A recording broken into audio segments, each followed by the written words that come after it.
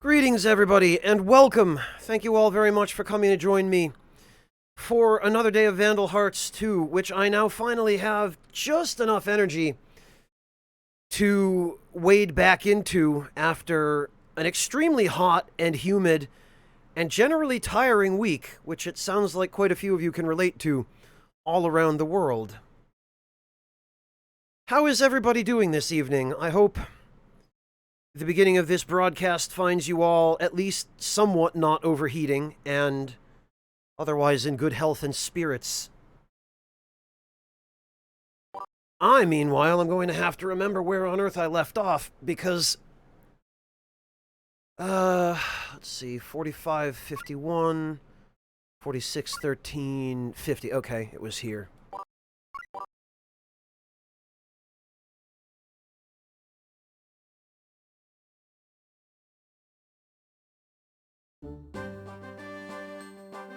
Alright. Oh, that's right, we had just finished the battle at the mirror room. Okay.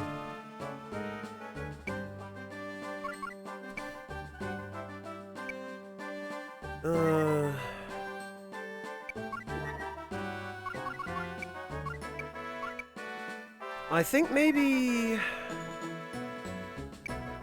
I had it in mind that I needed to do one battle to level up a couple of weapons? I guess if we just finished 0, it must have been the evil doll in the textbook.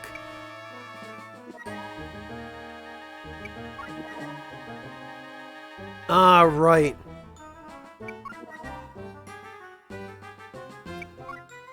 Okay, it was the Cybele I think I had wanted to work on. Yeah.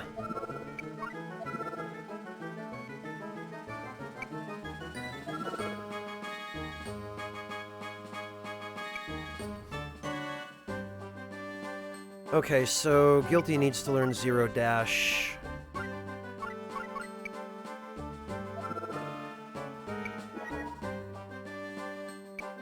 Okay, and it's Maria who has Ripple Laser.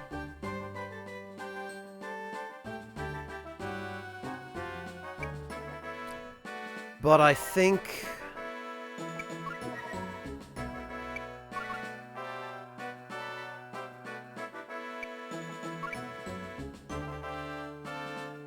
oh, okay.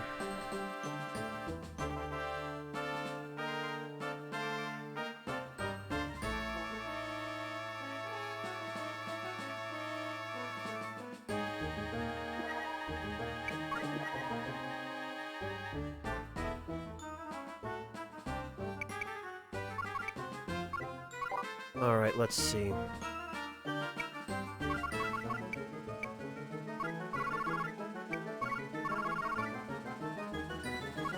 Wait a minute. Maybe I hadn't done 0. I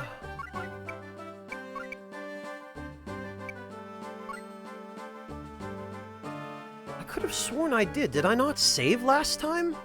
Did I load the correct file?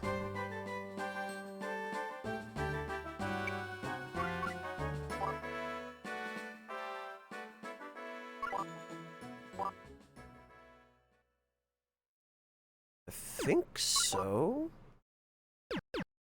Okay, huh. I don't know why I remember not having done the mirror room battle. Hang on, let me see. Yeah, okay, it looks like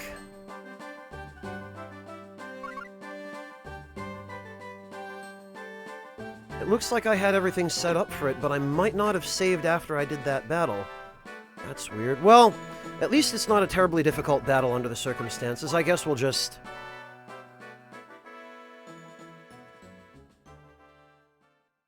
head in there and get it over with.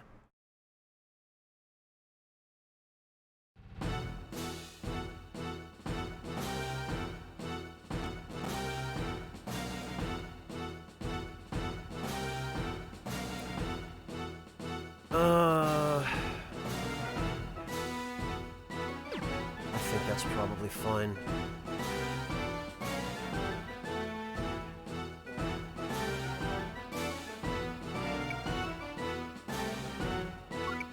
Okay, so first of all, equip trade. We want to trade with Maria.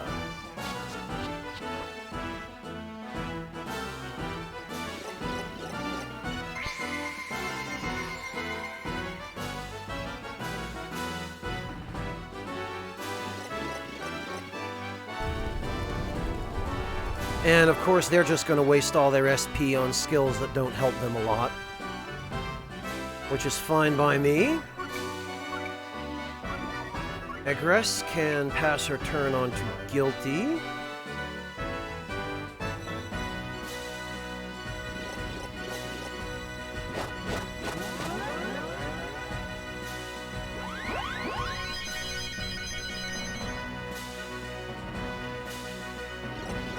Huh. Yep, there they go.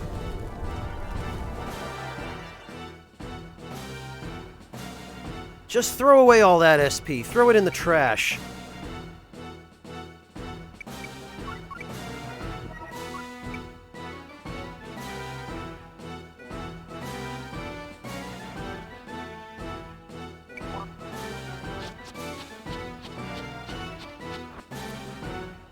Right. Of course. I missed her by 2 spaces. Well, it'll hit all the rest of them.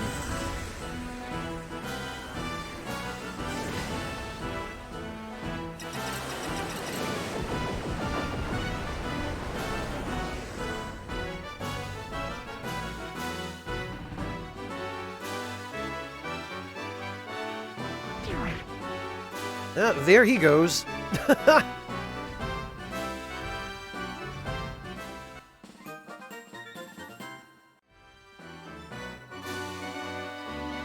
And I believe now we can...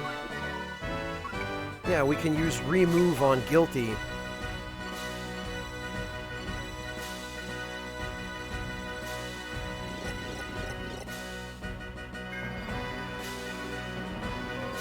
Praise the sun.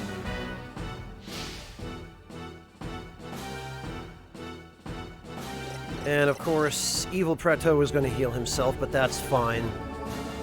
By the time he actually gets anywhere near us, it's going to be 9 of us and 1 of him.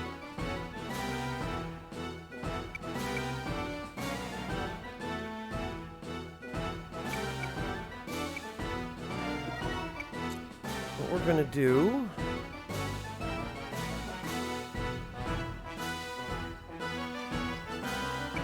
Honestly, maybe we don't even need to have Guilty bait her.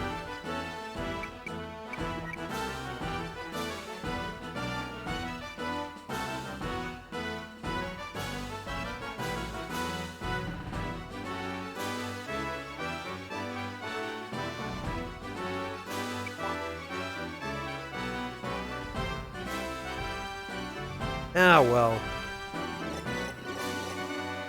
Most of the rest of them are dead anyway.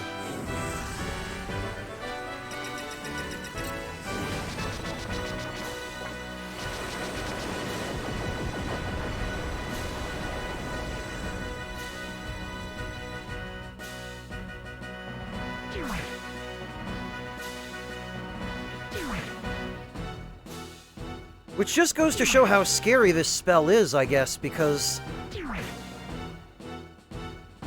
looking at it wipe out literally my own team so quickly, with even slightly intelligent application, is frankly frightening.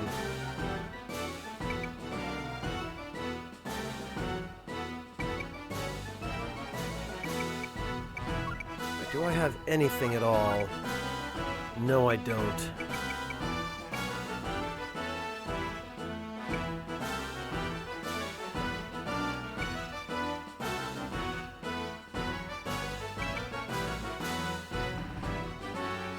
Alright, well, I have an idea. We're going to use Lyra and bait Maria there.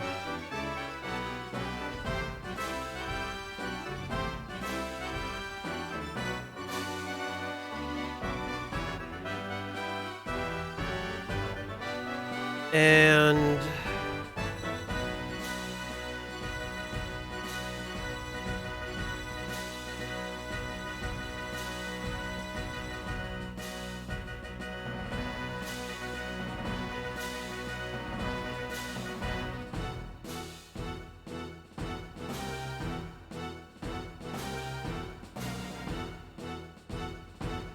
And I think actually we can just end the turn here.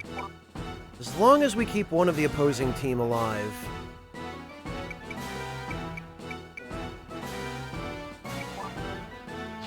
Which this should hopefully... Oh, okay, nope. Alright.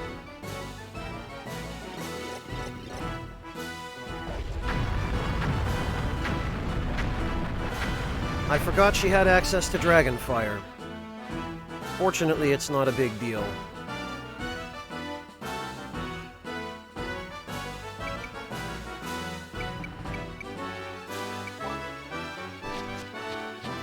There we go. Whoops! Slipped! Payback, you harpy!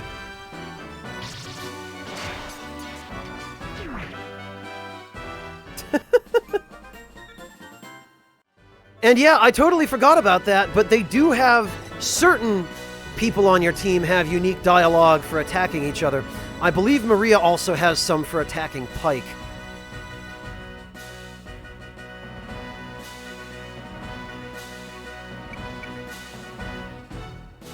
Alright, I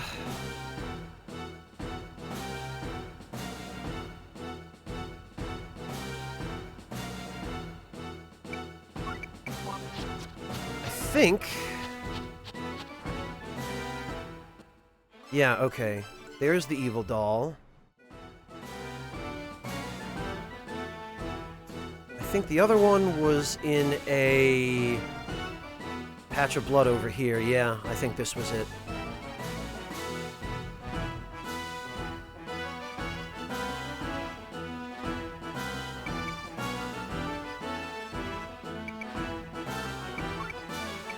Well...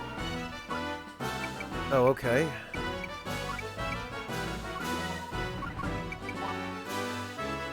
In case Guilty can heal himself.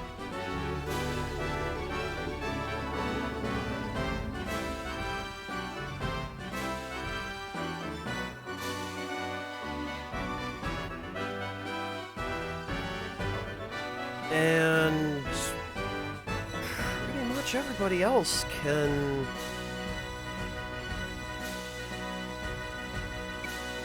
just end turn, I guess.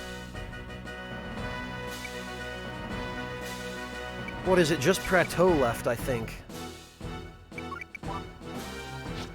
Yup.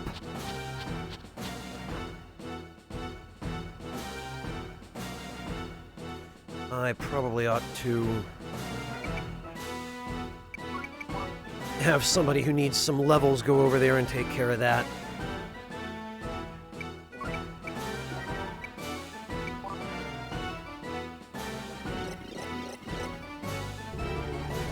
Oh, nice, Rishi. Are you using that for making the Pop-Tarts you mentioned?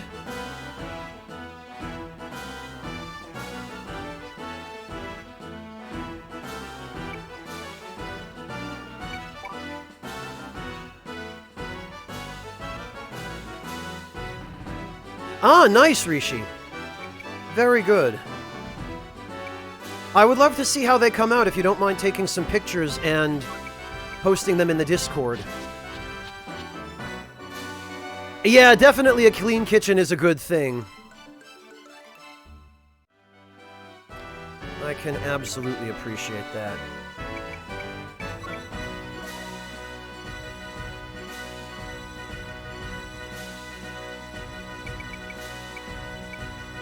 Alright, you know what, actually...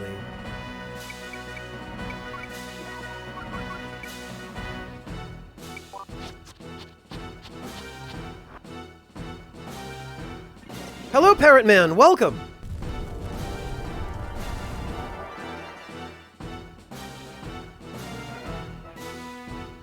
Well, Rishi, sometimes people view it as an inconvenience. I wouldn't have blamed you if that were the case.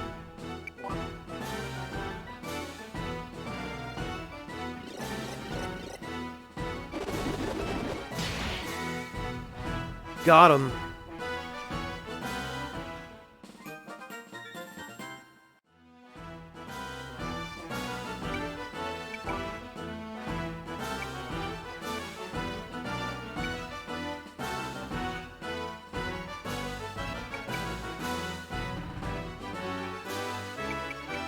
I have a sneaking suspicion.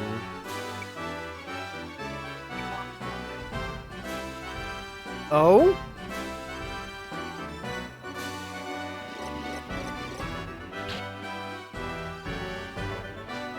Oh, of course. Oh, this could actually be bad.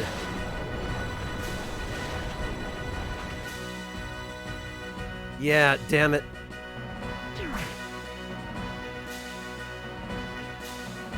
Okay, well... simple enough to remedy.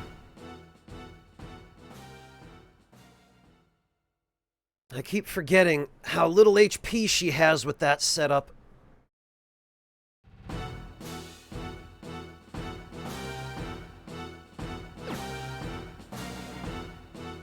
Alright, well, let's try this again.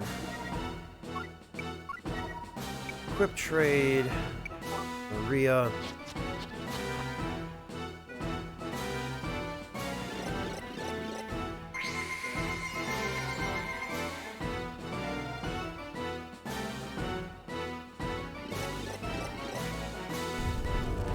Oh, that's embarrassing.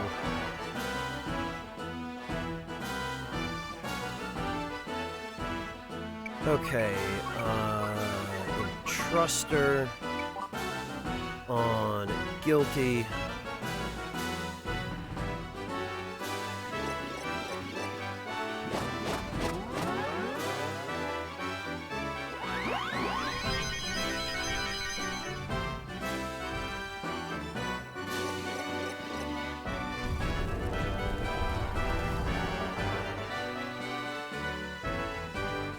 Alright, now let's see if we can't actually do this a little bit better this time.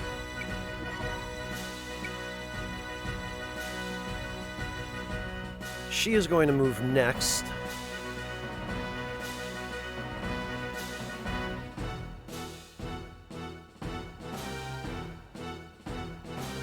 And I'm fairly sure if I put this here...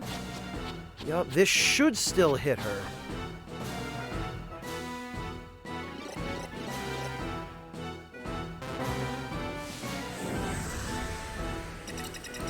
I hope it will, anyway.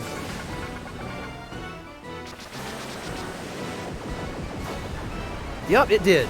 Great.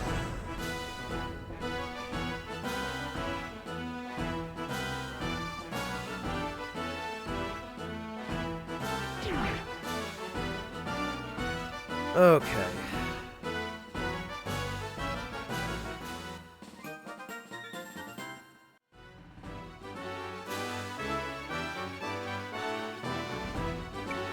Now, our Maria can come over here and get this. She can use remove on guilty.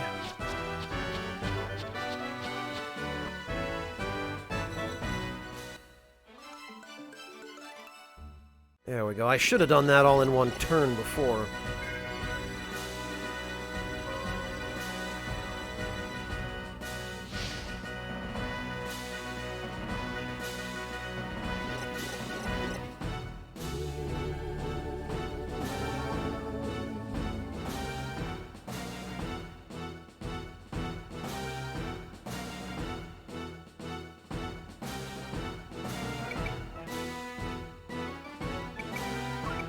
And...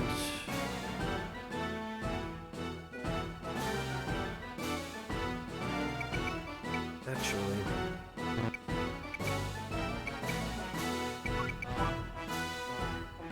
ah, damn it, I shouldn't have done that.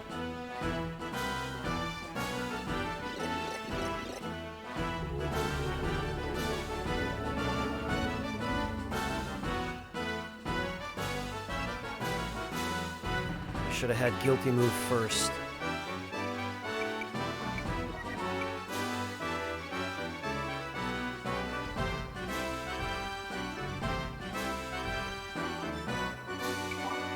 And we can get rid of almost everyone else.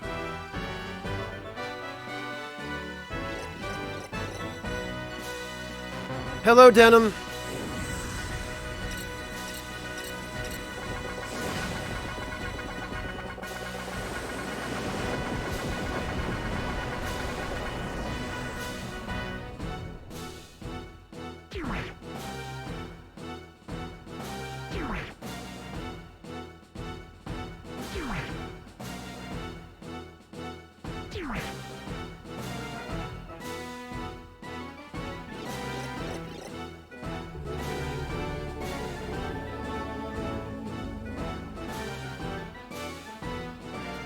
The others are going to be a bit more troublesome, but only a bit more.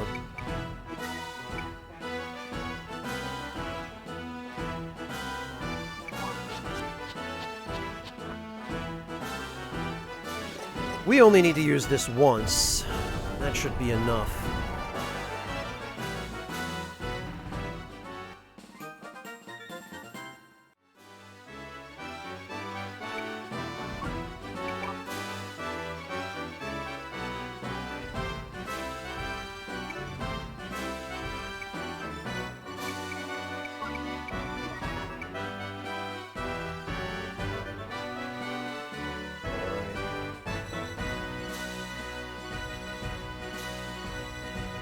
Yeah, good luck getting out of this.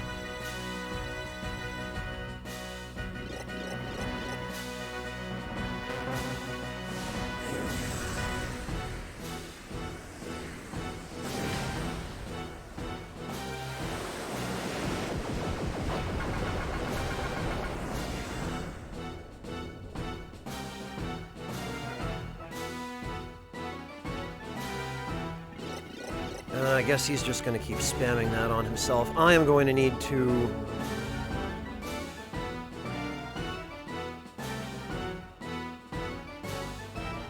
Do I have the ability to grant another turn? I do.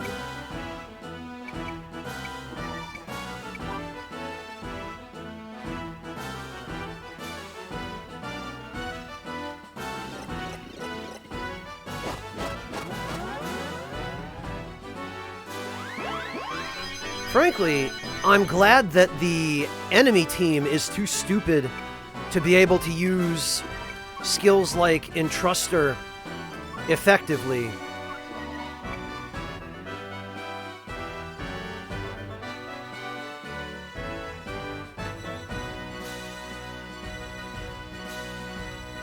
Alright, this ought to be inescapable for both of them.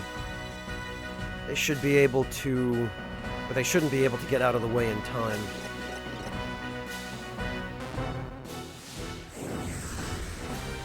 Because we have to do something about the characters with those pesky recover marks. Prateau... That'll be one thing, because he'll be alone by the time all is said and done.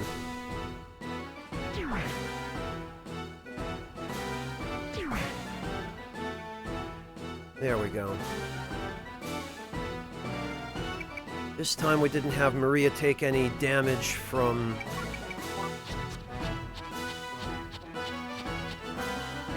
herself.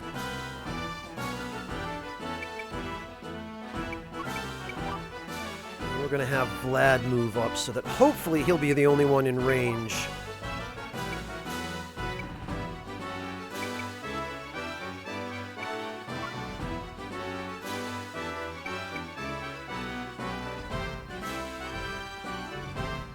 No, Denim, it's just that people aren't talking. There are only about 42 people here.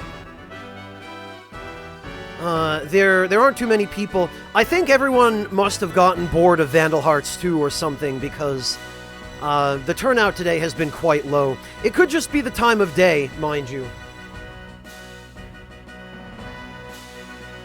It is a Thursday, and while it's fairly late in the evening here in Europe, it's what, 3:30, 3:45 p.m. over on the East Coast, so I suspect people probably aren't home from work yet in America. I imagine within the next several hours people will probably be showing up.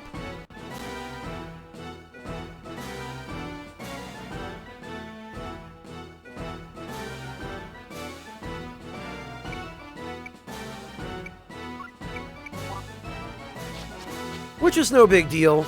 Even a single person is better than none. Zeta Plus, thank you so much for the resub. Welcome back. Really appreciate that.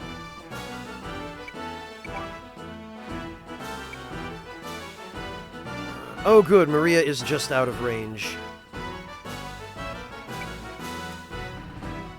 Hello the Doctor. Hello Heaven's Cloud. Welcome to both of you.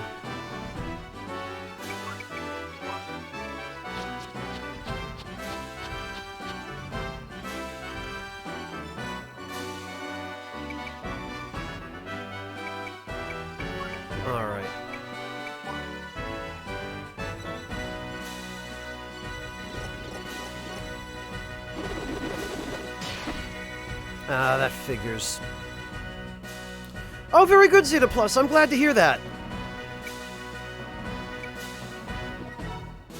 Okay, he can use Thunder Rage once, which hopefully he'll try to do.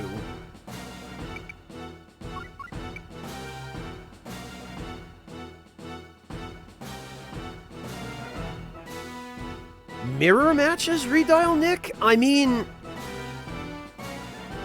they pulled it off in an interesting way in this game. I don't know, I feel like any tactical RPG where you have a highly customizable team comp would be really interesting and possibly just miserable or unfair to have to fight a copy of your own team. I mean, it depends how well balanced the game is. If it's a game like Final Fantasy Tactics where a single unit can just become undefeatably overpowered, then that probably would not be too much fun at all. Then again, in War of the Lions, there are the rendezvous and melee battles where you more or less do fight units that are, at some point, team members.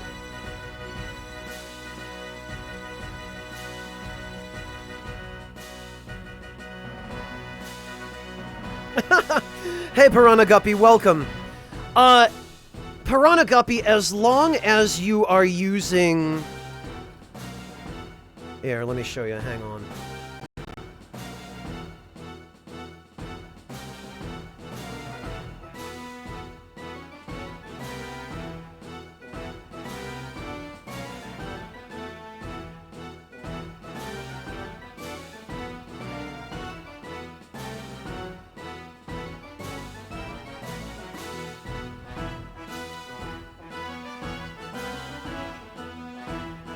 As long as you're using one of those to cook it, it is still a wok. The wok is just the pan. If what you're asking is whether it's still stir-fry, sure. Stir-fry is a method of cooking. It doesn't require any particular ingredients. You could do an entirely Western-style stir-fry, and it would still technically count as stir-fry. Yeah, Denim, but you get mirror matches in the Souls games all the time because there's a distinct established meta. You know, you get the same kinds of builds matching up with each other. Fairly frequently, in fact. Shindil, thank you so much for the resub. Welcome back. I have not played any of the Ultimate Alliance games. I'm not even sure I've heard of them before.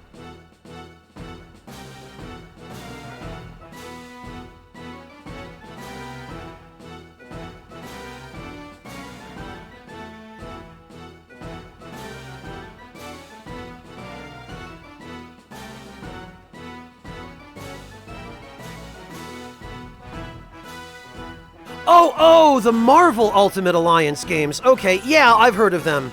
I have zero interest in anything related to modern Marvel. Like modern, hey, let's just release tons of movies. Marvel. Hello, Reapy Soul, welcome.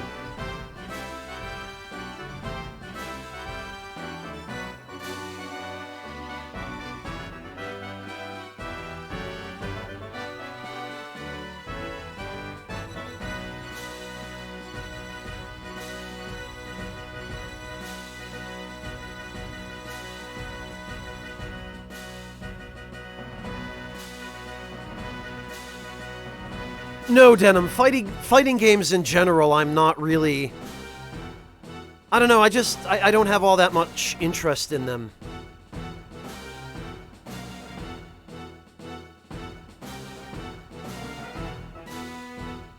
And I think part of the problem is, I was only ever able to play bad fighting games when I was a kid. Because of my parents' attitude toward video games.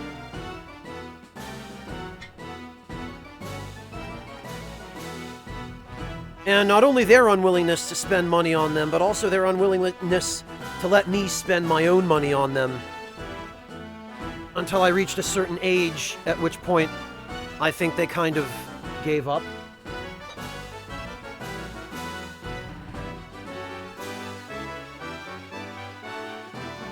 And even then, they didn't totally give up.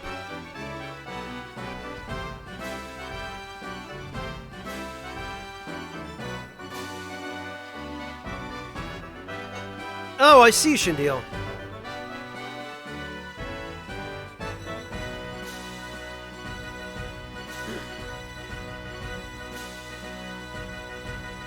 I know, Denim. My point is, because I only really had access to bad fighting games when I was a kid, other than on the rare occasion when I would get to go to an arcade, which usually was with somebody other than my parents, or when my parents were off doing something else and I was allowed to wander around on my own and there was an arcade nearby, which was fairly rare. Other than that, pretty much all I had access to were crappy fighting games. And that kind of soured me on the genre as a kid. And I ended up just getting into other things and never really got back into fighting games. I just always sort of bounced off of them after that.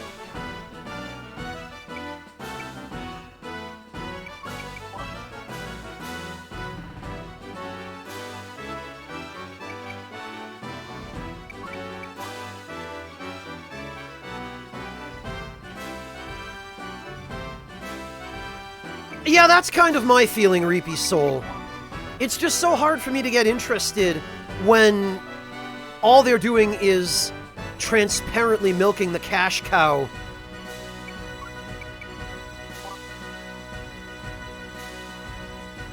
And I'm gonna just move Vlad out of the way here and let Prateau waste his last little bit of MP.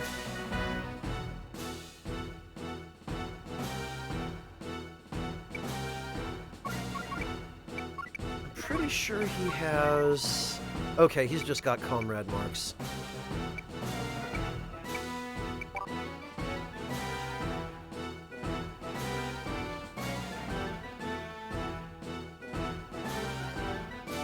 Yeah, Zeta Plus, I tend to shun competition as well, other than when it's necessary. I don't know, I've just never been fond of it. I've always preferred cooperation over competition.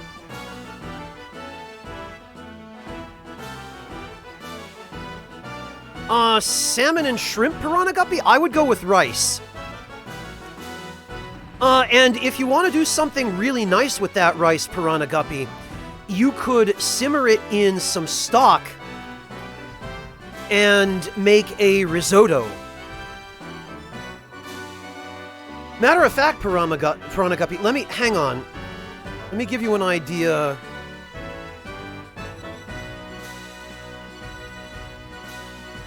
Here we go.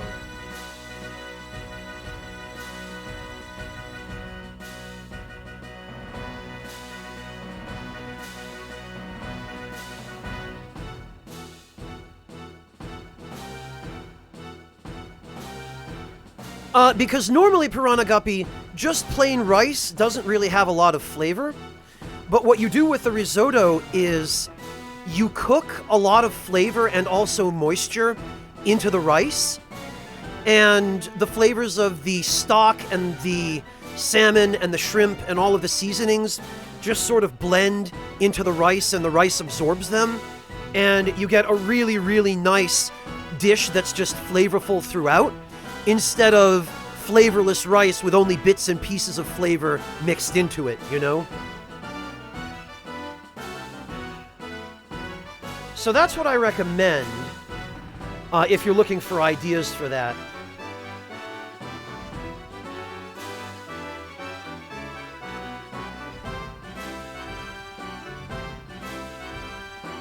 And if you're curious as to how that comes out, there's an idea for you. And if you're interested in this particular recipe, it's a little more complicated, but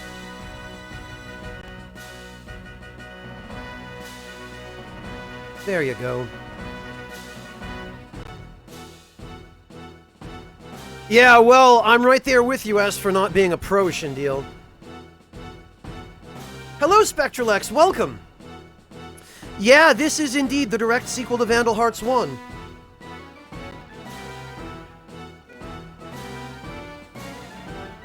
Well, keep tweeting at FromSoft, Reapy Soul. And make sure you buy the HD remaster of Metal Wolf Chaos. Let them know there's a demand for it. Because they did say, a representative of FromSoft did say flat out in an interview that whether or not they do more of those kinds of games depends on how well the Metal Wolf remaster sells. Because they didn't think it was a good idea, and they kind of felt pressured into it by Devolver. And they took Devolver's word for it, but they clearly didn't have a lot of faith in it to sell. They just don't seem to think anyone's interested in that kind of game. So if you prove them wrong, if you support the Metal Wolf HD remaster, they will be more likely to give some serious consideration to doing more of those kinds of games. Or so they say.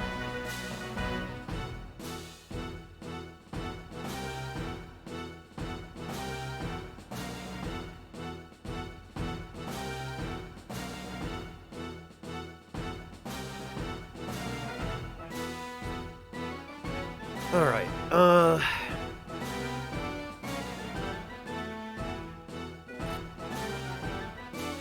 does he have enough MP to do anything? Thunderchop? Thunderchop's about all he has MP for, okay. Well, in that case... Actually, what's he weak against? Thunder. Great. Me without any thunder skills. Well, this should do.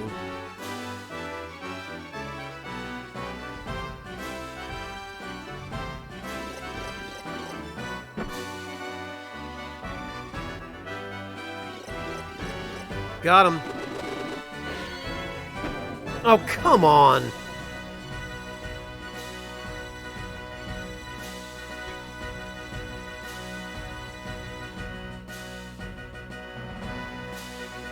Alright, fine then.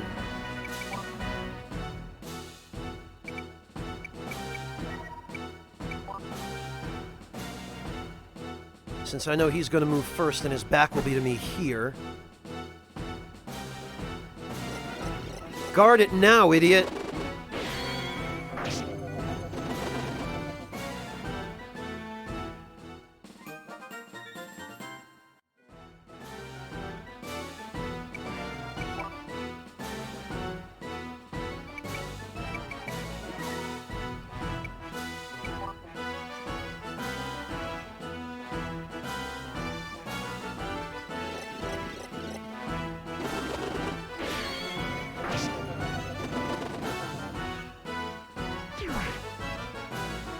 Honestly, Piranha Guppy, they're not strictly necessary.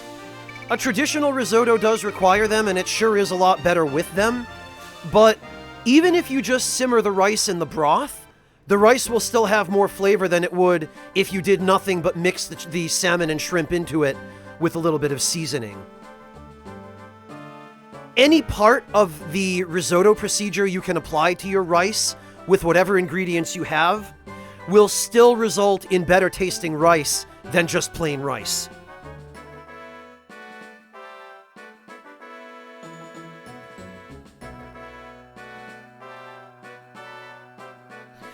Yeah, you know, Spectralex, I'm surprised you were able to even find a series on this game on YouTube. Or even on the first one. Because unlike Final Fantasy Tactics, which actually came out,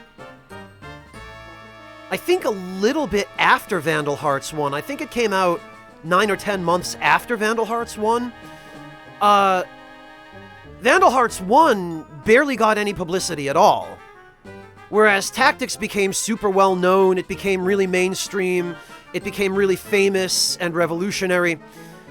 Vandal Hearts 1 did not, and even Vandal Hearts 2, which came out not only a full year or more after Tactics, but which also, I think, very deliberately improved upon some of the things Tactics had done, still didn't get anywhere near as publicity as Tactics did. No, the hell with Alundra 2, Shindeal. No way, that was a terrible game.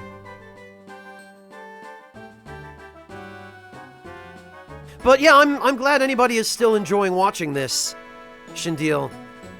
I do intend to finish this to the end, it's just... There is Lion Signal, but don't get your hopes up, it is not worth your time. Alundra 2 doesn't even star Alundra as the main character. If I remember correctly, Alundra 2 was originally a completely different game that had nothing to do with Alundra, but it was just rebranded as Alundra 2 due to, I think, some kind of licensing issues or something? So it's, for all intents and purposes, it's unrelated. The only thing they share in common is the title.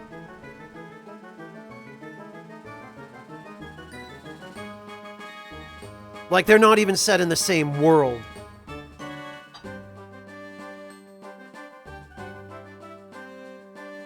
Okay, Piranha Guppy. And again, Piranha, don't hesitate to refer to those recipes for general tips as to the procedure and what other sorts of ingredients to add. And if there's something you think you'd like that the recipes don't specify, don't hesitate to experiment a little bit. Yeah, Lion Signal, whereas the sprite work in Alundra 1 was actually pretty good for what it was. And it definitely had that Landstalker sort of feel to it for anyone who actually played Landstalker years before that on, what was it, the Genesis, I think?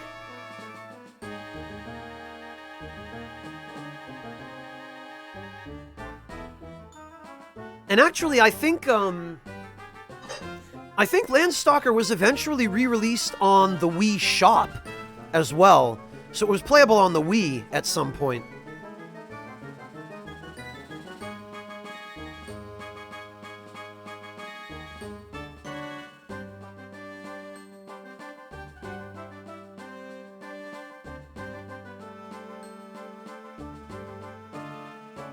Yeah, Denim, that's what I remember.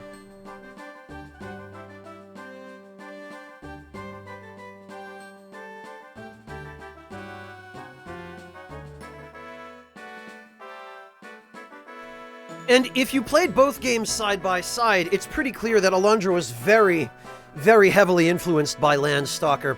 The main characters look almost identical, in fact.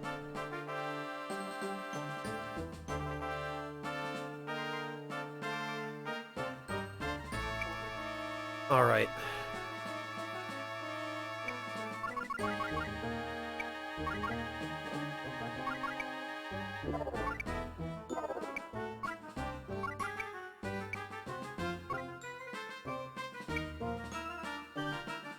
Oh, wait, actually, never mind. Those stayed. What am I doing?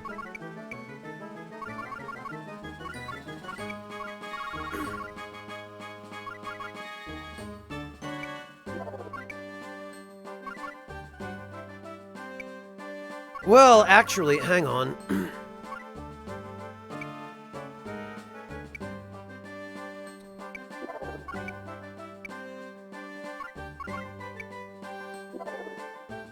We probably ought to... Yeah, we ought to deal with that first. Agress now can have another blue cape.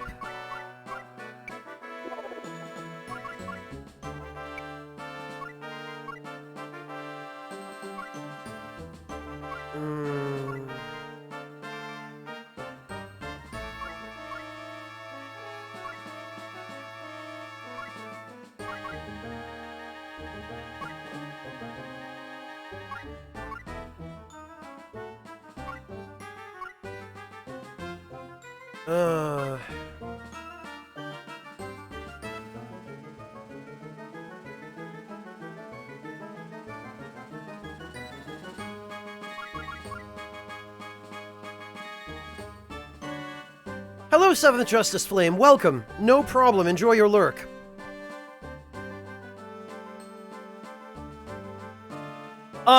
Shindeal, it's because of the comma near the end of the link that it's not working.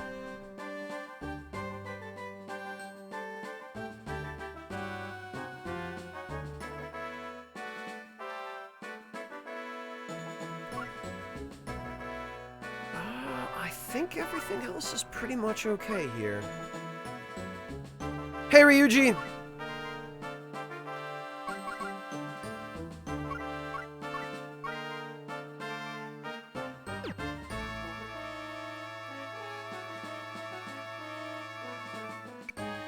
Actually, hang on a minute. Let me just make absolutely sure. Okay, he does have Ripple Laser. Alright, so we're gonna check the shop.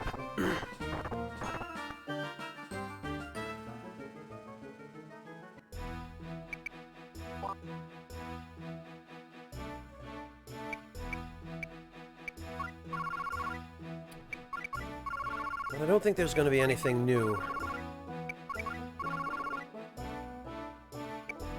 Wait a minute. Oh, okay, yeah, I already have that.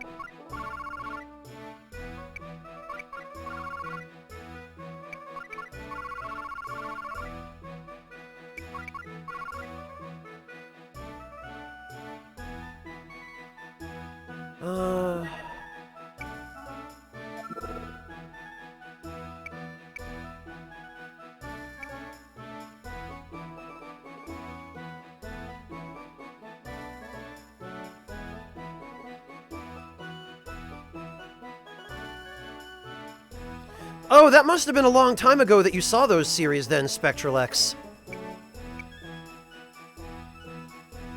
Unless you happen to be on the younger side and you saw them more recently. Because those games go a fair ways back.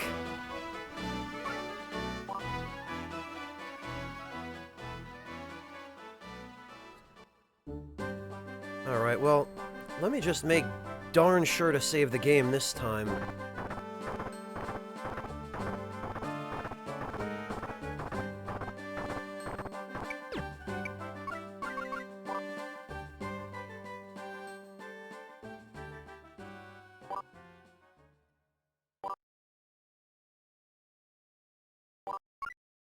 We'll save that there.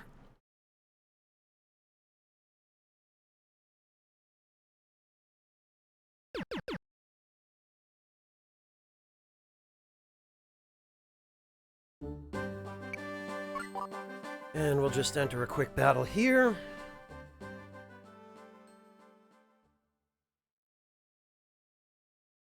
Just to learn those skills from Maria there with the textbook and the evil doll.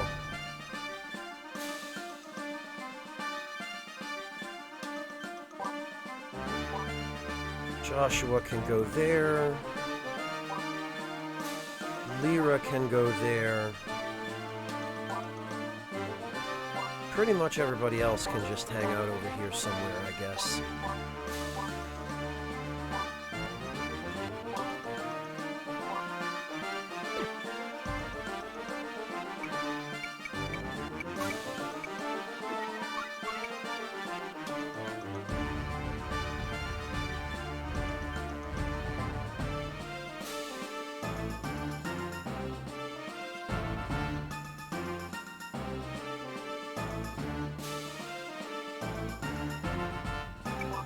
There we go.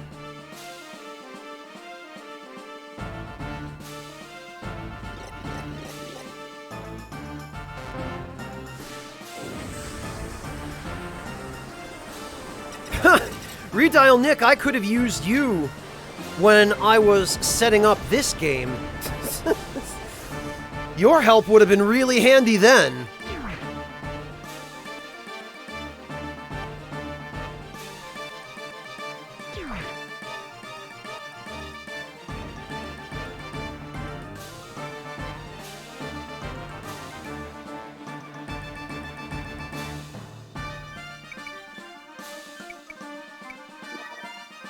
And Truster. Hello, Angry German Gamer. Welcome.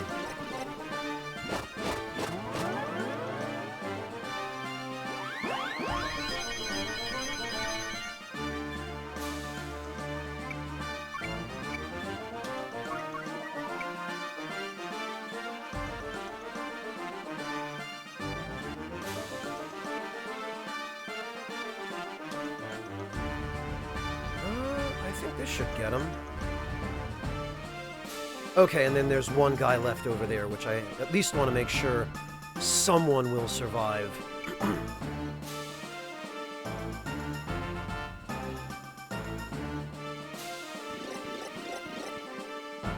Alright, thank you, Angry German Gamer. I am still pretty tired, but not quite as tired as I have been for the majority of this past week.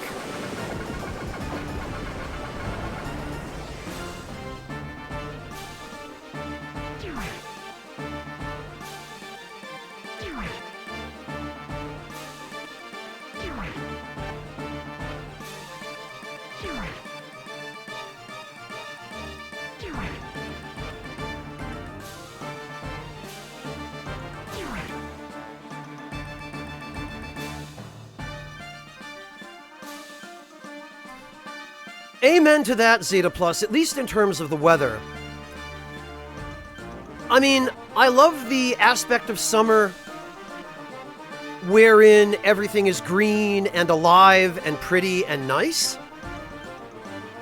But the weather alone is enough to make summer my least favorite season.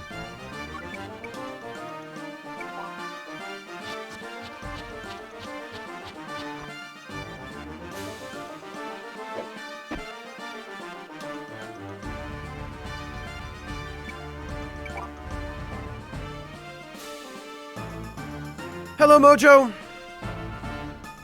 Yeah, Lion Signal and the mosquitoes, depending upon what part of the world you live in. Some are worse than others.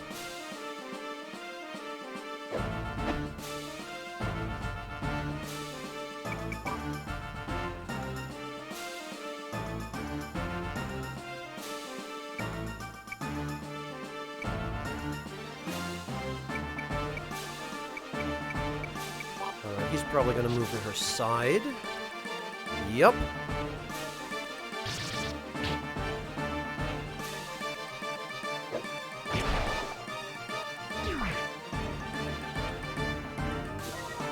There we are.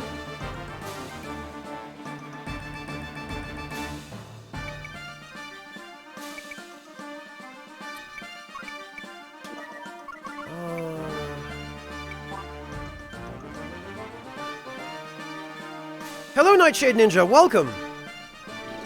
I am doing all right, thank you. Yeah, Artista, autumn is without any comparison my favorite season. The only problem is the best part of autumn only lasts about 10 to 14 days, which is foliage season. And then after that, autumn is still nice, but without all the leaves and all that stuff, it's just not as nice.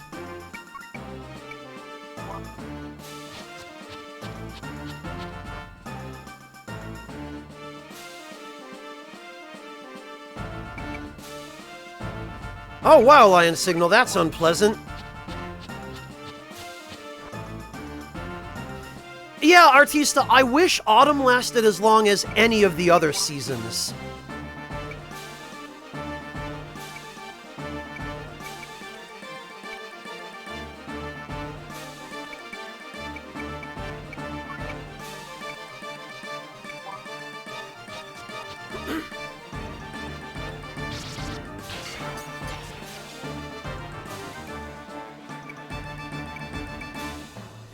Yeah, Ryuji, or else even just the faded splendor of the peak of autumn, you know?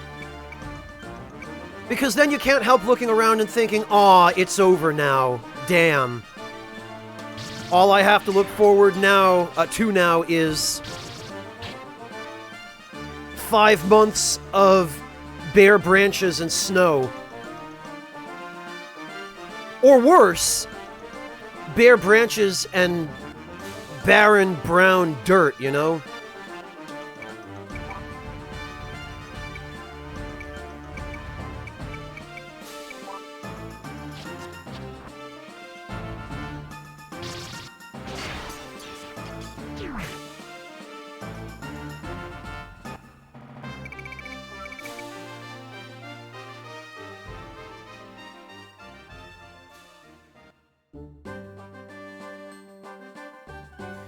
Yeah, Nightshade, I will never complain about the weather in autumn. It's just...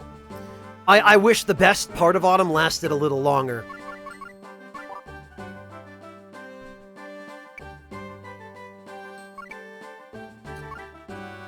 Okay, so what we're going to do with Maria is we are going to transfer that.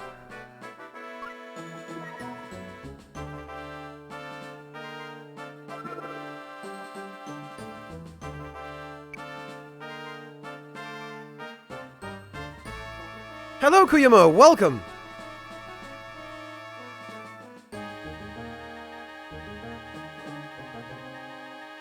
Zeta Plus, you mean when it becomes summer and stuff actually starts growing again?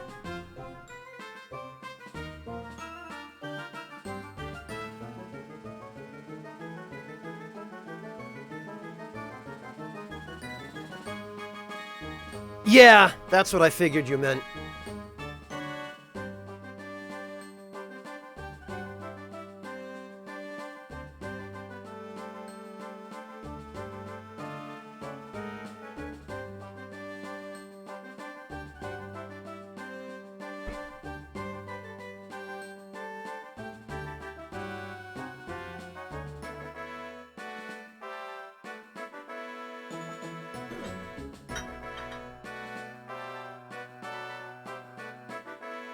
Alright, let me think about this.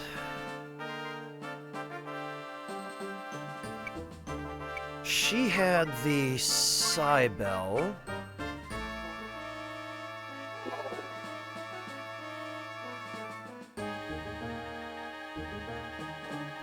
Which I think has higher attack than pretty much anything anybody else has access to at the moment.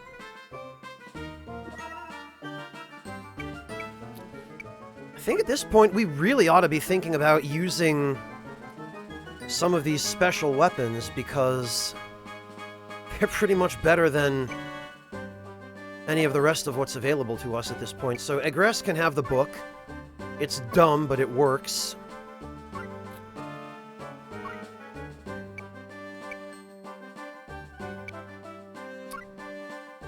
Lyra can have the Evil Doll, because boy is that a powerful weapon.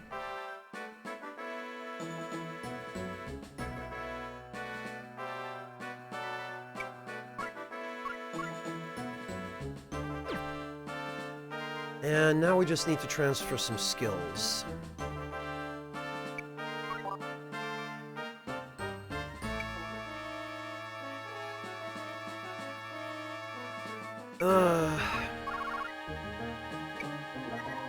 Okay.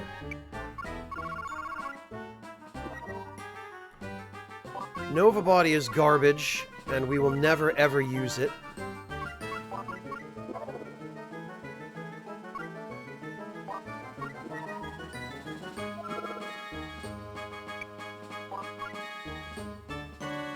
Premonition is also more or less garbage. So we might as well put it on the Iron Fan with the other garbage tech.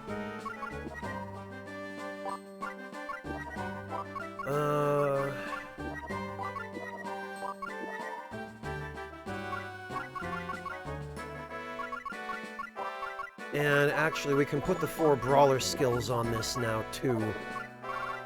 There are 2 more Brawler skills, which are eventually going to replace Third Eye and Stun Punch in the textbook.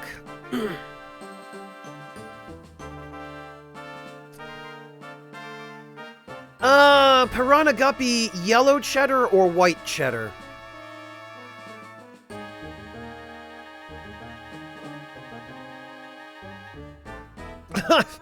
I don't know how long it's been since last you stopped in, Spectral X, but I would wager the answer probably is unchanged.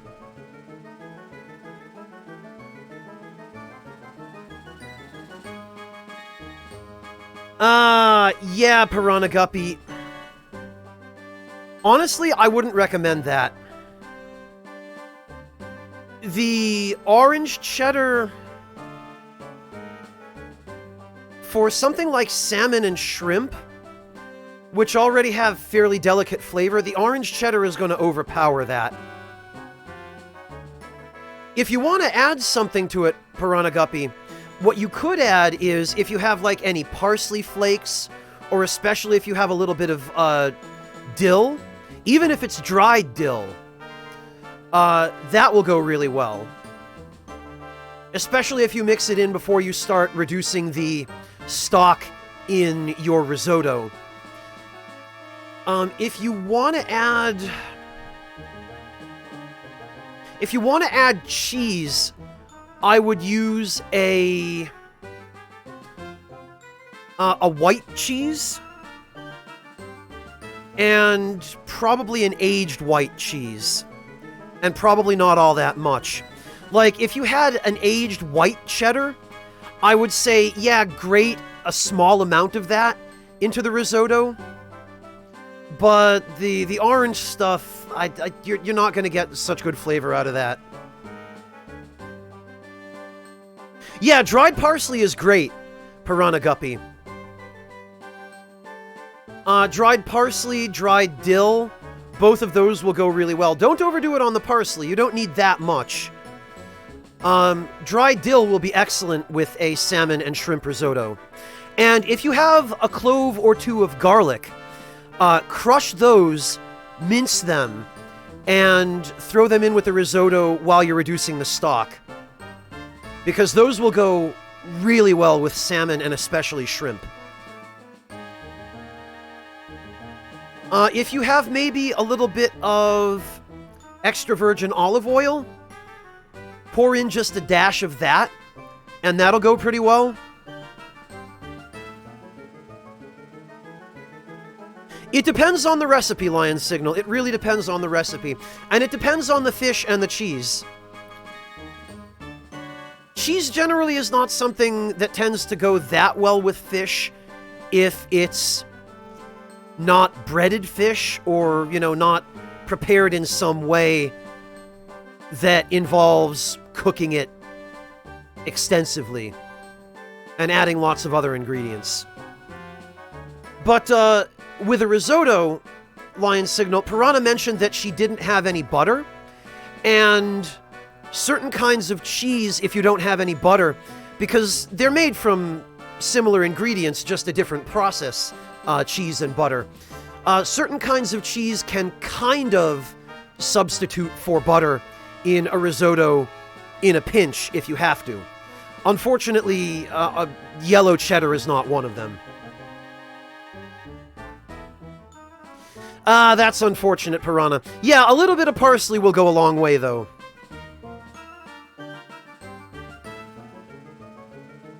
Yeah, believe it or not, Reapy Soul.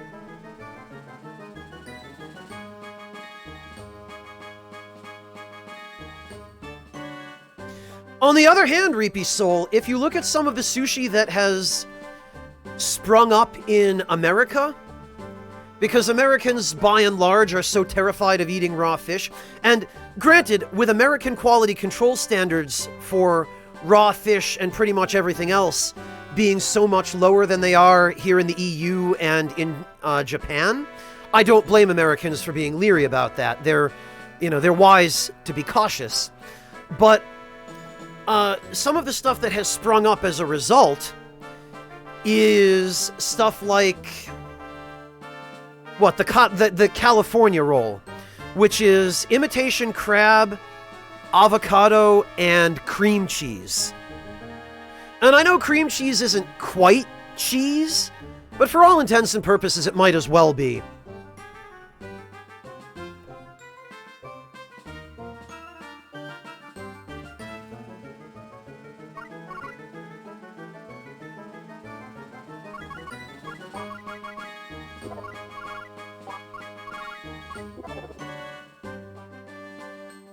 Ovan, it depends on the kind of sushi.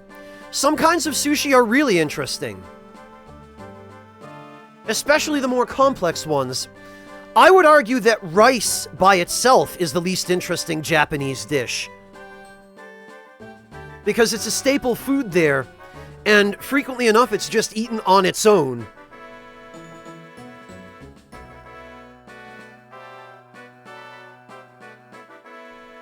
Dr. Lex, did you miss me answering that question a few minutes ago when you first asked it?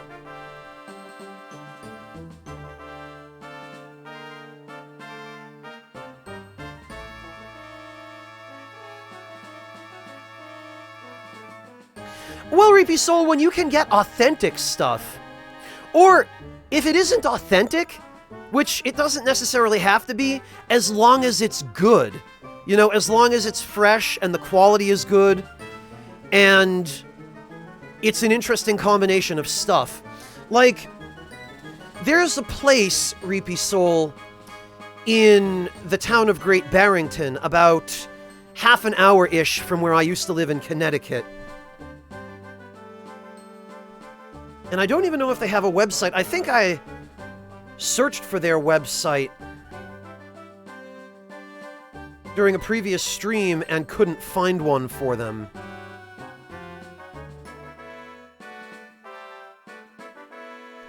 Oh, wait a minute. I think I might actually have found it. Here we go.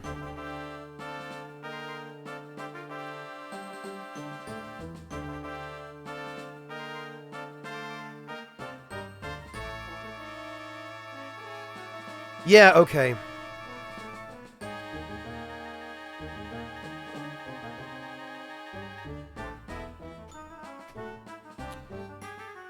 I'm just gonna put that there.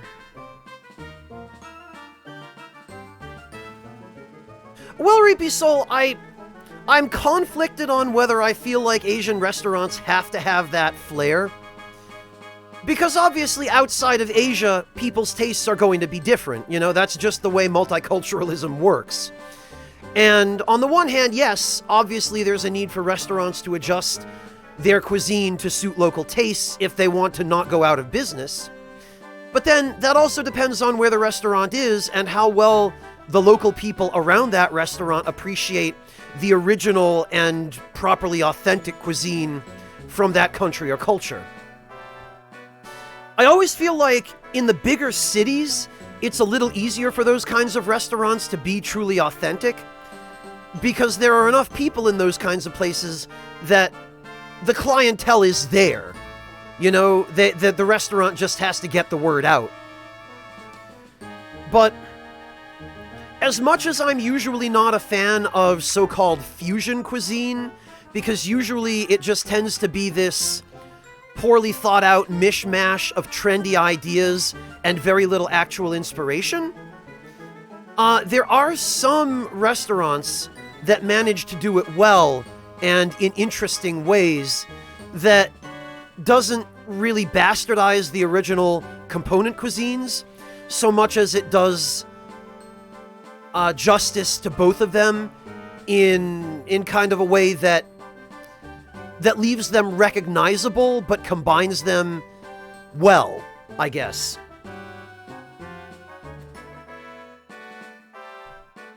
Yeah, it sounds like you understand what I'm trying to articulate, Reapy Soul.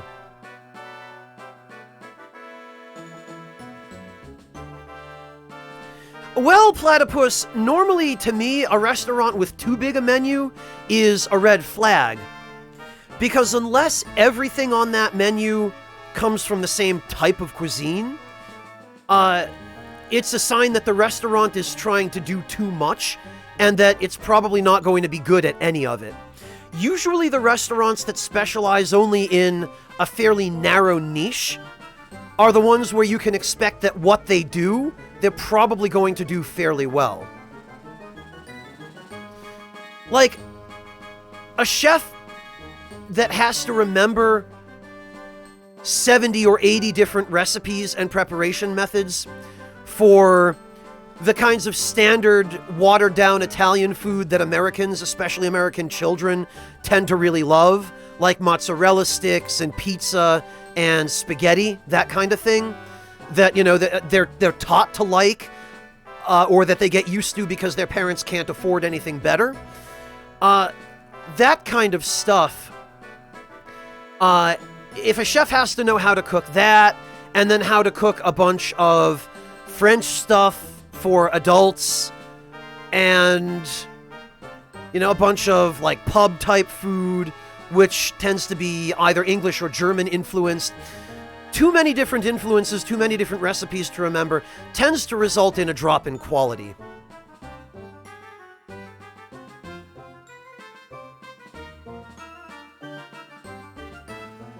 Oh, don't worry about it, Spectralex. I understand that happens sometimes.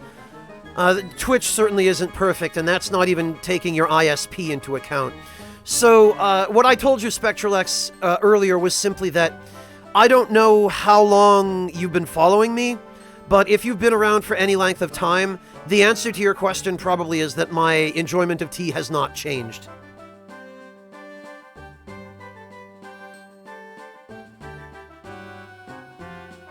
Yeah, Reapy Soul, exactly. Like, one of the best examples, Reapy Soul, is those Chinese buffets. You know the ones I'm talking about, the ones where you sit down and you pay like $10 for an all-you-can-eat meal, and there are anywhere between 20 and like 60 different items, depending on how big the place is. And, I mean, they're all probably going to taste okay for the most part, but the quality is going to be very questionable at best. And a place like that usually will offer sushi, but I would never, ever touch the sushi at one of those Chinese buffet places. You know what I mean? That kind of thing? And the other problem with a giant menu, Platypus, on the one hand, I do agree it's nice to have lots of choices, but on the other hand, there's the argument that the more choices you have, the more overwhelming it is to choose, and the more you end up regretting all the choices you didn't make. Like, if you go to, for example, a street stand in Japan or China or South Korea or Singapore or Malaysia or any of the other countries, for example, in Asia or India, right, that have a good street food scene. Usually those stands are going to be making one item and one item only, and at the absolute most, they'll be making a few different variants of that particular item. Like, one stand might be doing baozi, and that stand might have a few different types of baozi, but probably all they're going to be making is baozi. Or, you know, fried tofu of some kind, or yakitori, you know, grilled chicken, or something along those lines. Those stands are only going to be doing one thing, but you'd better believe they are the best place to get that thing outside of a restaurant that specializes in it, because they're going to be probably run by someone who's been doing it for years, if not decades, who's perfected their recipe, who's perfected their methods, somebody who is, in their own way, an expert on that particular food. You gotta use a kappa, Platypus, if you want to make it clear you're being sarcastic.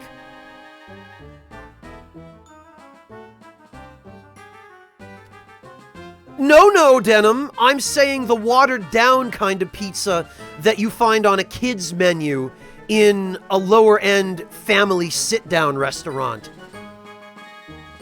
is for babbies. There are plenty of different kinds of pizza that are perfectly suited to adults. And as a matter of fact, Denim, you live in New York City. You damn well ought to know this better than anyone else.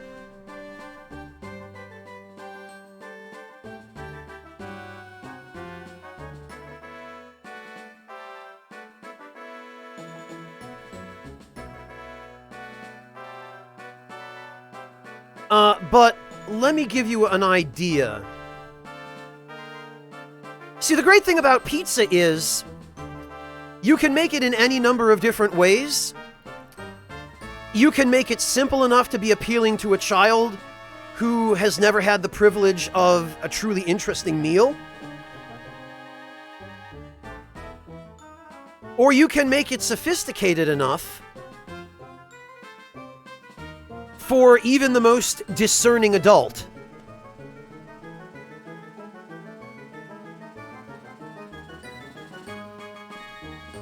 So just as an example, Denham, there's another place in the town of Great Barrington, which I'm quite fond of.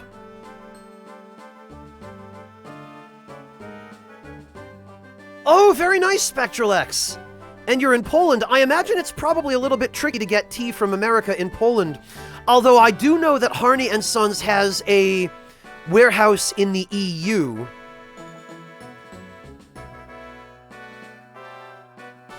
And assuming that's not already where you ordered it, Spectral X, there is... I believe they ship to Poland from their European warehouse. I'm not sure what the shipping rates are, and they probably won't have as much in terms of variety at that warehouse as they do in their American warehouse, but I think even their American warehouse does ship to some countries in the EU. I don't believe they do free shipping on European orders, but I do know that they will ship to some countries in Europe. Hello, Ixolithal, welcome! Yeah, Mojo, and if you scroll through some of the other images in the Yelp reviews for that restaurant, you'll see all kinds of other really great stuff, and they have so many different things that you can put on the pizzas there. They've got really, really excellent quality meats. They've got sausage, they've got all kinds of different, like bacon, they've got American cut bacon, they've got Canadian bacon, which I personally think is better on pizza in some ways. They've got like 2 or 3 different kinds of sausage. They've got a really nice uncured pepperoni. They've got fresh garlic. They've got roasted garlic. Just so many different things you can put on your pizza there that are just so good. Yeah, Ixolithal, message me on the Discord if you'd like to catch up.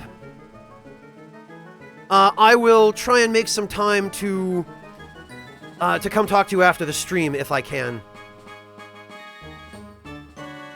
You better believe they do, Denim. The pizza that I just linked you the picture of, the spiral pattern of green sauce on it is pesto.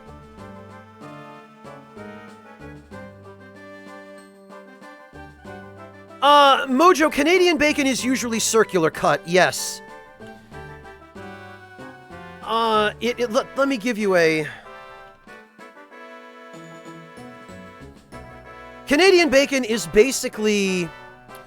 it's cut from the loin as well. Let me see if,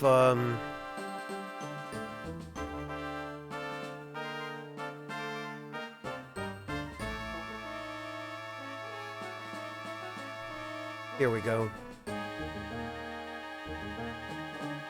Yeah, in America, the lean, trimmed loin cut without any of the fat is called Canadian bacon. But then Canadian-style bacon in Canada is just, I think it's just like a whole loin cut. So it's thicker and wider than American-cut bacon, and it has more actual meat. Like, it has a higher ratio of meat to fat. Yeah, back bacon, Rishi. I do too, Tend the Rabbits. Amen to that, Denim. Amen to that. Pesto is awesome.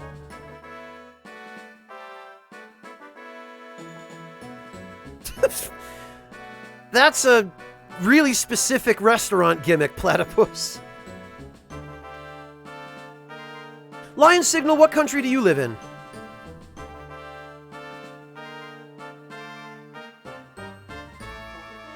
Yeah, Mojo. That's what I meant earlier about how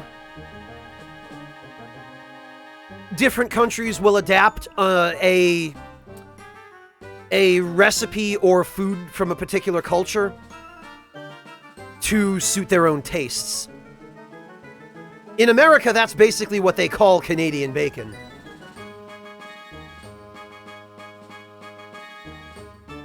Oh, Spain, Lion Signal. Yeah, but Lion Signal, Spain is an awesome country for all kinds of other food, though. I mean, yeah, you guys might be behind in terms of pizza, but look at some of the other incredible national dishes that come out of your country. Look at paella. You know, look at Iberico de Bellota ham. I mean, you guys have some national treasures of the culinary world.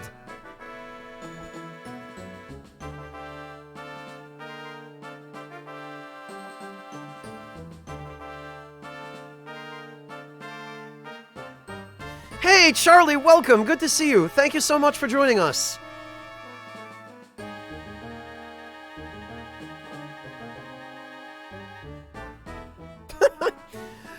Denim, I know how you feel about a lot of stuff in New York City, but it does have some redeeming elements to it.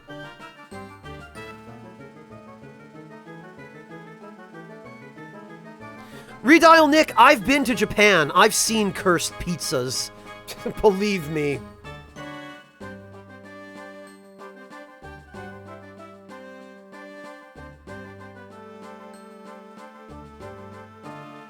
Oh, very good, Platypus.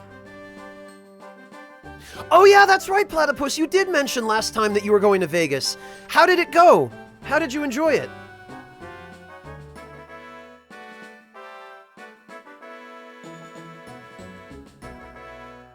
Oh, Brazil has cursed pizza too?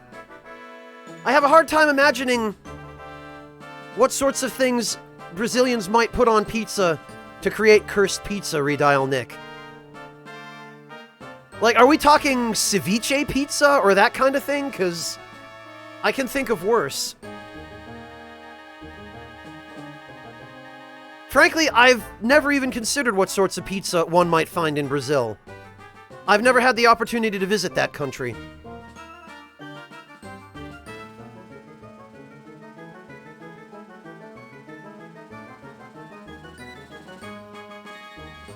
Oh, no problem, Spectral. Let me dig that up again.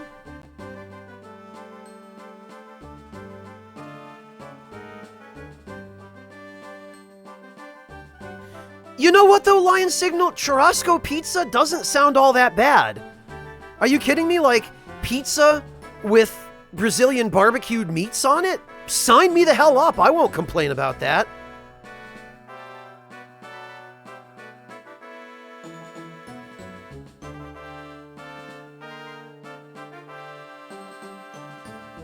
An entire pineapple? Yeah, but they do that in America too, Redial Nick. It's just called pineapple pizza.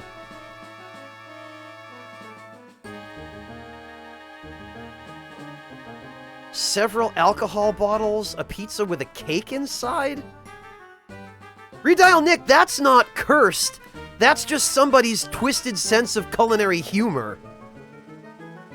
That's like if you hired Pennywise the Clown to make your pizza for you.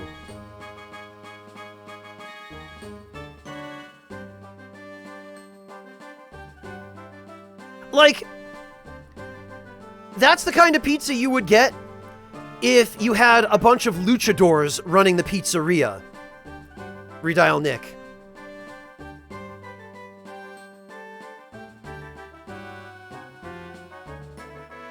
Boiled eggs, oregano, ham, cheese, tomatoes, and onions? That's interesting, Ovan. That sounds almost like a breakfast kind of pizza. Those are the kinds of ingredients I would expect to find in something like a quiche in France. So I guess a pizza with those things isn't all that far removed, if you look at it that way. Yeah, 100% agreed on that, Ten the Rabbits. Well, Denim, if it were El Fuerte, he'd just make it super spicy, like inedibly spicy. I watched a video of his ending to Street Fighter 4, Denim. I know what he's all about.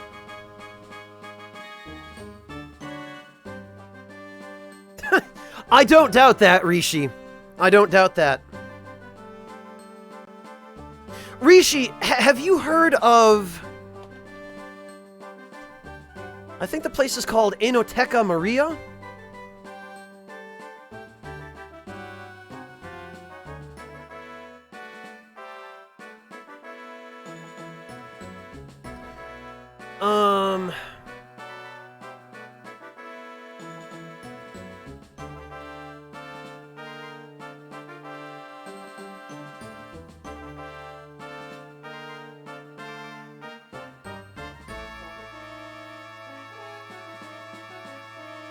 Let me see if I can find it.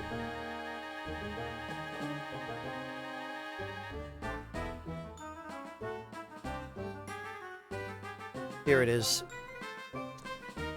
Rishi, basically it's a... There's the article. It's a restaurant in Staten Island where their base menu is traditional, like authentic Italian, but they have a secondary menu which rotates every week. And the secondary menu is basically they just get a grandma from some other culture or country from around the world to come in and take charge of the kitchen for that week.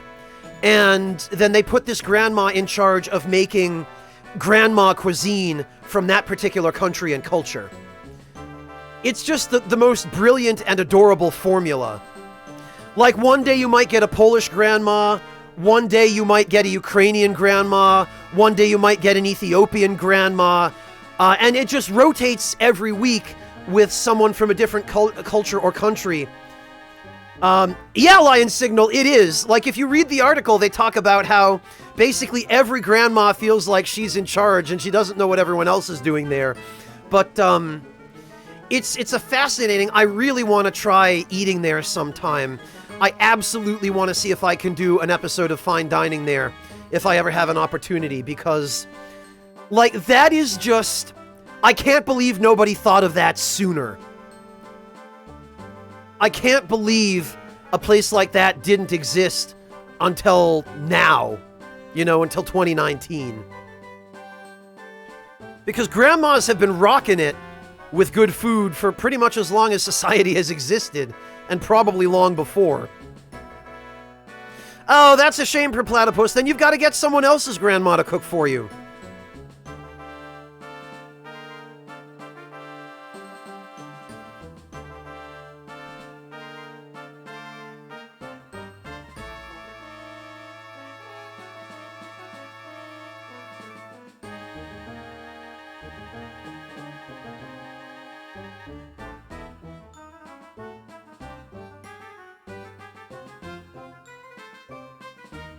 Really, Platypus? What does she do? Just eat pickles all the time?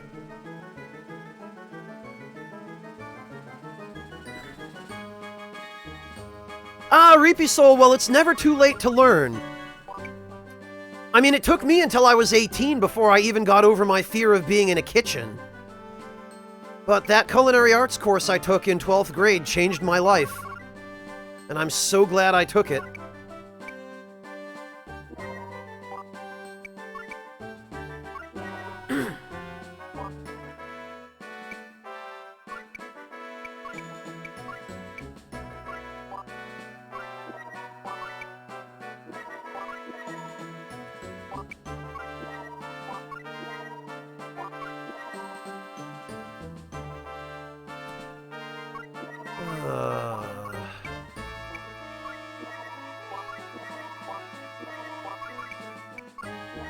Man.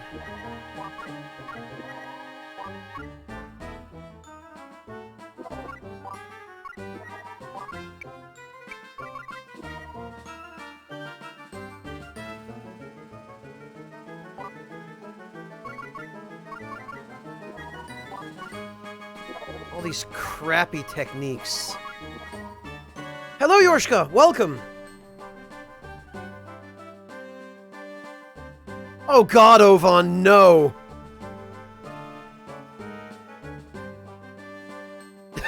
Rishi, you seem very eager to teach. I appreciate that.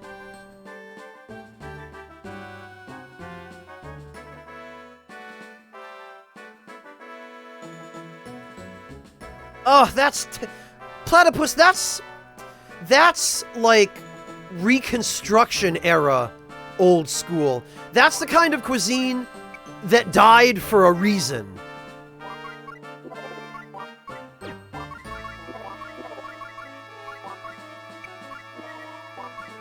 It died because as soon as anybody could even remotely afford anything decent, they abandoned the hell out of that.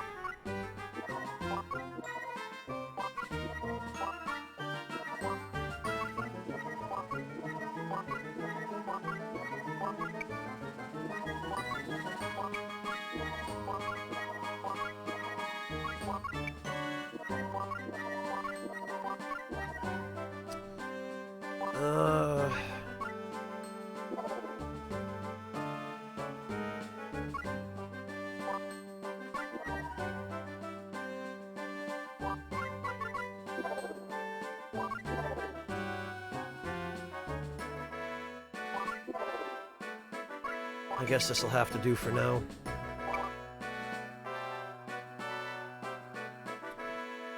Oh no, I did already! A second time, Spectral X. Did you not see it? Is the internet in Poland that bad?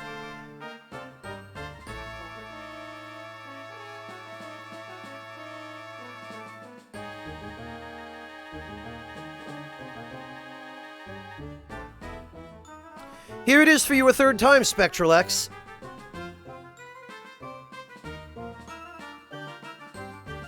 Well, Platypus, it's never too late to learn.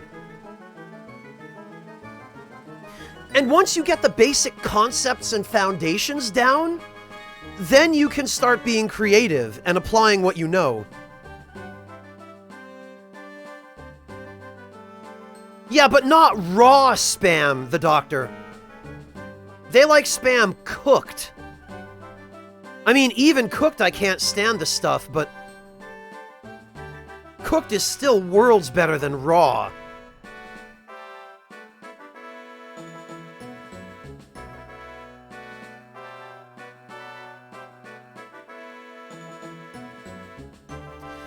Ovan, spam is an American canned mystery meat product. It's basically made from the processed and finely ground leftovers from the meat, the meat packing process. It originally began as a military ration in, I want to say, World War II? I'll just give you a link to the...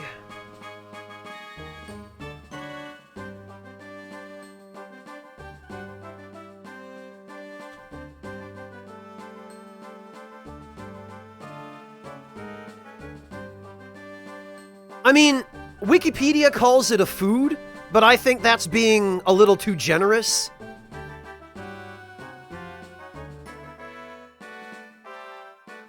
Welcome back, Monotone.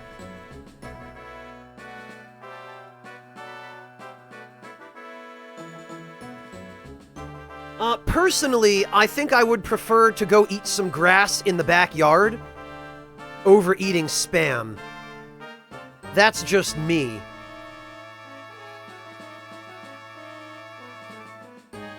You are not missing out, Denim.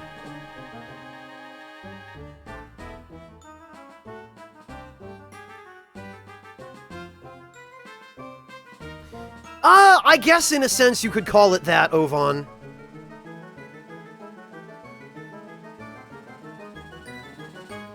Yeah, even just the basic skills can be really helpful, Platypus.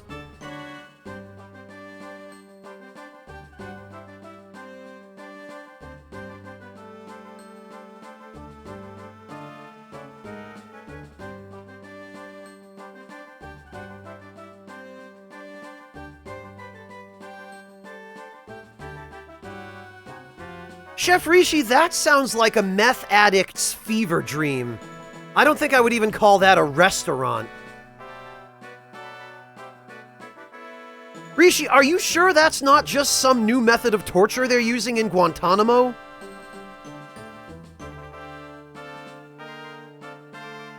Lion Signal, it doesn't deserve to be compared to Mortadella, no. Mortadella comes from one animal and is generally made with quality cuts. I mean, yes, it's a lower-end kind of product, but Spam does not even begin to compare to Mortadella.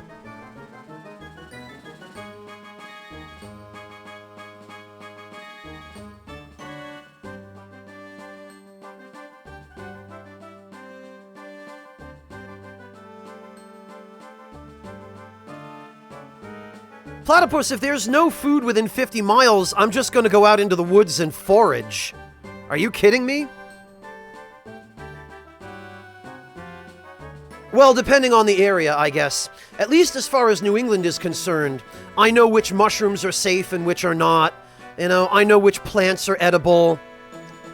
I can go out and pick some fiddleheads and mustard blossoms and make a fairly decent stir-fry out of those if I have to.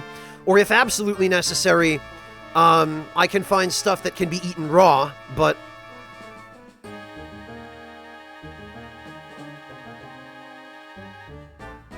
No, the doctor? Where did you hear that?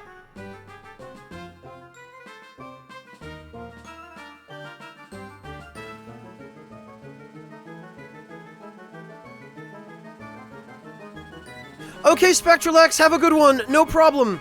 Thank you for joining us. We'll catch you next time.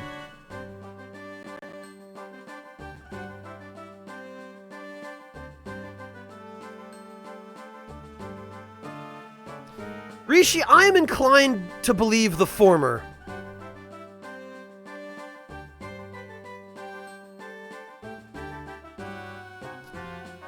Rishi, what this sounds like is, it sounds like the culinary equivalent of the $999 stand for the new iPhone.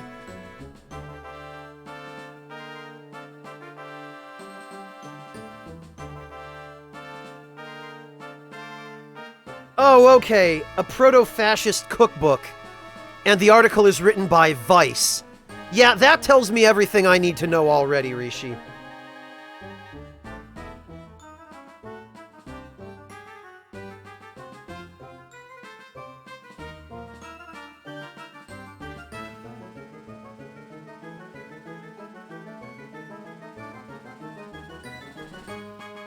That doesn't even deserve to be called food.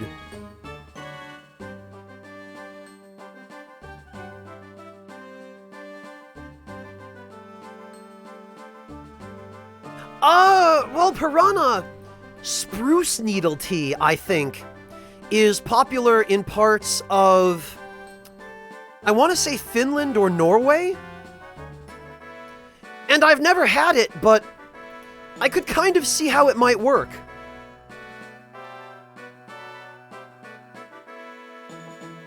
Yeah, Ovan, imagine a sponge, but made out of finely ground paste, basically, of tendons and gristle and fat and really, really undesirable cuts of meat that are just pureed so finely as to be unrecognizable from their original form.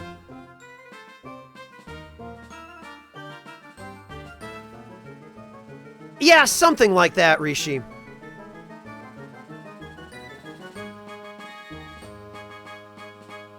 Yeah, no, what I'm saying, Rishi, is that of course it would be Vice that goes and reports on it.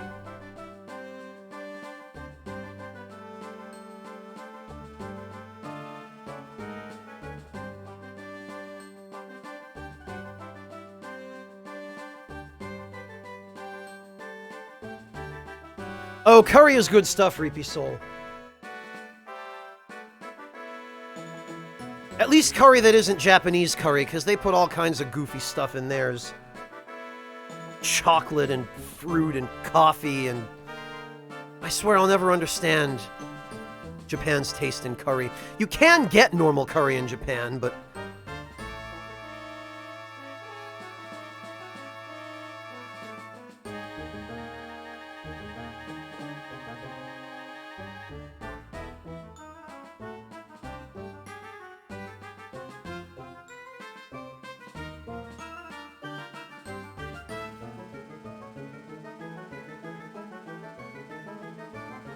Yeah, Ovan, let me get you a link. Hang on, because...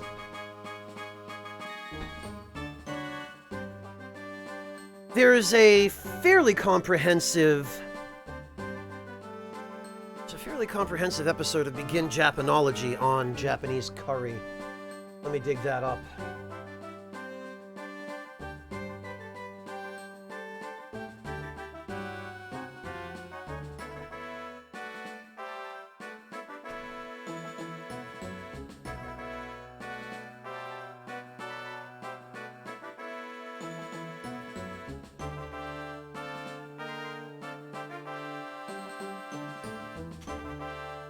There you go.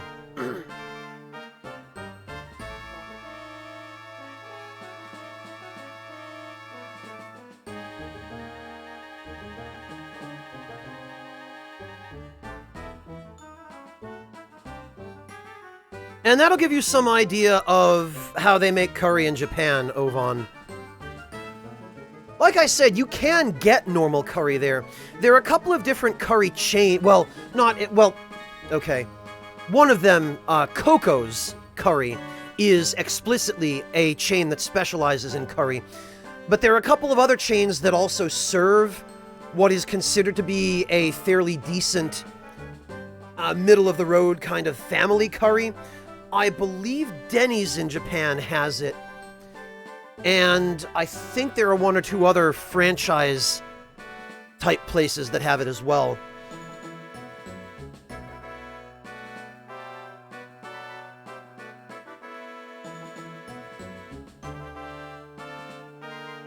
Yeah, Reapy Soul, for whatever reason, Japan seems to like a lot of their curry really sweet. I don't like sweet stuff in general all that much. Other than maybe certain things which are only very lightly sweetened. But give me a good North Indian curry. Give me the savory, spicy ones, and I'm happy.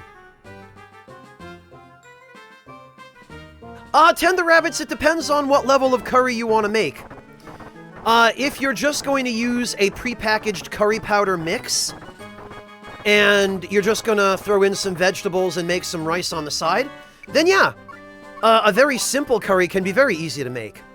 If you're gonna do it all from scratch, and if you're going to mix the curry spices yourself, so that you have the most control over what goes into them, then it can take more time and be more complicated.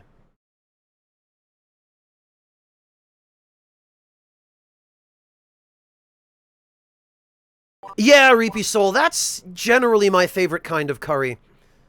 Like a good Indian curry, or sometimes a Thai curry is nice. They do good curries in Thailand as well. They're not as spicy as the North Indian ones, generally speaking, but they have a different kind of flavor profile. Because in Thailand, they use a lot of coconut milk. They use a lot of penang and ginger, and stuff that you don't see as much in India.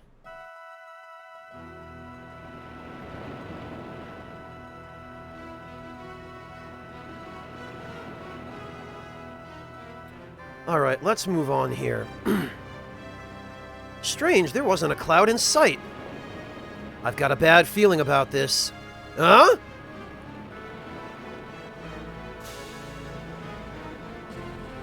Oh, look! It's an evil ship with runes all over it.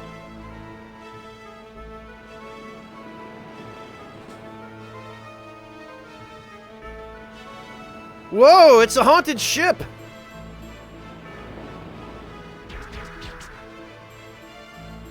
Oh look, it's these guys.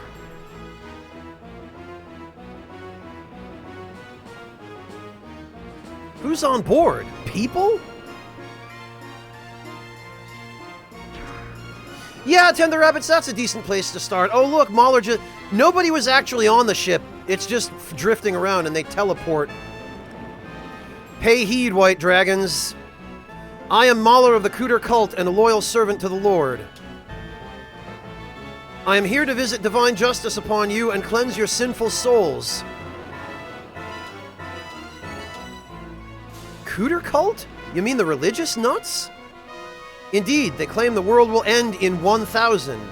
They are a fanatical lot who attack churches and wealthy merchants. Mahler! Since you are mere mortals, your claim to mete out divine justice is laughable. Why do you wish to bring harm upon us? Oh, that'd be hilarious, the Doctor. It is God's will. There is no need for discussion. Kill them all. This is literally just the battle against Hassan from Vandal Hearts 1.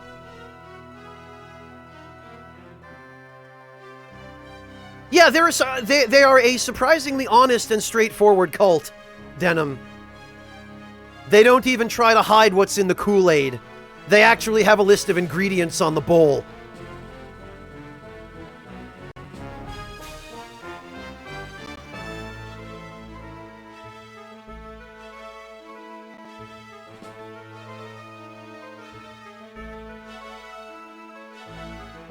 Oh, that's unfortunate, Reapy Soul, but it's always worth trying again.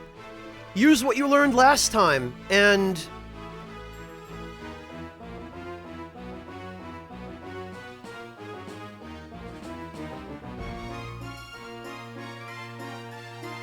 improve your technique. Whatever, this is fine. Look at this impossible, dumb-looking ship. What is this even? It's like scaffolding.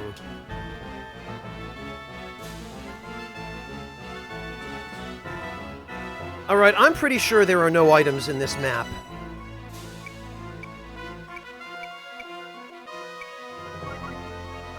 Cooter Cult Mail. Worn by Cooter Cultists. The marks on the chest indicate kills. Look, they're all about divine justice, but they're weak against holy elemental damage.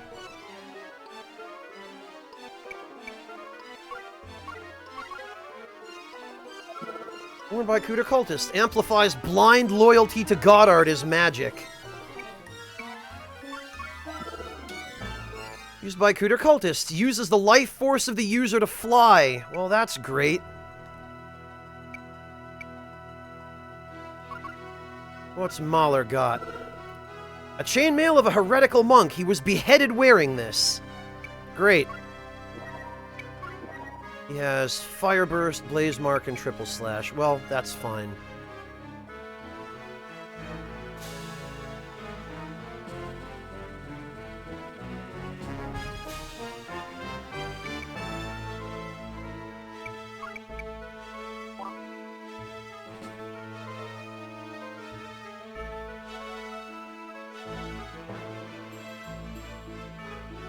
Yeah, right, Ten the Rabbits.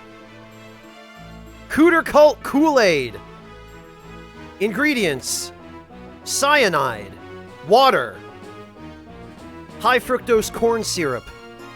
Red dye number 2. Artificial cherry flavor.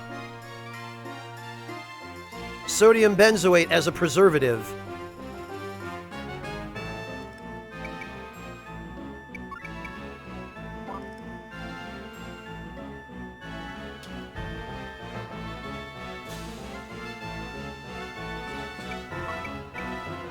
Well, fortunately for this naval battle, I think we can call in an airstrike.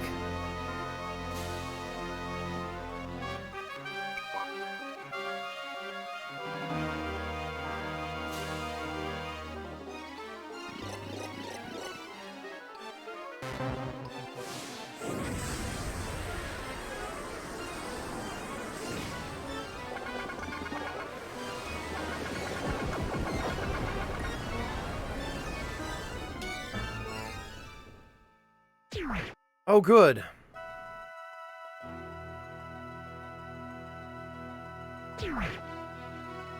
Actually, I don't think Mahler has any way of healing himself either, which is even better.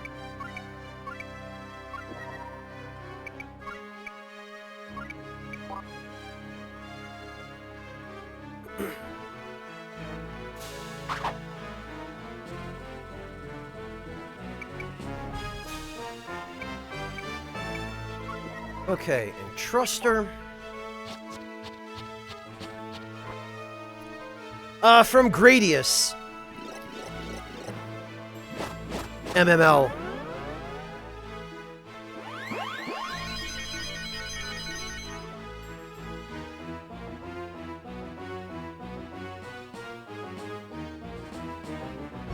Oh, I just realized your username is Roman numerals, isn't it?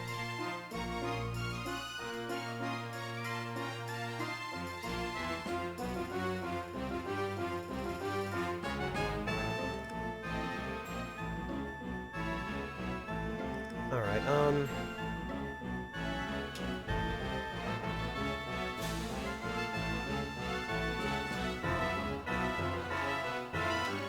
working your username out in my head, I come up with 2086?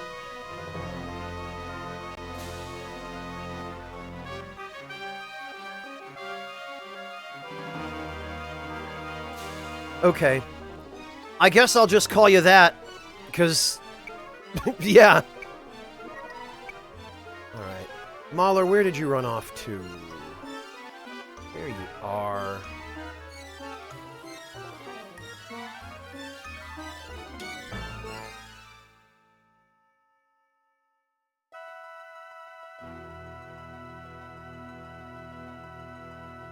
Actually...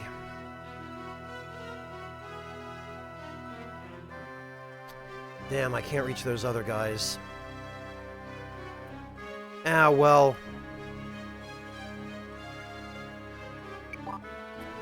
I can reach these guys, though.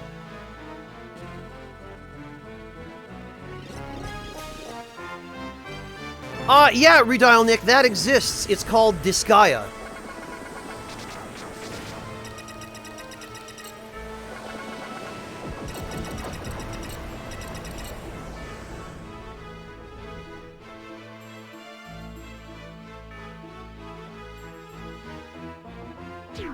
Okay, good. Well, we got rid of the flying guys.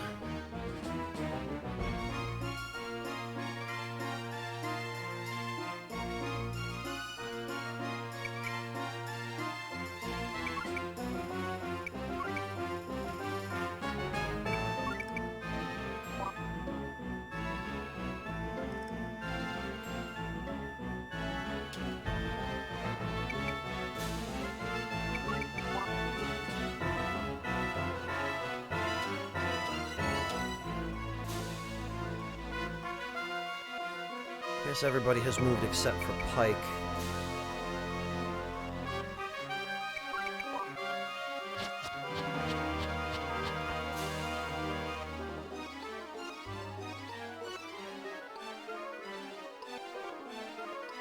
Yeah, Redial Nick, Disgaea is basically that sort of game, but with all of the numbers cranked up to literally billions.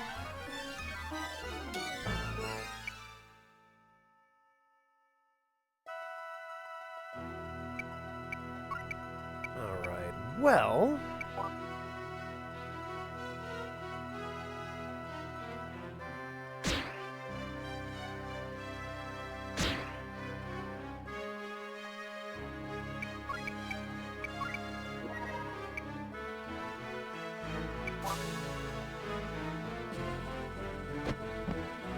might as well get everyone else a little bit of experience while we're at it. Probably Disgaea 2, Redial Nick. Which I believe you can get on PSN now on the PS3.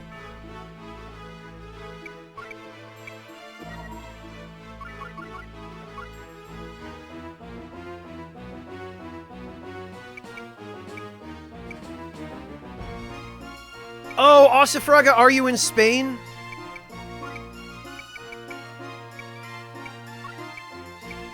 You might try their American website, Osifraga. I know that they, on their American site, they do ship to some countries in Europe. Very nice, Reapy Soul.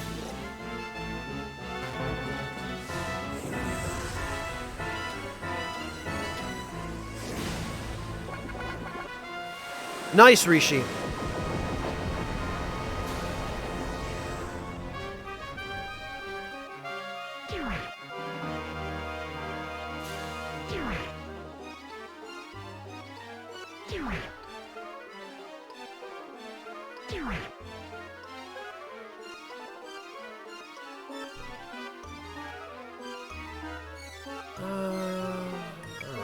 Actually...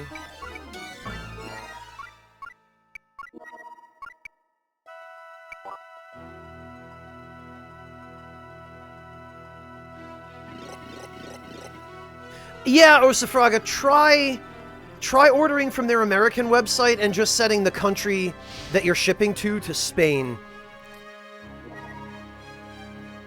Because they might ship to you from there.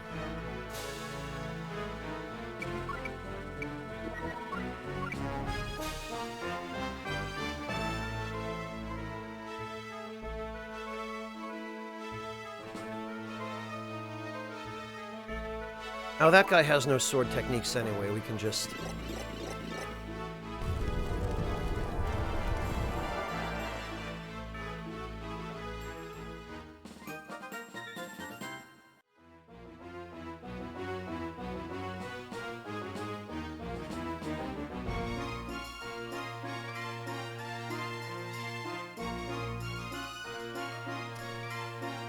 I do not, Reapy Soul.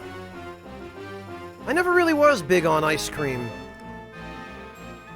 Which I always get no end of teasing for, because an ice cream factory was the family business back in the old country.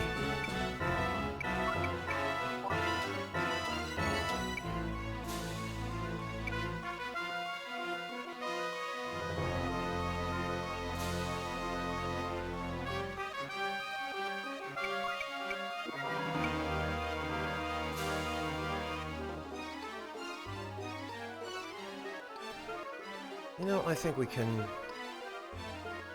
Yeah, this is fine.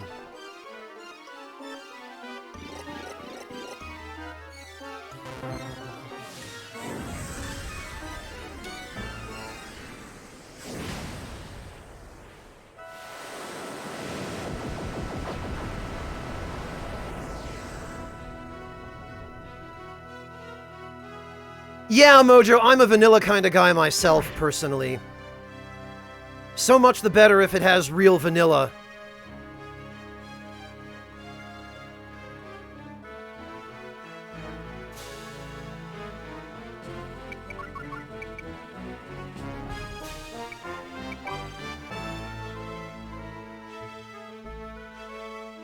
Yes, I said it, Charlie. What are you gonna do? Make fun of me? Oh...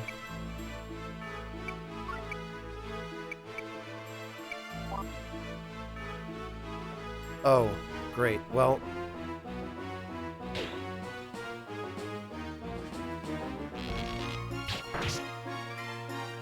Okay, I don't know why I didn't see that coming. Fortunately, however, this idiot has walked right into my trap, and so will his friend.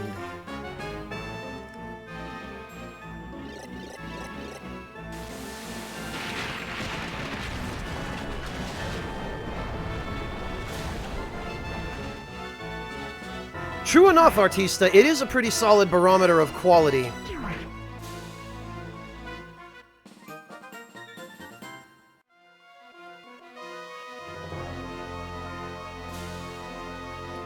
I think it's just Mahler left now.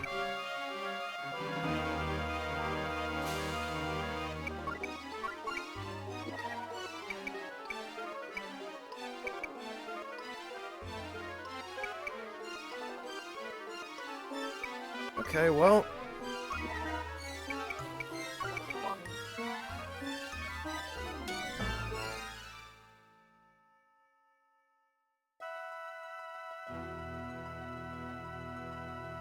Swagmarius Milestone, gelato is a...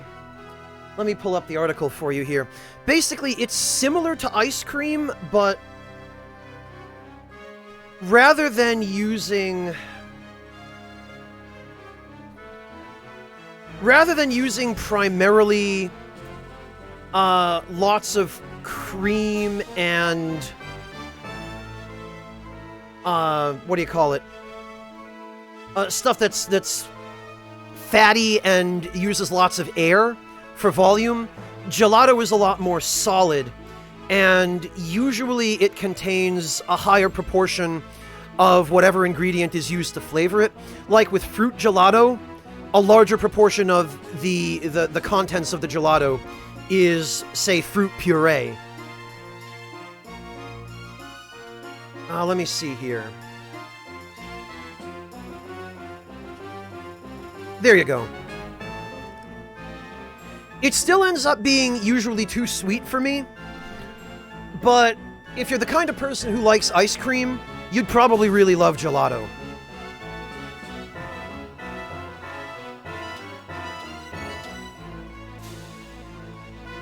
Yeah, Rishi, it doesn't rely on air so much for its volume. It relies on actually having a higher density of the stuff it's made from.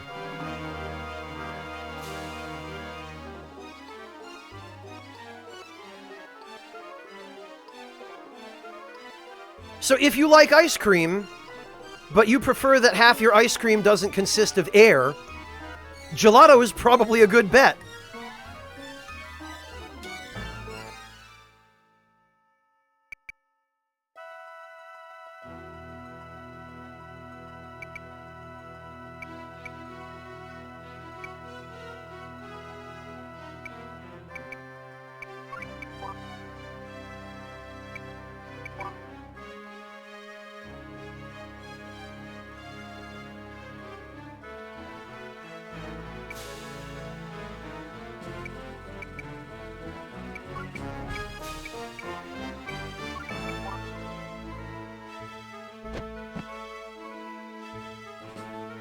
Alright, let's see.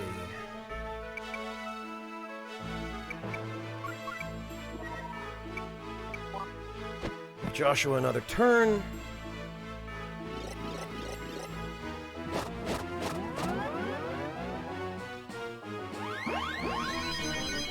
Well, that's fine, Reapy Soul. We take the point. You're comparing it to the consistency of custard.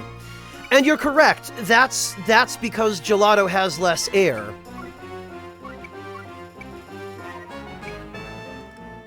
Ah, damn it, I just barely can't reach.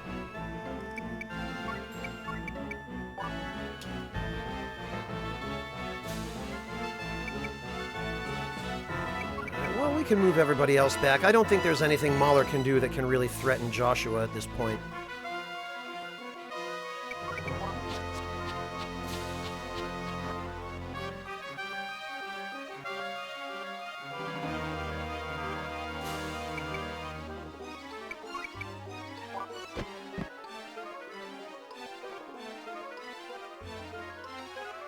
Yeah, Piranha Guppy, but because of the difference in ingredients used in gelato, its consistency makes it a little bit easier to work with even despite its higher density.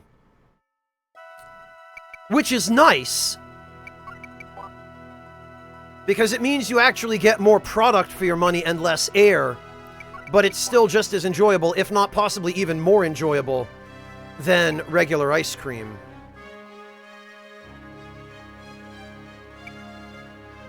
Alright, Joshua weighs 200. Mahler probably outweighs him significantly.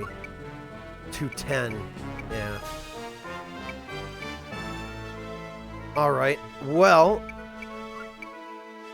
I have to assume that Mahler will... Yeah, okay.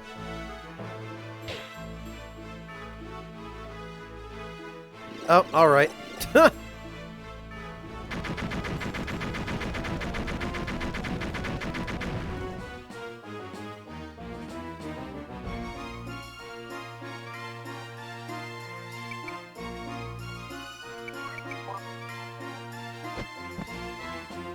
Yeah, Piranha Guppy, you should.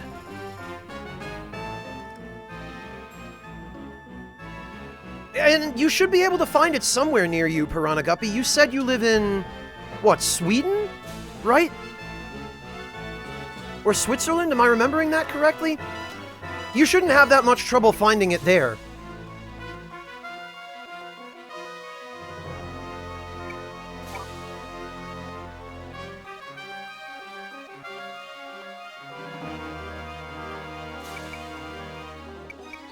Alright, I have a feeling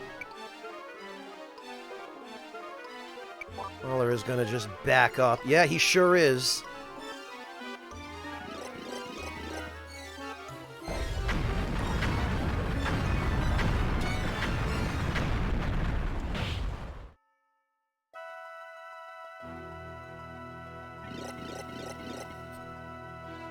Unfortunately, his fire spell is better than my fire spell, and I'm not going to have access to Fire Burst for quite a long time yet. Fortunately for me,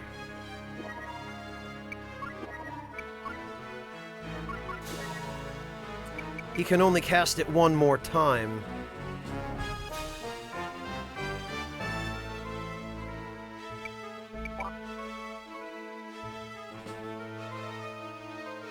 Sweden, okay, Piranha Guppy. Well, even if you can't find it in your town, there's a fairly good chance you may still be able to find it in a larger neighboring area.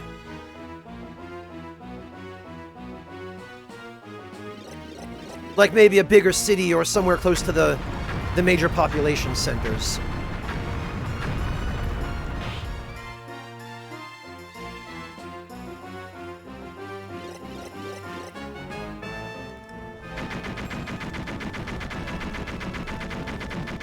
I've never even heard of that cookbook, Reapy Soul.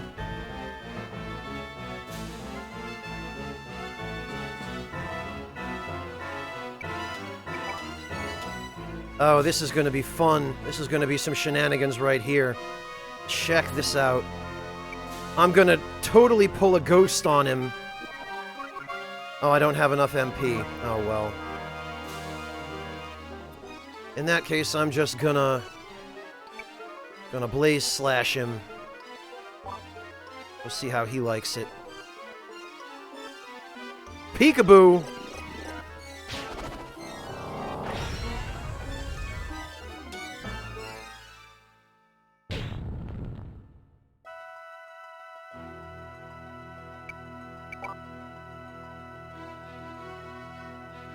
Haha! Fully healed! Literally nothing this guy can do now.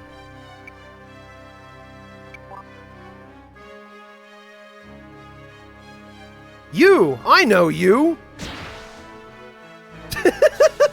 Urgh, you infidels! What a nice way to greet somebody. Just walk up behind them and go, "Hey, I know you!" And then stab them. What a great guy Joshua is.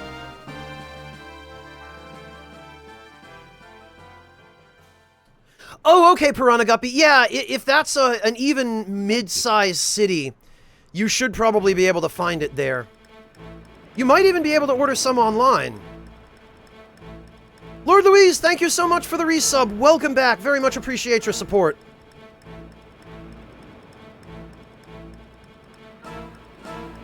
Give it up. You're cornered. Mahler, answer me. Why does the Cooter cult consider us a target? Tell us truthfully and we will spare your life. Could it be that your leader has ties with the West?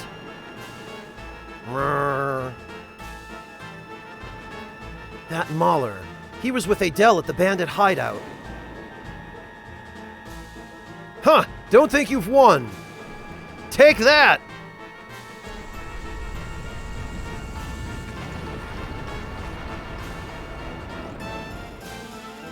Huh?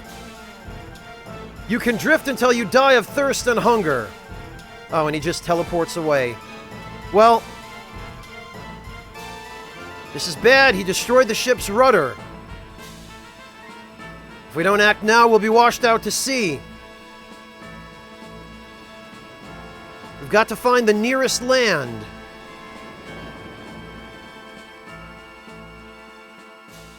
Also, that's not where the rudder is. The rudder is at the stern. That is 110% not how ships work.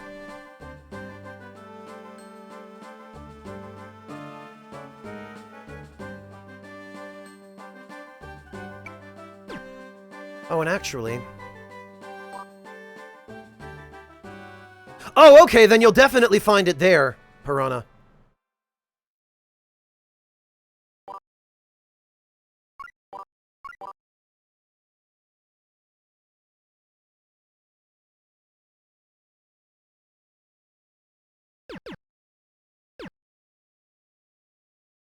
Alright, so I think for the West Powa Sea, there's some hidden stuff here, if we go back.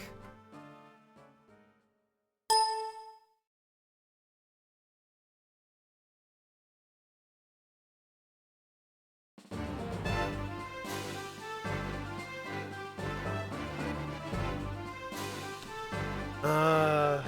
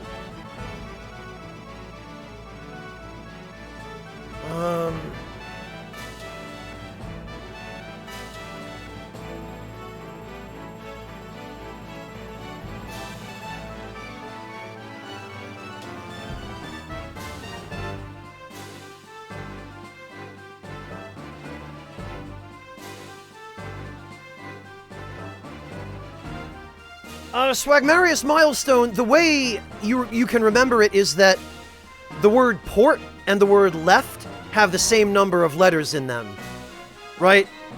So, P-O-R-T and L-E-F-T. That's how you can remember that port is left, and that by process of elimination, starboard is right.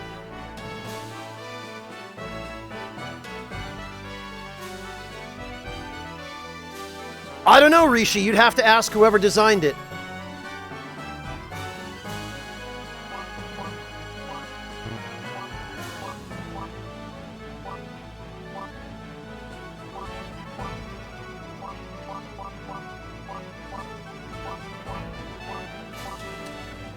Right, now, if I remember correctly, this map...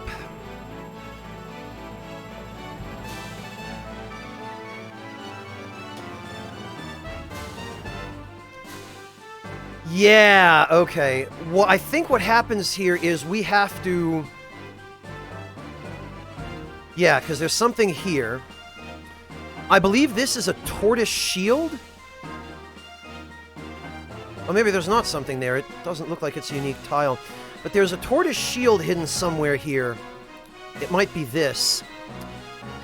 And the tortoise shield has an ability called Terraformer, which we then have to get and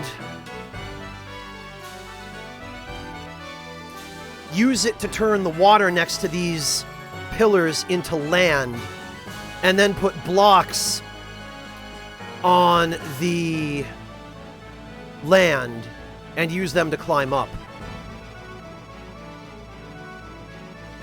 Okay, good luck, Denim.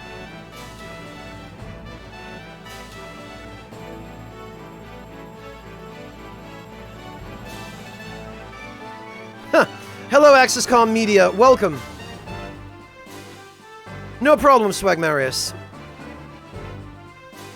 So now the only question to start off with is...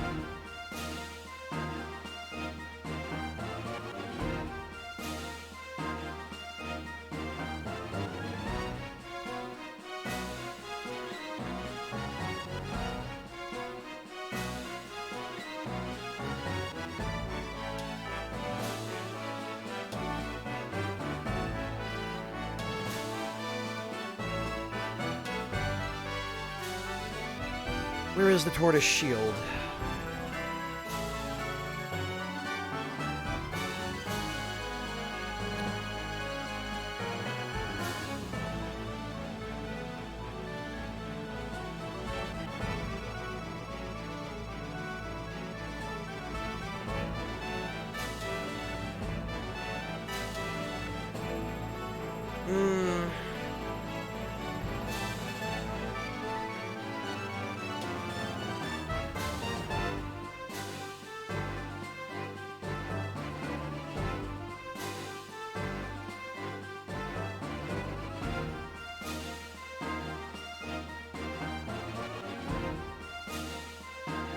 Hello, Chisel, welcome. I don't know if I did see your previous message. Forgive me if I missed it. Let me see.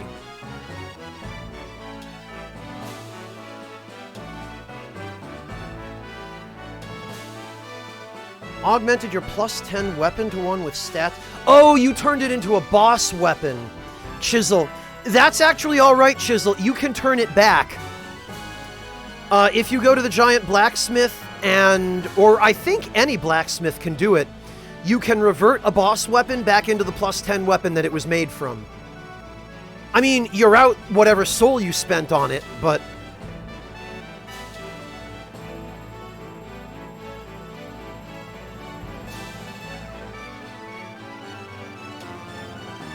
Oh, okay, Zappa. I see. Well, welcome. Good to see you.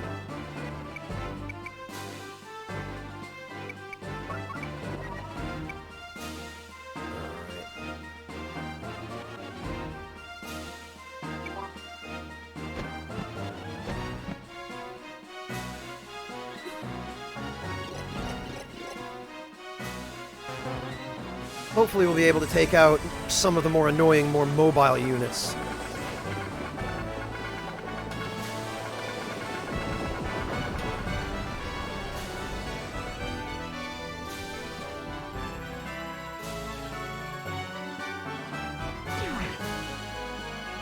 Good, okay, there go those guys. The flyers are probably the most annoying, because they're the ones whose movement is hardest to control.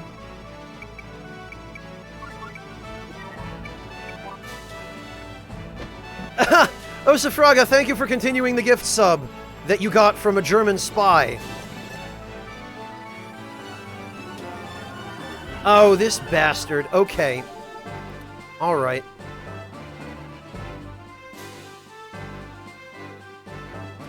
I don't know, Charlie. I think I might have heard of him at some point before.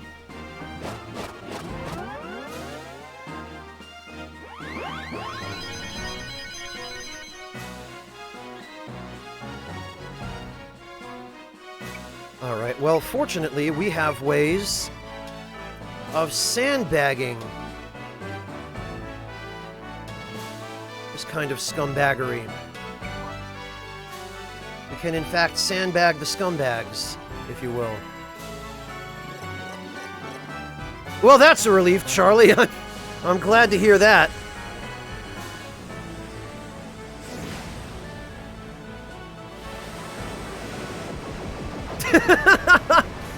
All right, Ovan, that's fair. I'll take responsibility for that.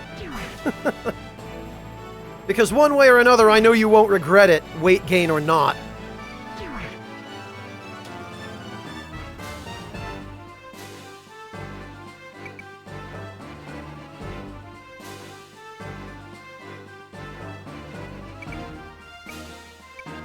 Alright, where can this guy go? Nowhere that matters to me, it looks like.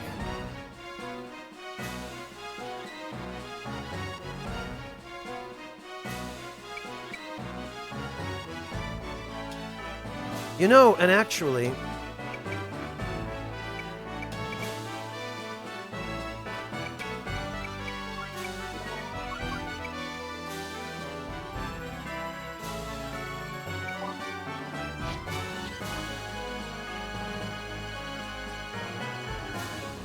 Oh, you turned it into the Great Sword of Artorias, Chisel. I see. Yeah, the problem with that sword is that it requires unreasonably high levels of stats that it doesn't even scale with. And for that reason, it's actually one of the worst weapons in the game for anything but a dedicated hybrid build.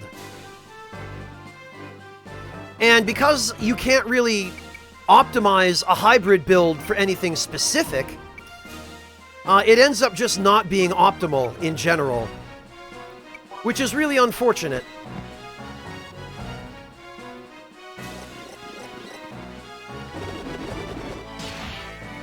Oh, Osafraga, you probably hit the button that said, do you want to share your sub message with everybody and tell them how much you love being subscribed to that weird German spy dude? I would wager that's probably what it asked you.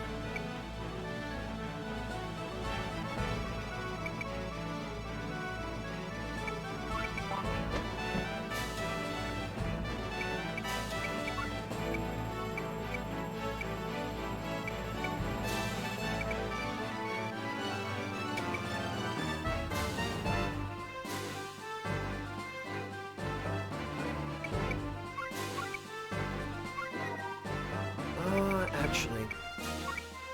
Where can this guy move?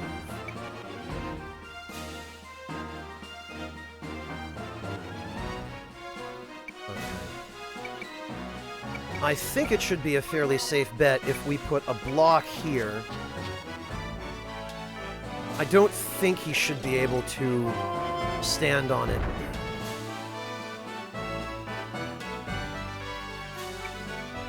He cannot.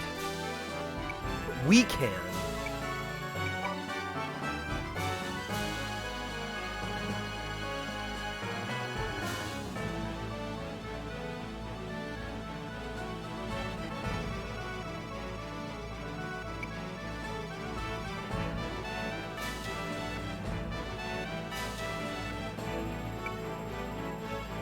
Okay, actually, I think we can have Vlad hang back, because this guy is going to go for him.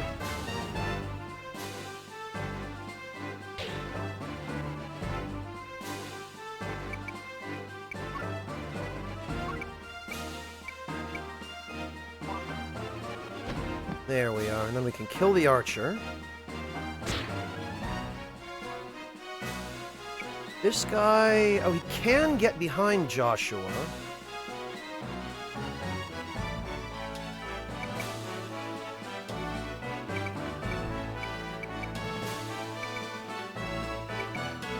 Yeah, well...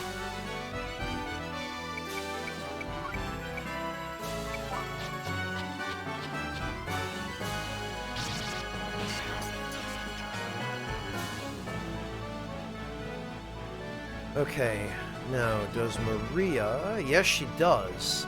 Excellent. So what we can do here is we can have Maria use remove on Pike.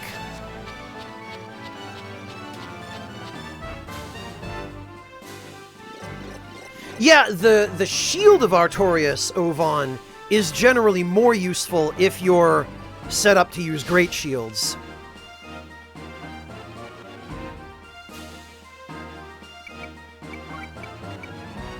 Wow, Rishi, just dump that in chat, why don't you? I'm sure you're not trying to start any fights.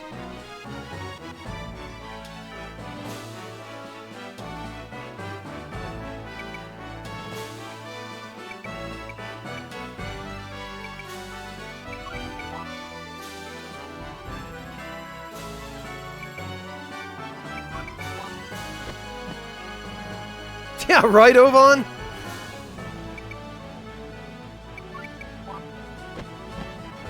So what we're going to do is we're going to have Aggress transfer her turn to Lyra, and this way we can cover Joshua's back, and that way both of them will have recover marks.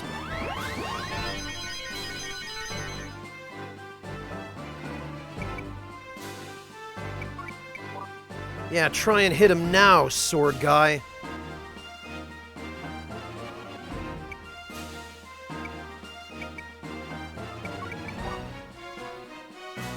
He didn't even bother. It's like, no, I gotta hit him from the front, cause now I can't hit him from the back. Oh.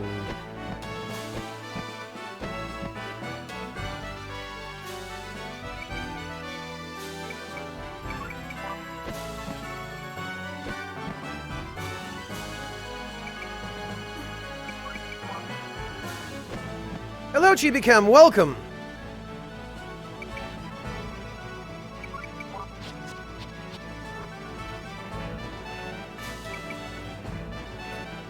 Alright, now, if I remember correctly...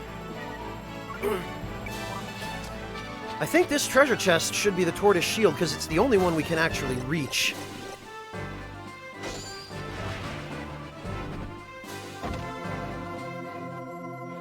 I believe that's it.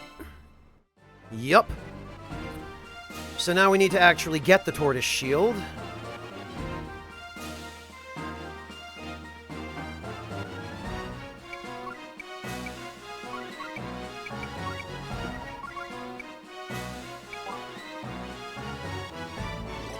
Hello, Tsumikiro, welcome!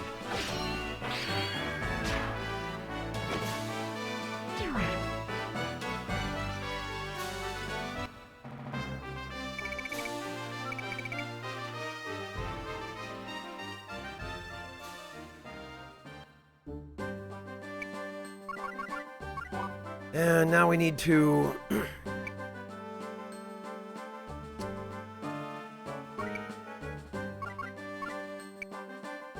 see, this is a problem because...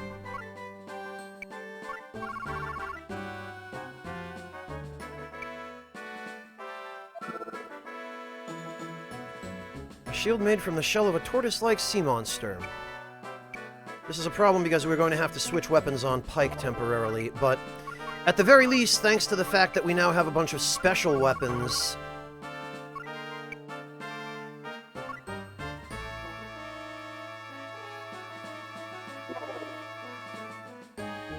with which we replaced a couple of assassin swords, we can now at least give Pike a decent weapon that he can use in the meantime.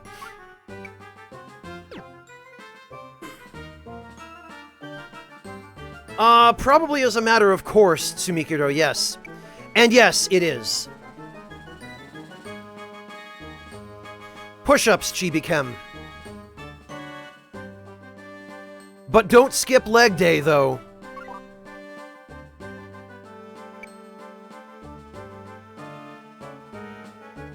Waripi Soul, why do you think I had him using a spear? And because he's got those doofy flight goggles on, I'm obligated to give him the flying armor.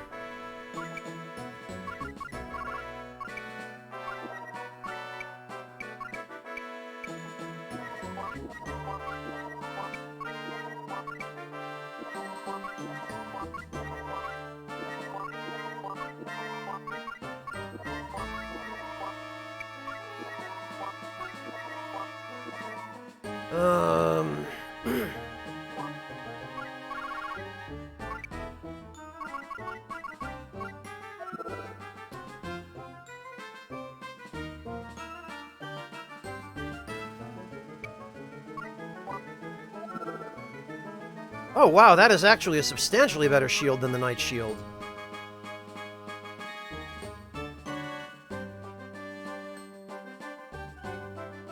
Chibi, if you feel like you've already done enough upper body, then go for some lower body.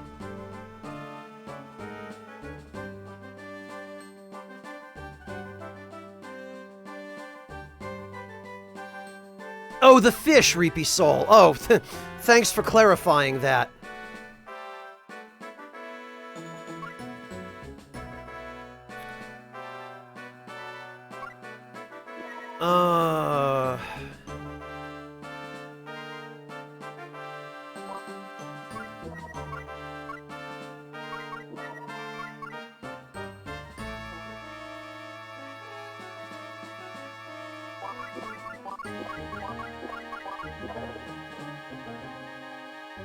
That ought to do, actually.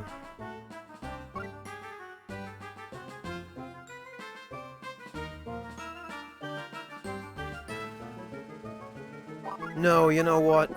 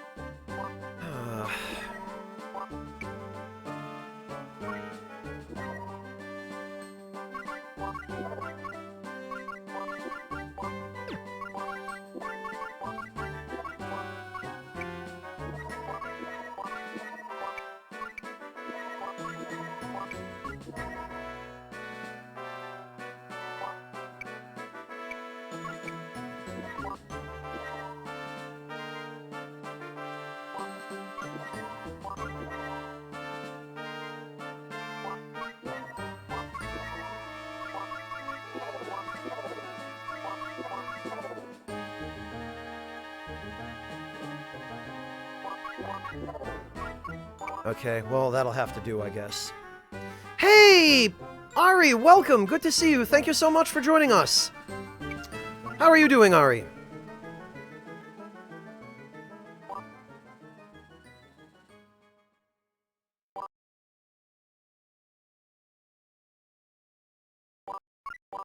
Okay, we'd better save again.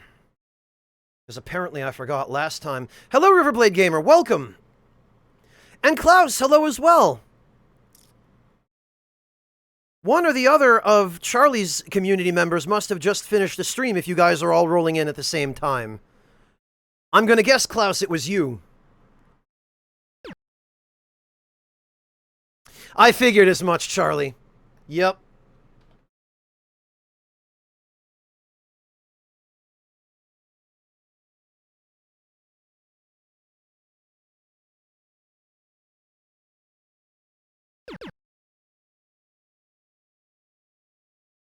Ultra Doom, the short version is, it's a tactical isometric strategy RPG that came out about a year after Final Fantasy Tactics.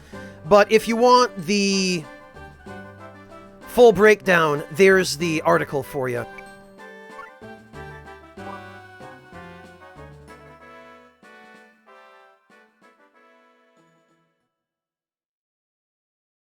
Well, thank you, Ari. I appreciate it. I'm always happy to have you guys. I am doing okay. I'm a little bit less tired than I have been this past week or so, which is why I've finally felt like actually playing this game and not just Elite Dangerous again. Actually, I think Joshua and Lyra should go over there, since they're going to be tanking again.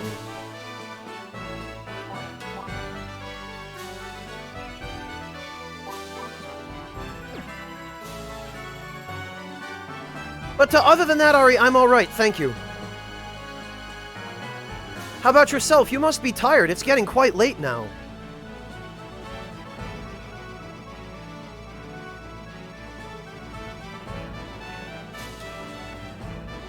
Oh, gotcha, Klaus. Your wife is leaving tomorrow? Is she going out on a business trip or vacation? No problem, Ultra Doom. I have not, Reapy Soul.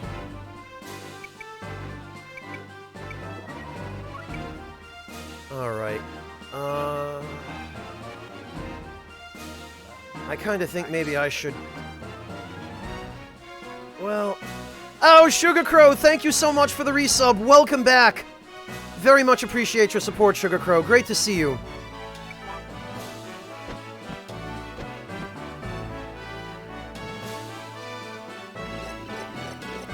Oh, wow, Klaus. Oh, I'm sorry to hear that. I bet you're probably going to miss her. On the other hand, just from my point of view as an introvert, it might be nice for you to have some time to yourself.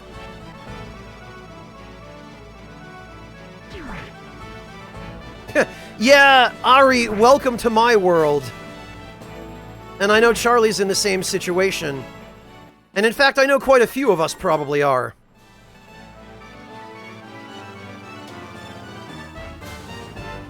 Yeah, Rishi, you are... I mean, I realize I don't know you too well, Rishi, but you are one of by far the most extroverted people that I know and am somewhat familiar with in my own community. And I'd say you're pretty high on the list of extroverted people I've ever met. I don't think I can recall too many extroverts I've met, Rishi, who are more extroverted than you.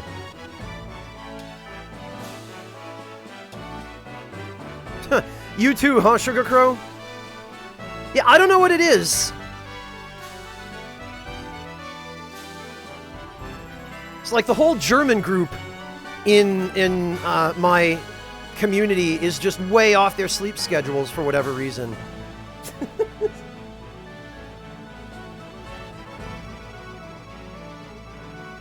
Hey, Drax! Oh no, Charlie, not the Zodiac stuff again! Oh, here we go again.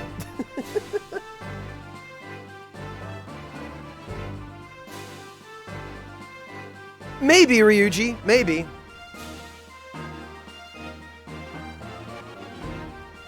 Yeah, that's true. You know, Klaus, this is a subject that's come up here on a number of occasions before, but in some ways, as much as the world is literally on fire right now, and things are terrible in a lot of places in a lot of ways. In other ways, we're kind of fortunate to live in the era we live in, where 150 years ago, in order for me to be able to talk to a loved one across the ocean, I would have had to write a letter by hand, bring that letter to a port city, put it on a ship in a bag of mail with a bunch of other people's letters, send that ship sailing, literally sailing under wind power across the ocean, hope it didn't sink on the way, and wait probably a couple of months before that letter got to my loved one. And now we can just open up Discord and do a screen share or a video call with that same loved one or friend literally halfway across the world. It is incredible how much smaller the world has become thanks to this kind of technology. And everyone takes it for granted today because it's just part of our everyday lives, you know? We live around it, we interact with it pretty much all the time. And we don't really think twice about it on a day-to-day basis, but at the same time, it's just amazing what it does for us and what it allows us to accomplish. And how it can improve the quality of life for people who otherwise would have been completely isolated. Yeah, just a tiny bit, Ovan. The doctor, because email didn't exist 150 years ago.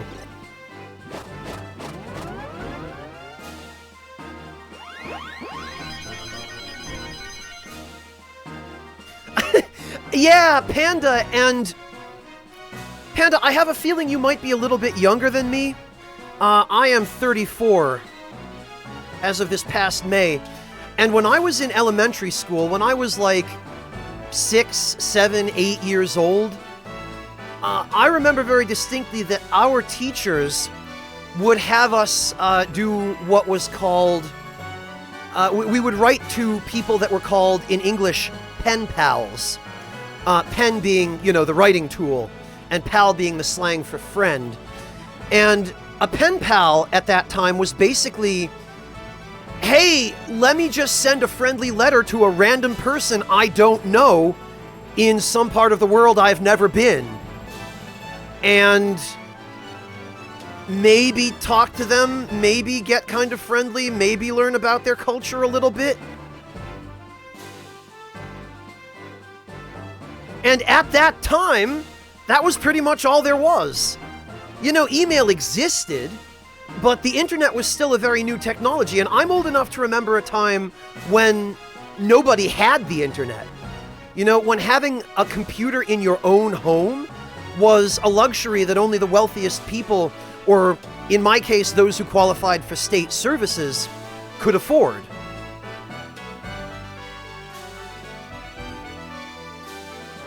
Did you have pen pals too, Ari? It's nice to know that they've still been doing them in more recent years. Because I kind of see it as an important way of learning how to write physical correspondence. And I realize nowadays electronic correspondence replaces a lot of that, but there are some situations, especially like when you're paying your bills or when you're sending out like wedding invitations or doing something really formal, you still are more or less required to know how to write a physical letter, you know, and how to address it, how to postmark it.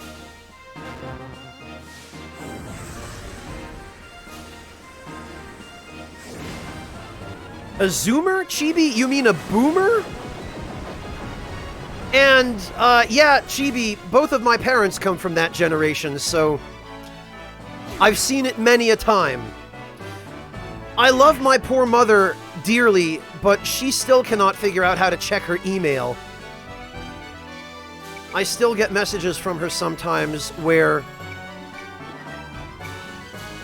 I have to help her figure out how to check her email.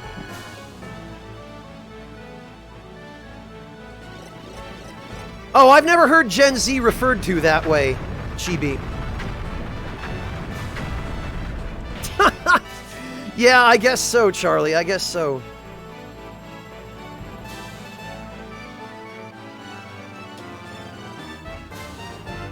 Oh, okay, Ari. Yeah.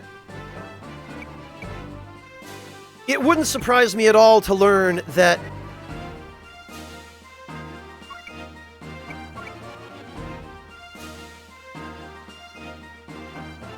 Will this even kill this guy? I don't think it will. It wouldn't surprise me at all to learn that pen pals have gone the way of the dodo.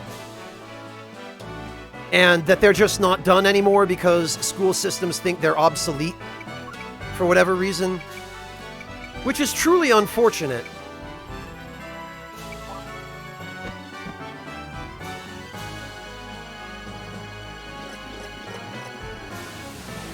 Yeah, Panda, I understand how it might be difficult for some people to transition away from Skype. But to me, Discord is just better than Skype in every way. It does everything Skype ever did, and a lot more. And it's just so much better a place to run a community like this. Like, even my colleagues at Future Press are now starting to move from Skype to Discord. They also use Slack. And I guess Slack is in some ways a better and more practical alternative for hardcore businesses, but Discord is absolutely ideal for me.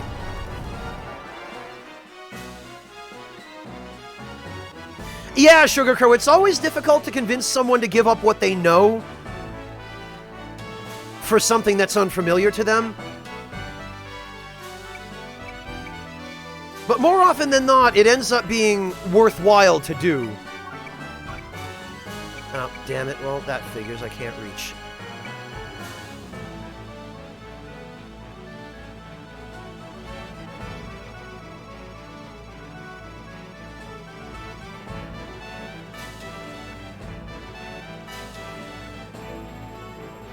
Yeah, it would have been Skype for that, Chibi-Chem. There's no way that kind of organization would have used Discord.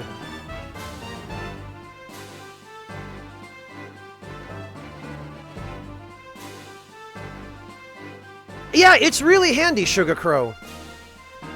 And unlike some of the big social media corporations, Facebook, Twitter,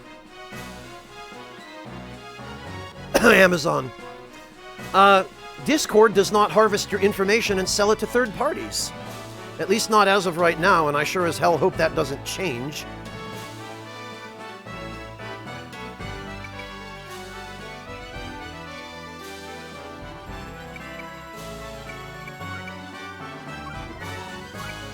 You know what? We will use remove on guilty.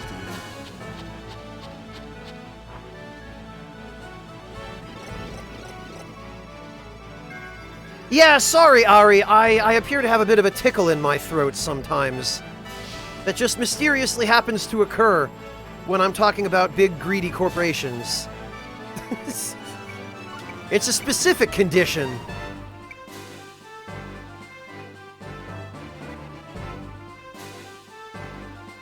You know, I think this might be slightly overkill for what I'm trying to accomplish here.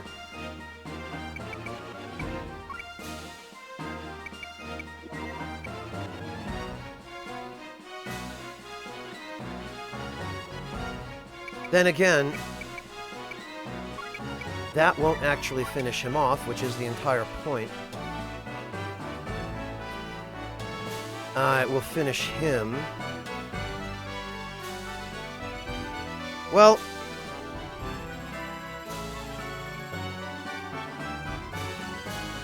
I mean, this is like using a rocket launcher to shoot a gopher, but I'm all about excessive force.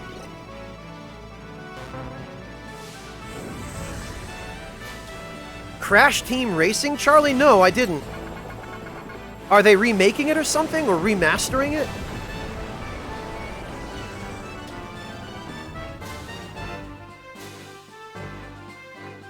Hey, Modaferu, how you doing? Wait, what? How the... Okay. Alright.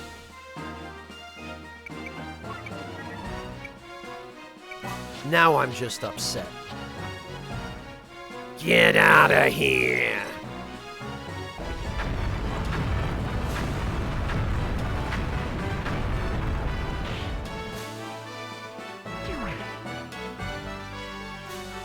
Oh, okay, Charlie. No, I have not heard about that. Very interesting.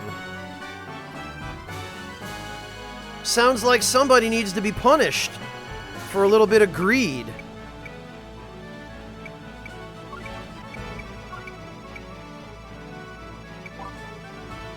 Well, a lot of greed, really.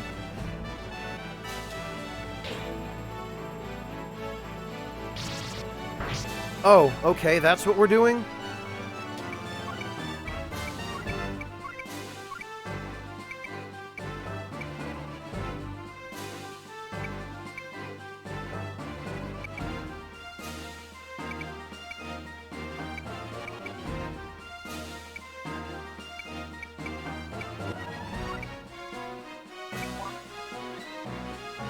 There we go.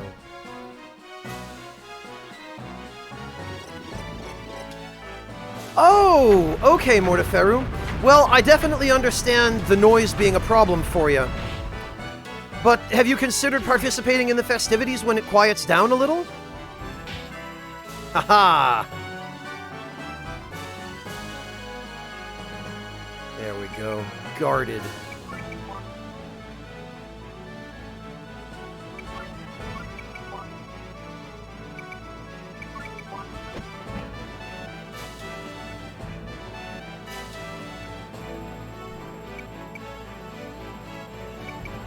Alright, I think...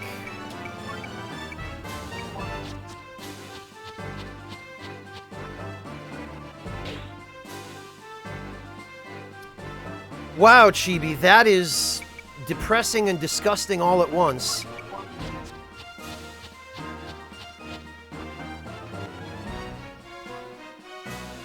Hello, Yami! Well, you would definitely be in good company here.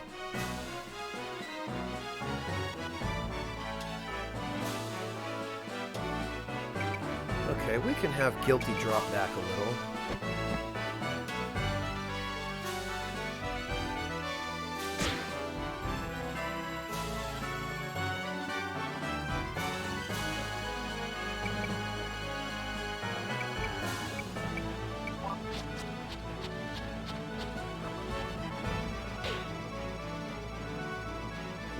There we go.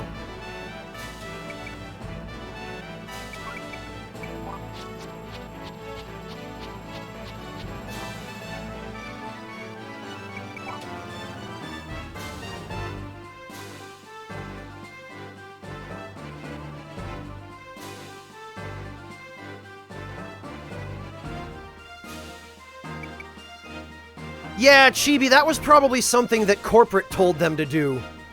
Probably something that was insisted upon by the board members.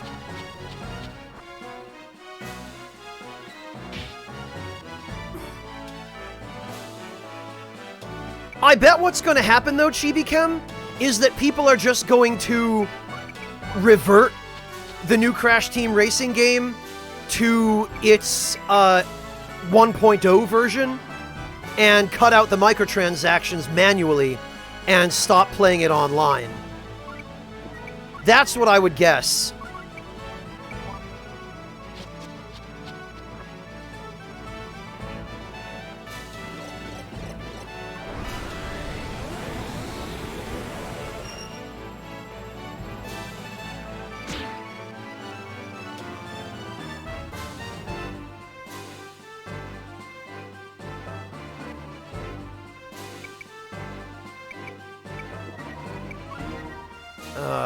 If only this weren't so tedious.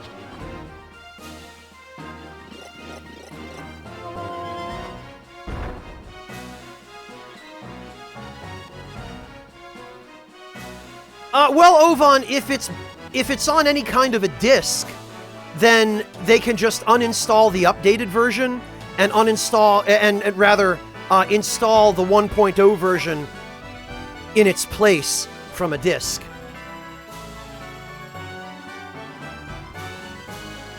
But I believe it is also on PC. Oh, it is Artista. Okay.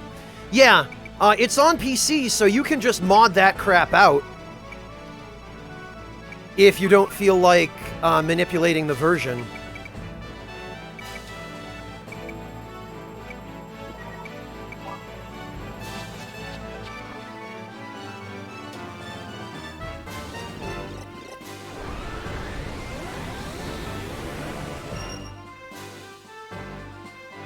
At Chibichem, if you use a local DNS address, you can trick it into thinking it's online, even when it's not. Or at least trick it into thinking that it's connected to some degree.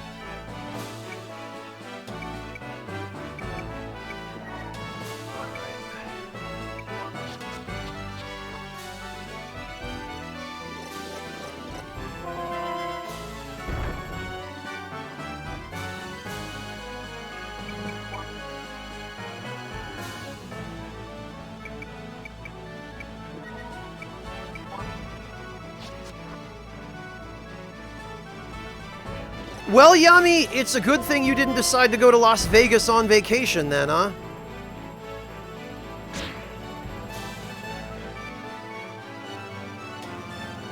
It's not dissimilar, Nick. It's equally tedious, if you ask me, but not dissimilar.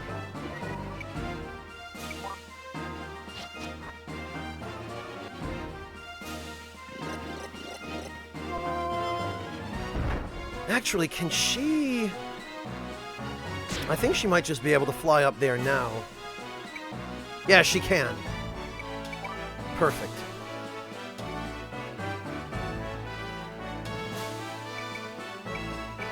And what have we got for all of this effort?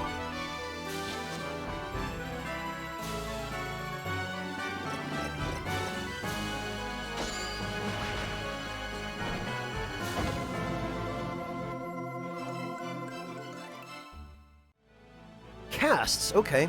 I think these actually give movement, which is great.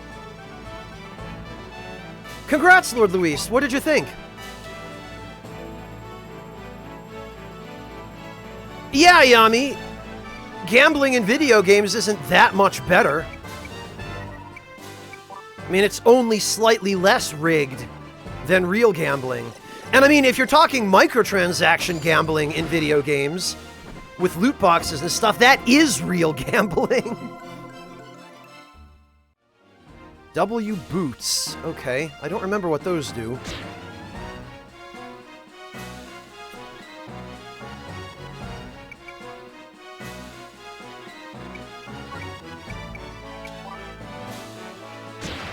There we go.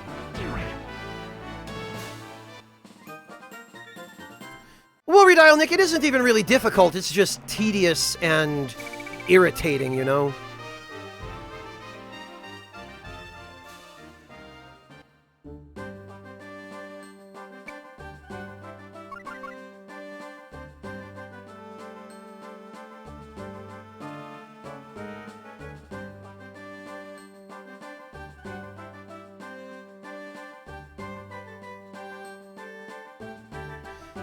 Yeah, Ovan. I think that's a pretty accurate way to describe it.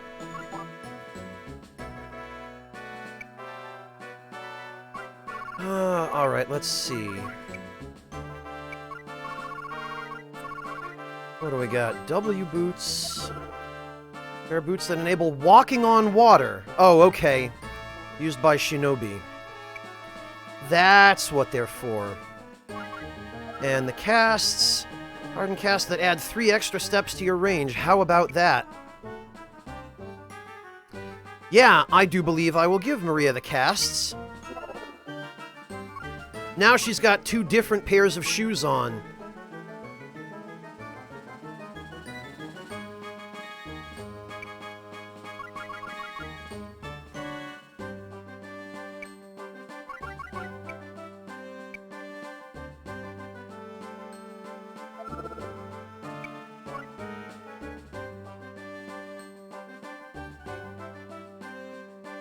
You know, I think Joshua's going to need the extra defense.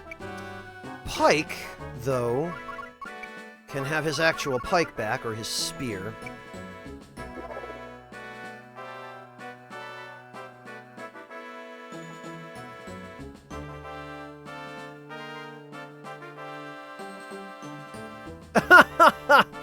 I see, Yami.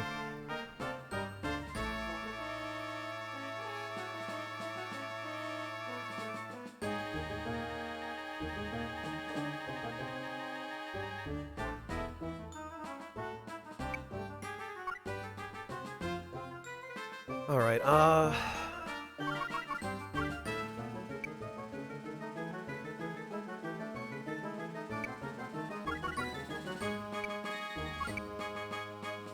you know, I think Joshua can have the tortoise shield.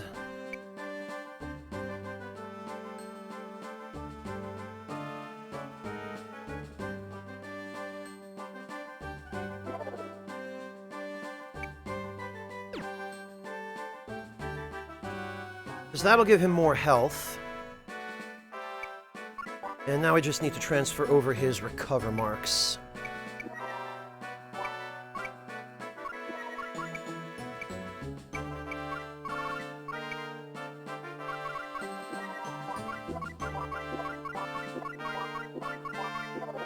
There we go.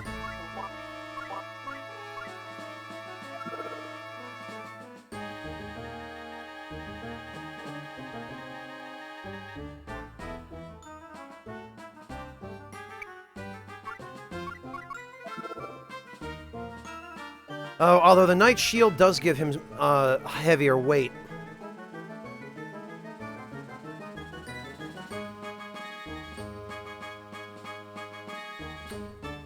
Okay, Panda, good night. Thank you so much for joining us. We'll catch you next time. Rest well.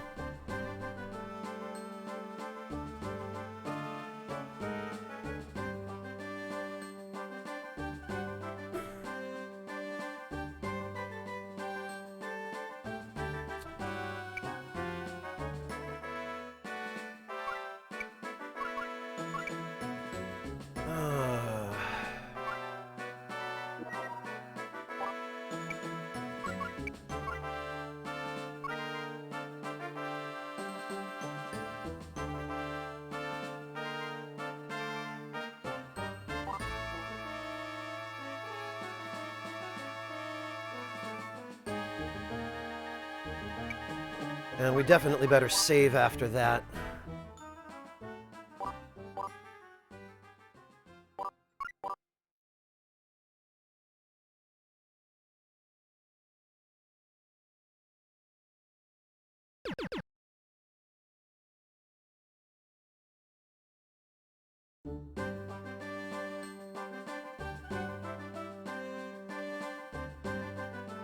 Okay.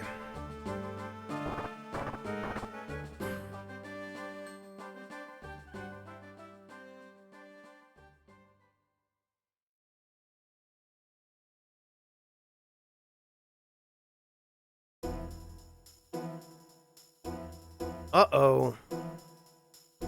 Looks like something very unpleasant is going on here.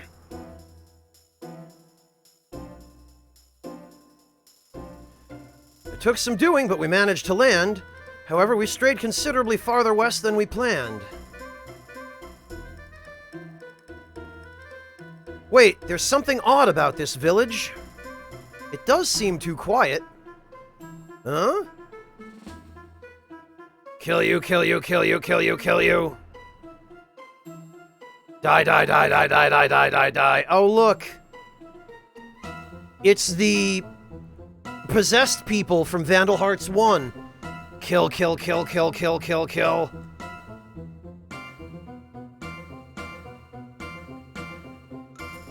Whoa, what is wrong with these people? It's obvious they're behaving abnormally.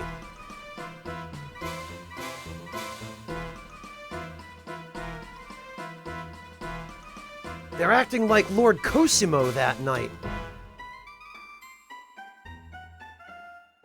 But they appear to be ordinary villagers. We can't harm them.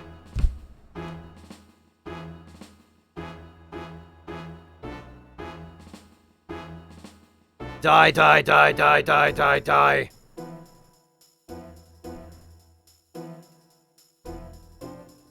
You there! Don't hesitate! Blah!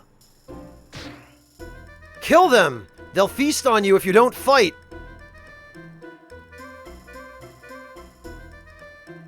Ugh!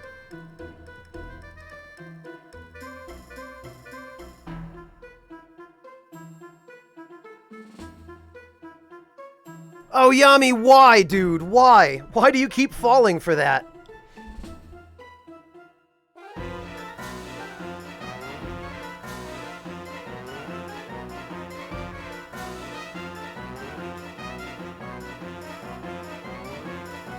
Yeah, you might, Yami. You might have a problem.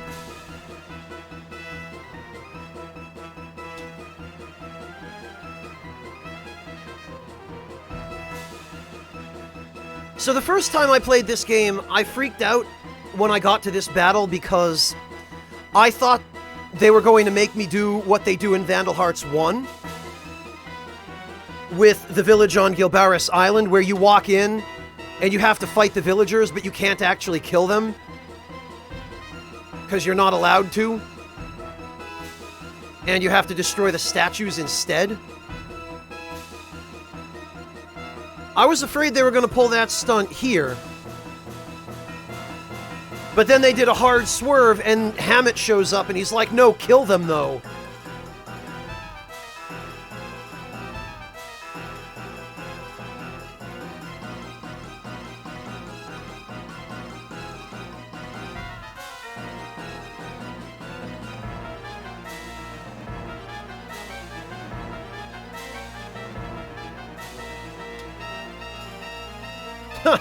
Well, it's a start, Yami.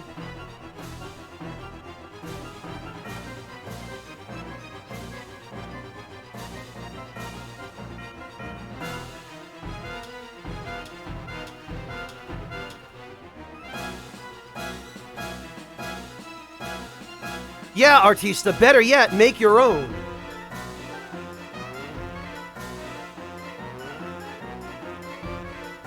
Disclaimer. Franz does not in any way endorse, condone, or support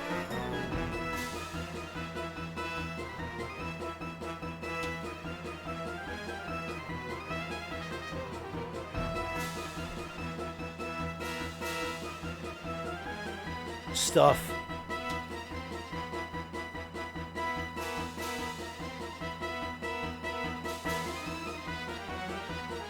All right.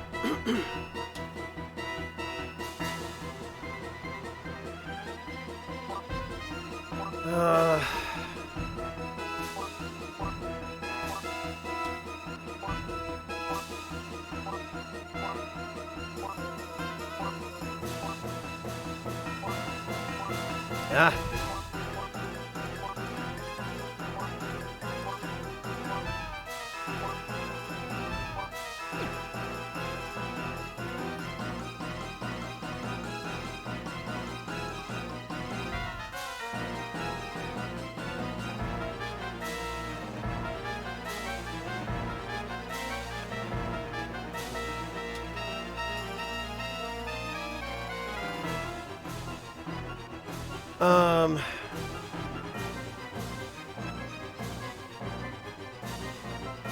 I mean, Bone, it depends on what things you're stuffing where.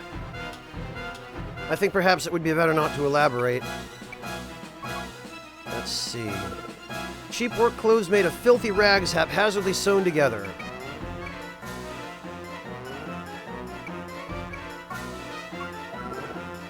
Filthy, threadbare clothes that have been unwashed for days.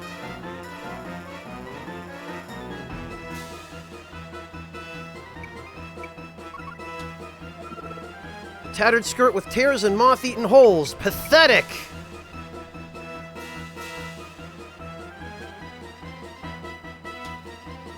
Oh, and there's Hammett.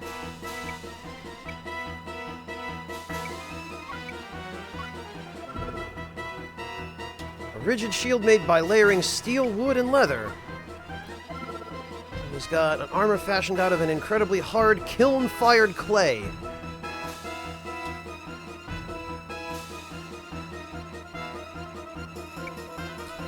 What does he have in his weapon? Oh, of course.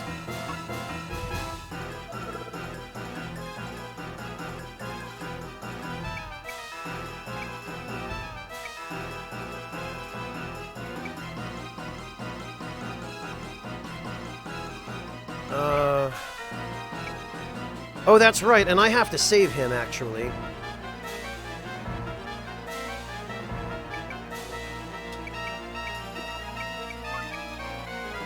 Well, fortunately...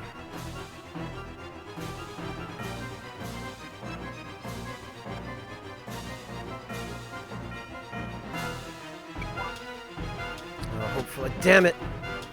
Of course it would be her that moved.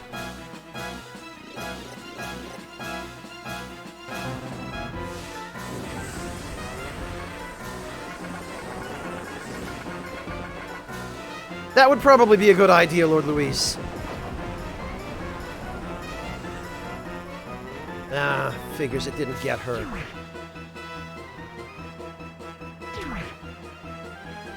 Fortunately, these guys have low enough HP that,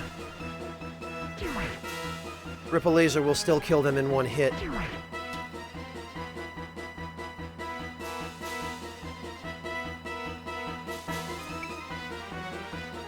Oh, you know, I ought to check for...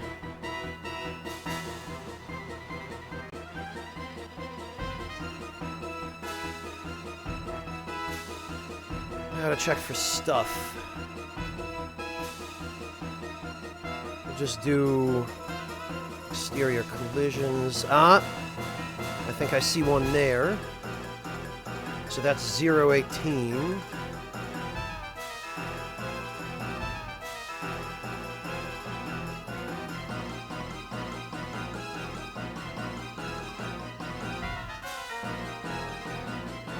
Wait a minute. There might be something on top of the well, actually. I'll have to check there, too. And...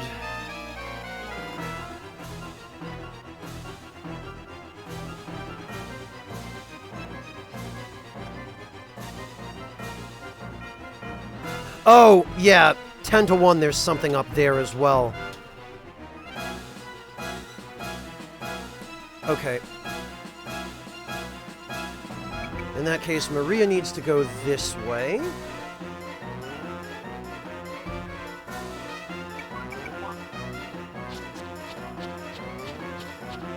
Ah, damn it, and I should have had her transfer her turn to guilty.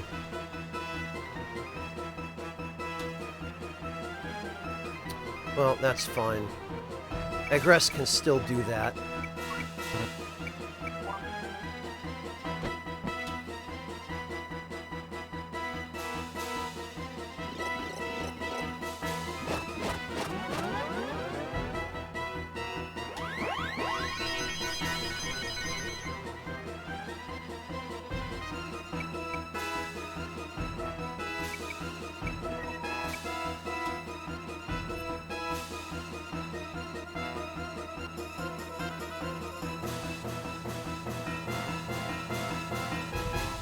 I don't think I'm going to be able to hit both of those guys.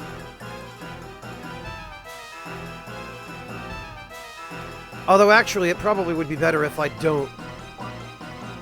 Oh, never mind. I was going to say...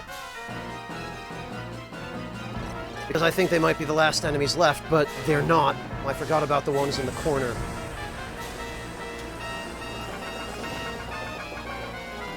Yami, it's just one of the dumb joke weapons, which at the point when you can first access it, it's actually one of the strongest weapons you have at that point in the game. And we just got it, so...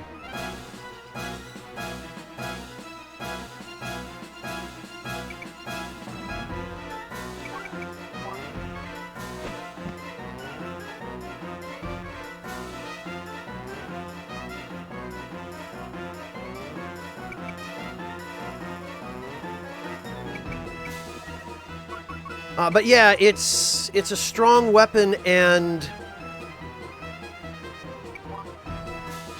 it has a lot of room for techniques, which are kind of necessary. There comes a point later in the game when you need the textbook because it's one of the only special weapons that has an endgame level of attack power, but also has enough technique spaces to hold a certain set of skills that have to be kept together.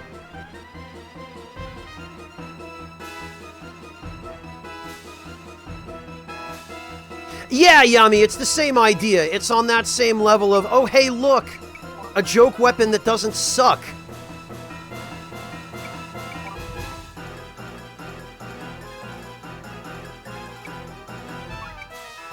I'll show you, Chibi-Kem. A huge tome filled with wisdom. Its corner is a deadly weapon. And the brawler skills are the ones that you end up needing the textbook for.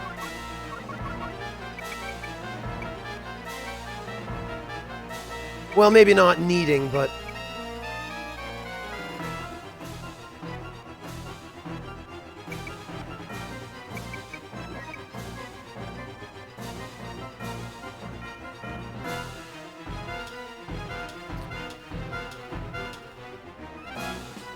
Alright, I'm pretty sure...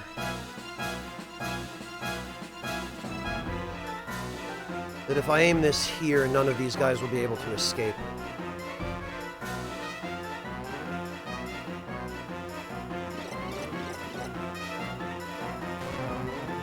Now this guy, of course, is going for Hammett, which is not what I needed.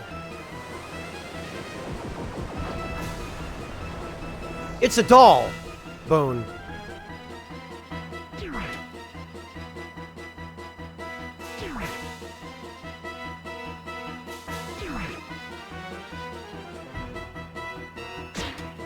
Well, that hurt, but it didn't hurt as much as it could have.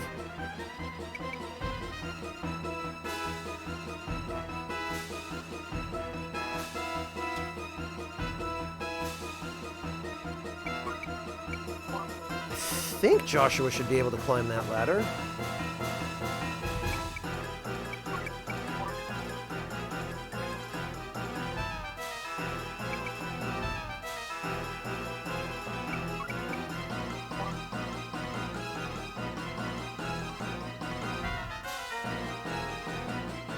Okay.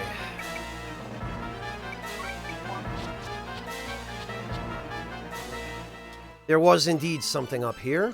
Oh, a gauntlet. I think that'll be more HP.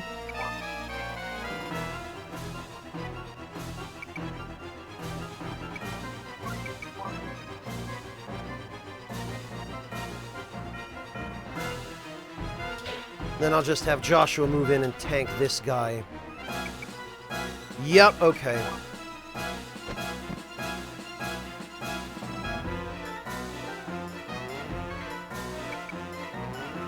Alright. What about over here?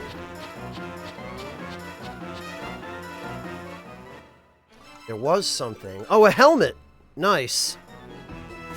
That's probably more HP, if I remember correctly.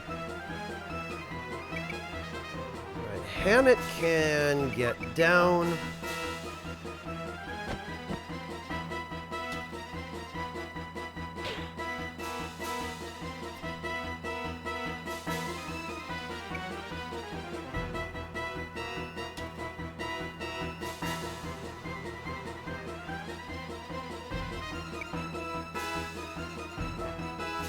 Actually, Lyra ought to be over here. Joshua can bait this guy like that. What have we here?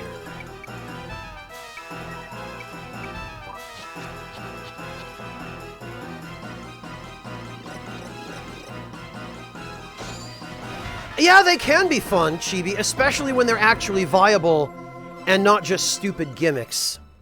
Oh, okay, just another Iron Fan. Actually, I think the Iron Fan has, the Iron Fan has Third Eye, which probably is a better skill to put on the textbook than some of the other stuff that's there.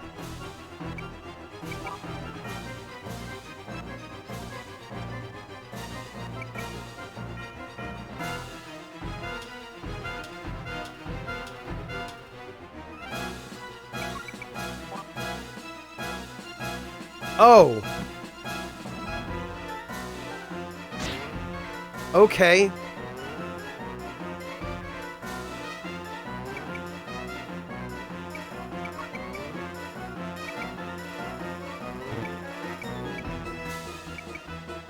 Fine.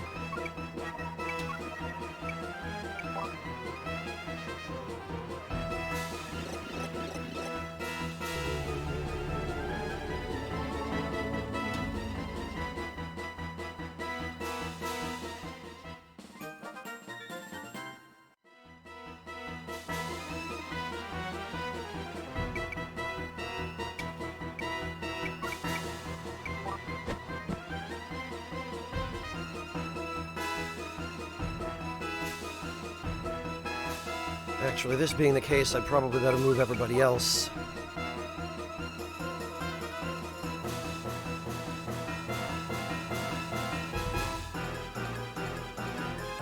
Yeah, Yami, that's unfortunately one of the limitations of these kinds of sprites.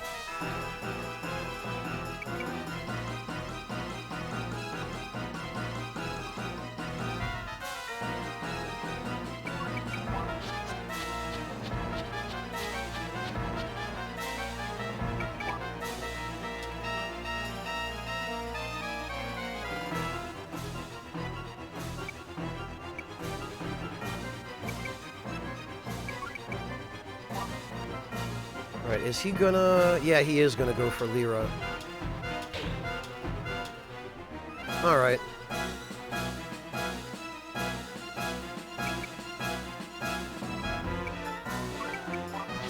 And let's see what else. I think... Yep. Specs, which I don't care about.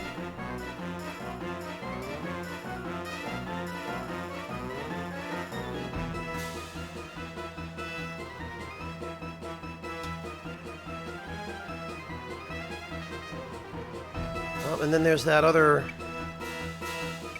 chest.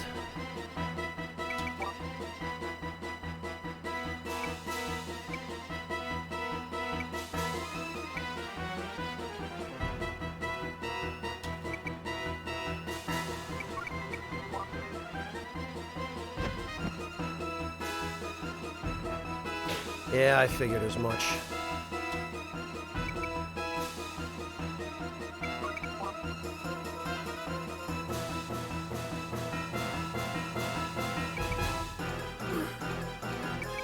Alright, I think this should be the last of it.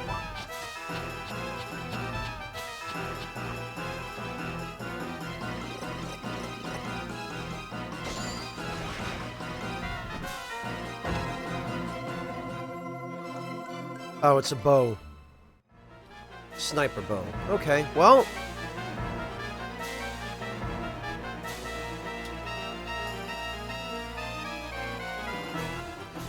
I'm pretty sure that's everything.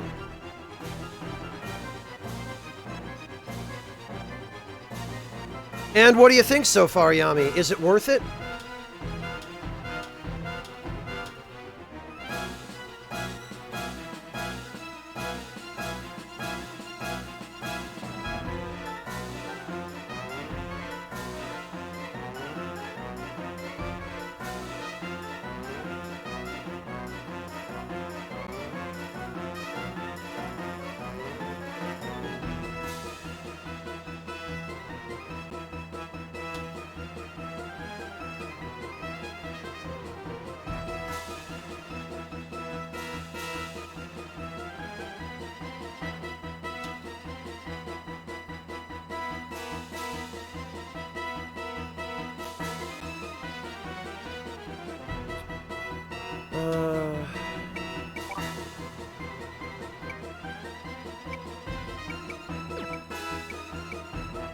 Well, I don't think there's any question of what's going to happen here.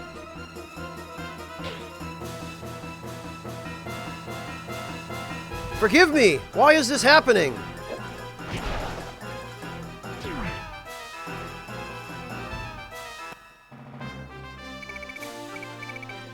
And unfortunately we missed it, but they all, I believe, have unique dialogue for attacking these villagers. Which is basically to the same effect, like, why are you super crazy and trying to kill us? What happened to those villagers? Tell me, who are you? There's no point in telling you my name. But heed this, beware of the Cooter cult. The Cooter cult? Wait! Hey, wait, I said!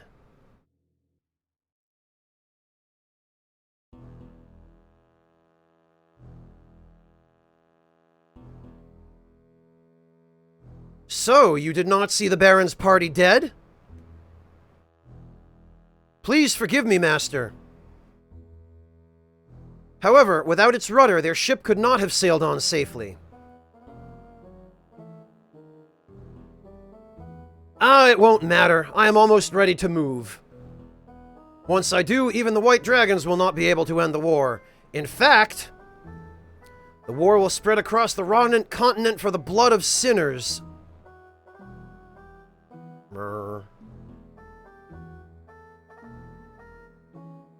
Incidentally, how is the experiment progressing?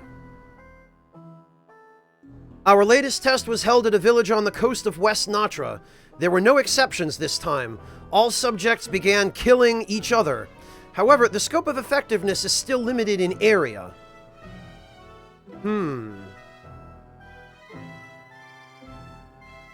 Continue with the experiments and refine the spell further. Yes, Master. No one did, Ovan, but I think that was more for us, the player, than it was for the characters. Well, somehow our ship is fixed now, and we can go back to Nazca City.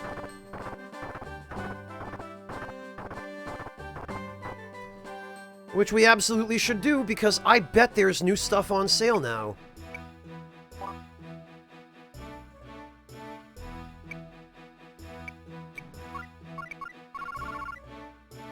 Oh. Or there's just not.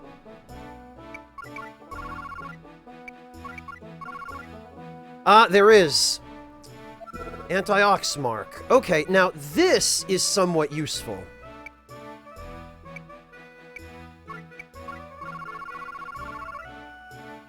And we've got an ice rod now.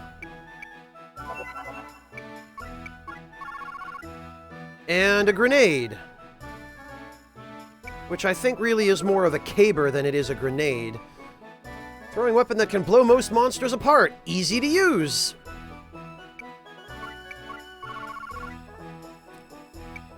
We still don't have any real weapons. But we have better armor. Armor said to have been made with the help of the Sun God. I'll take 12. Pure white wings made using the feathers of an alpine bird.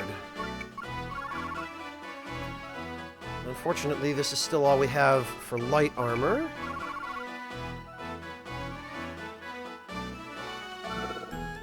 Extravagant robe with gold piping, often used as a gift. Okay. So we have a little.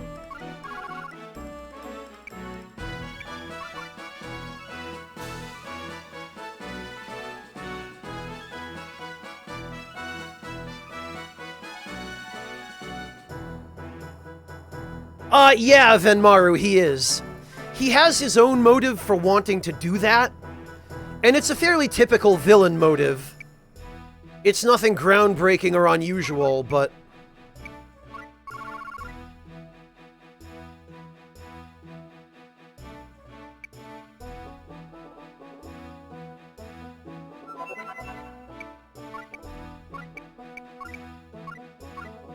at least he has one.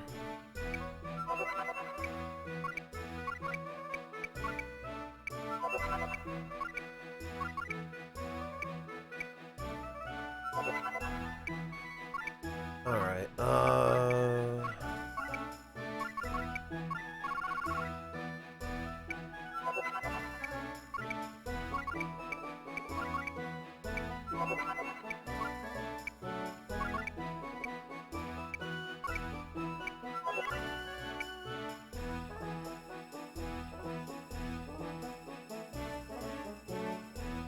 Hello, Clockwork. All right so far, thanks. Not as productive as I would have liked, but otherwise okay. How about yourself?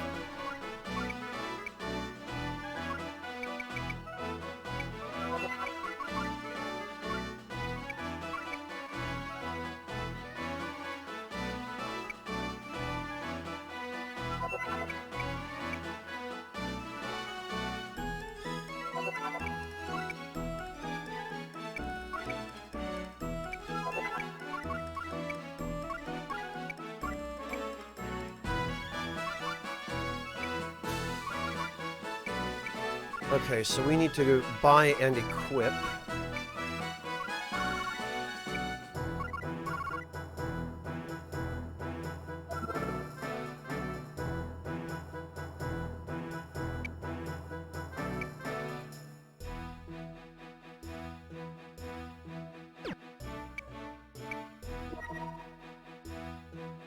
Okay.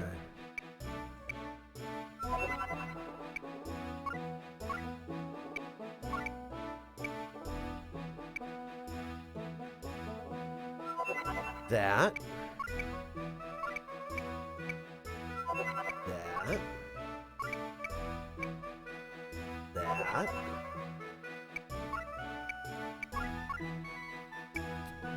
And Joshua is good to go.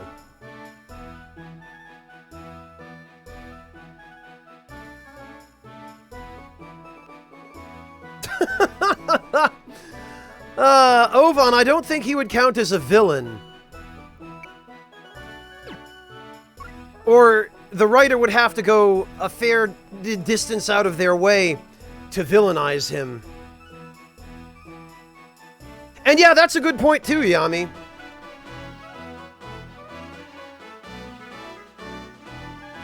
Venmaru, he does have a bit of a tragic backstory, but it's nowhere near enough to make up for the terrible things he's decided to do.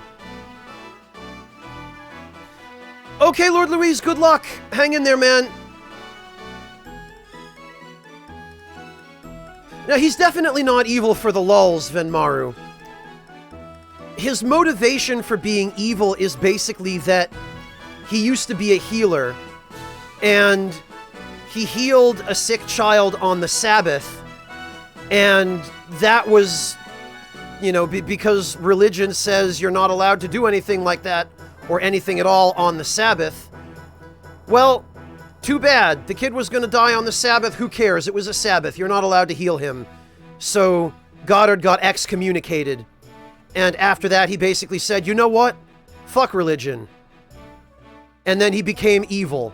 Which is a really far-fetched leap of logic. Like, coming to the conclusion of fuck religion as a result of that, fine, I get, but I'm gonna destroy the world because of that is a little bit of a leap.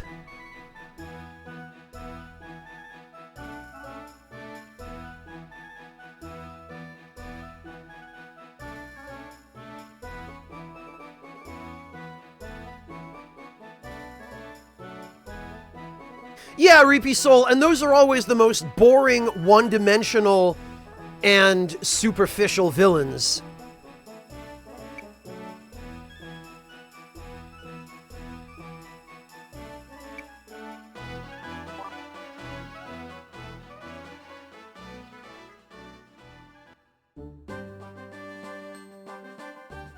Yeah, Artista, there are a lot more logical places you could go with that than, oh hey, I better just burn it all down.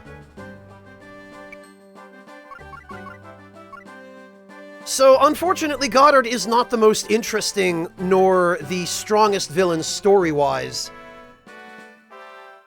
He's just sort of enough.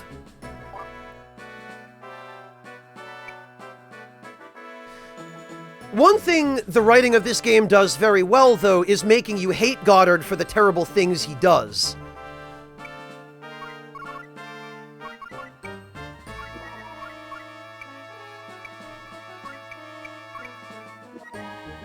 Alright, let's see.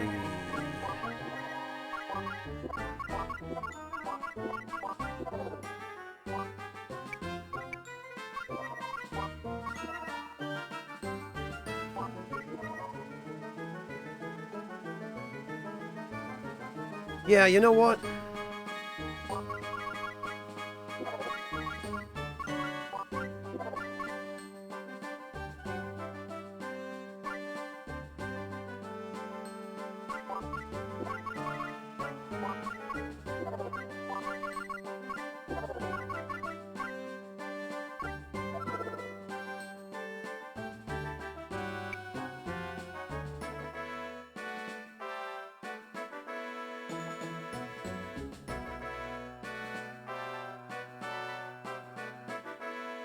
Well, then, Maru, what I see as being wrong with a villain who's just a villain for the sake of villainy is if that villain doesn't have a good motivation, then I don't really care.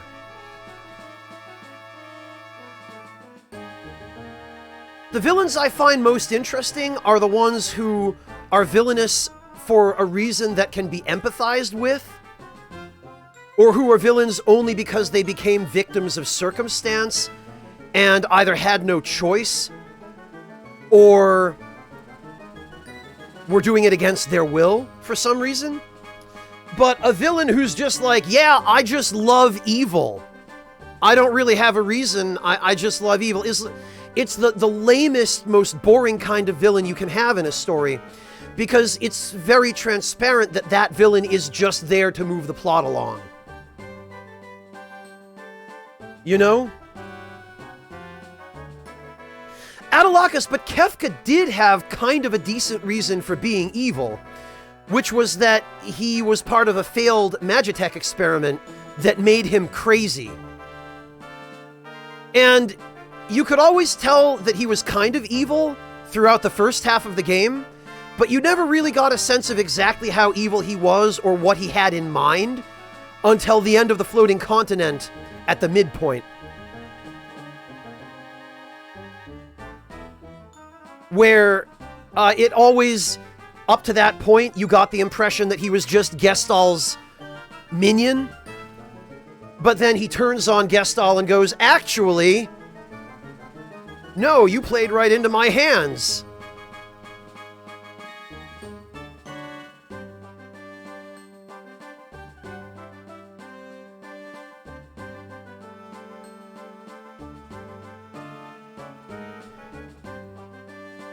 Yeah, maybe so, Swagmarius, maybe so.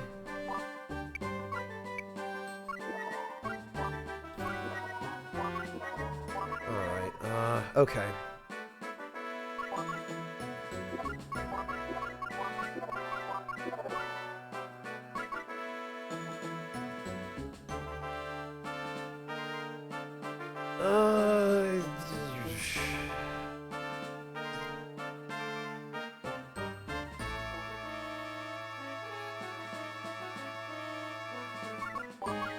I think barrier might still be more useful.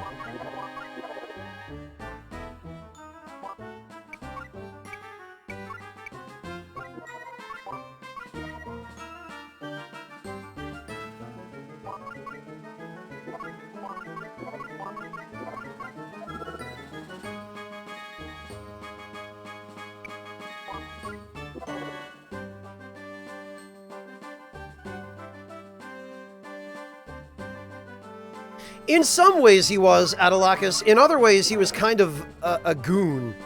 Like just a big dumb idiot. He was smart in a sociopathic kind of way, but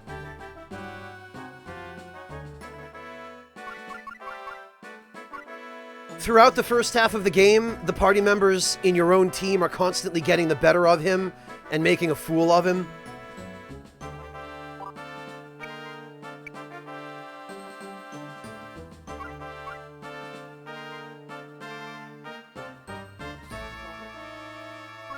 Okay, I think this is probably about as good as we're gonna get.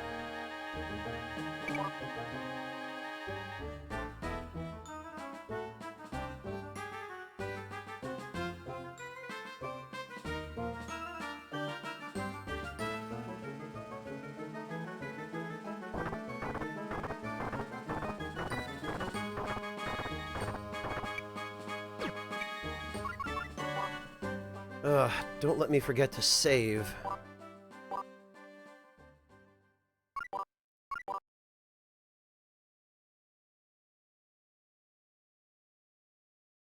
Alright.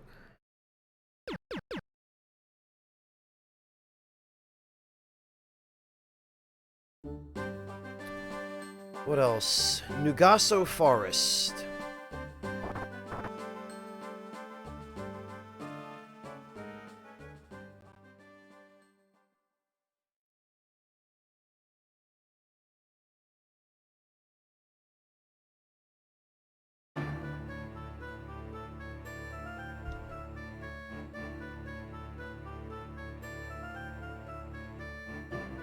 Ah, this must be a border patrol. What? What are enemies doing here? Our presence must not be known. Don't let a single one escape. Well, you heard the man. I guess we better kill them all.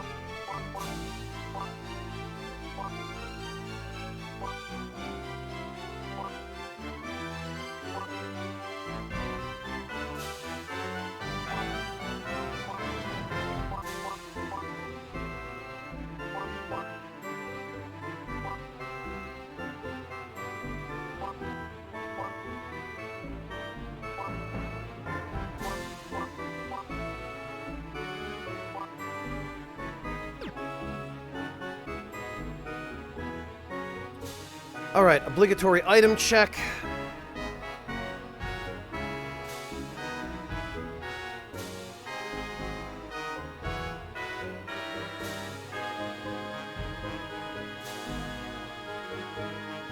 Oh, I bet there's something here.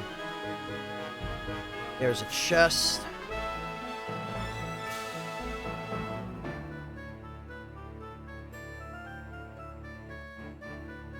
There's another chest.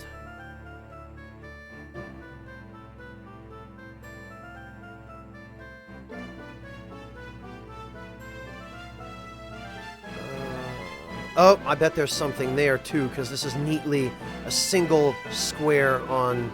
Okay. Oh, and of course, there's got to be something on top of the damn tree. Don't you just love how so many of these forest areas consist of only one gigantic tree that's broken off halfway up? Okay.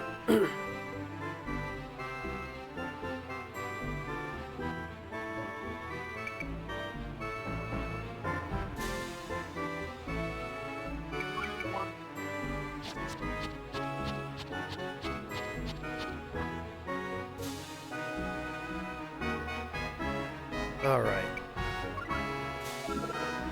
Worn by elite West Natra soldiers, strengthened with hand-woven steel. I didn't know you could weave steel by hand.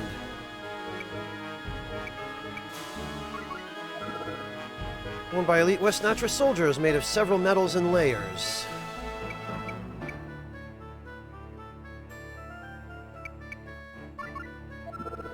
Worn by elite West Natra soldiers, maximizes the user's magic power. Fortunately, it's not as good as what I've got. Used by elite West Natra soldiers, they take a full year to make. Wow.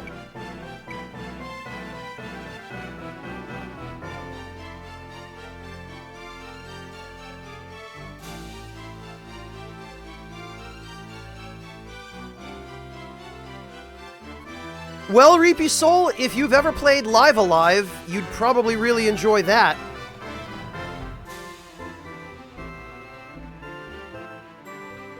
Because, boy, that game has that in spades.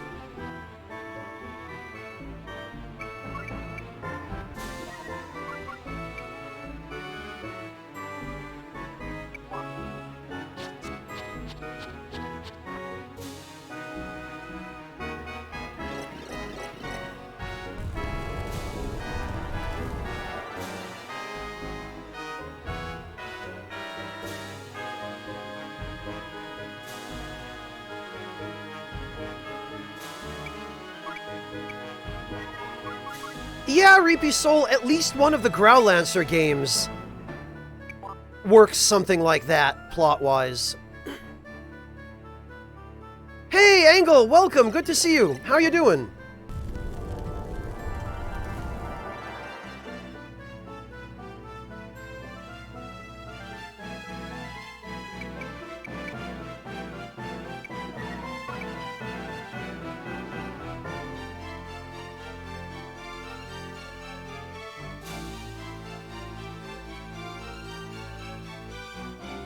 Yeah, you know what? Let's get rid of the mages.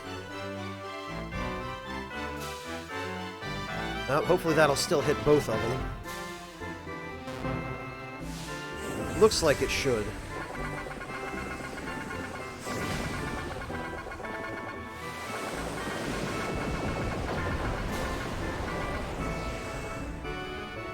It did.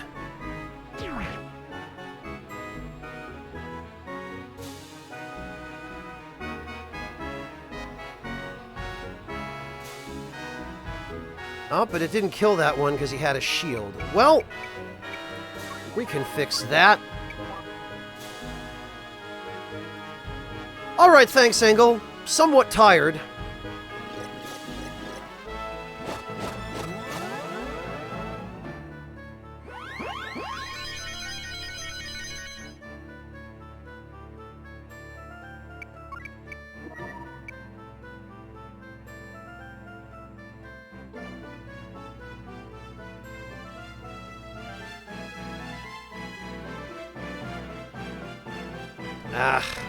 It's either hit one of those soldiers or hit the archer, and I definitely want the archer dead first. Okay, well, this is probably as good as it's gonna get.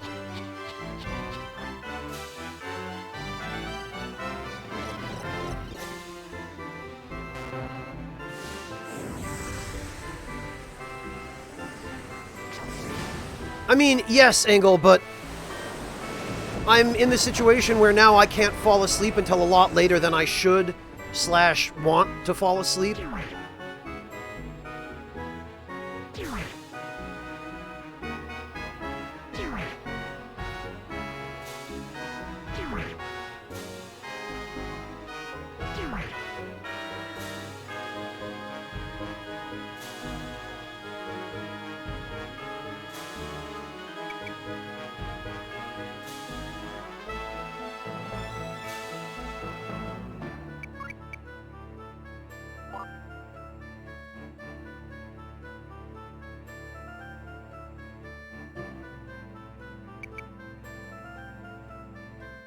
Oh, how about that?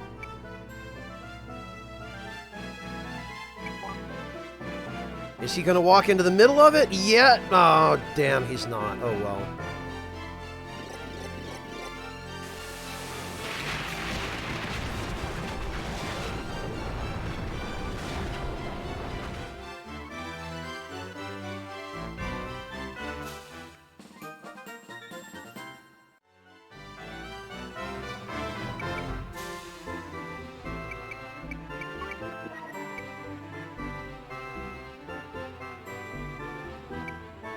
And, of course, Joshua can't reach the archer.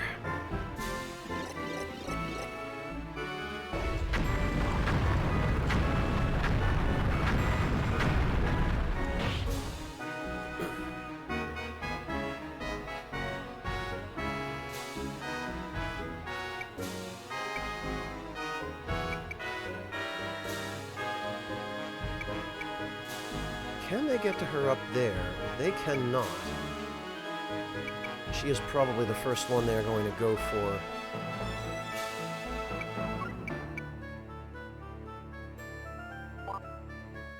Nope.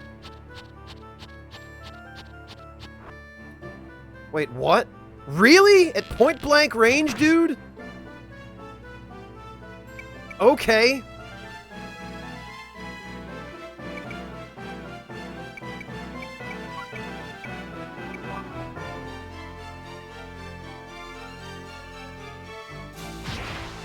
Bye.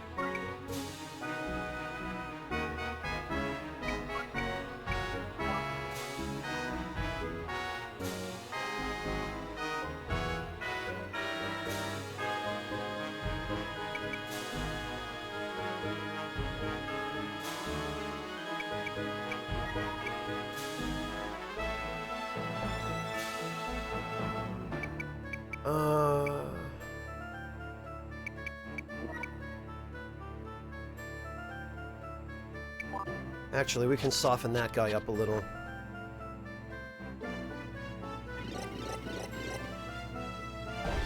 Passion flower tea, Swagmarius. I think that's one I've never had before.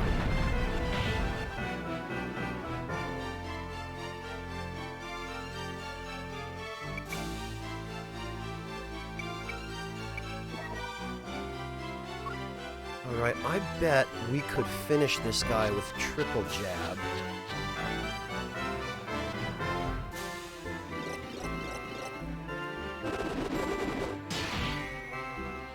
We sure can.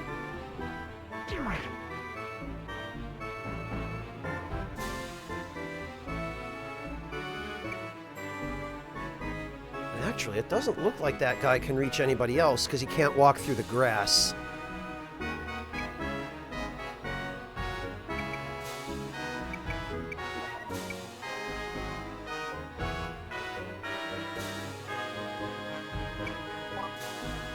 Hopefully that will be enough to take out the flyers.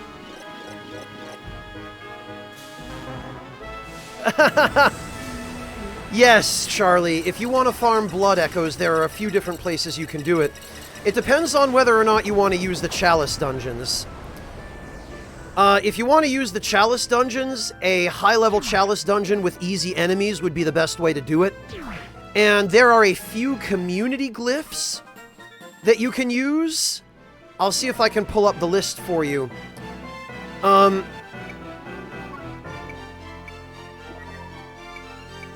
If you don't want to use a chalice dungeon, the best place to do it probably is the DLC. If you're able and or willing to go into the Old Hunters area.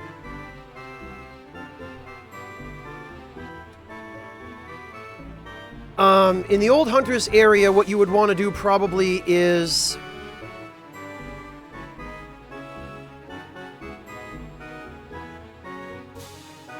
Oh, you haven't gotten past Ludwig. Okay.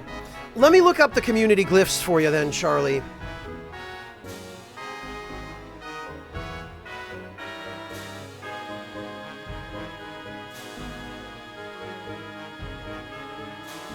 Let me see.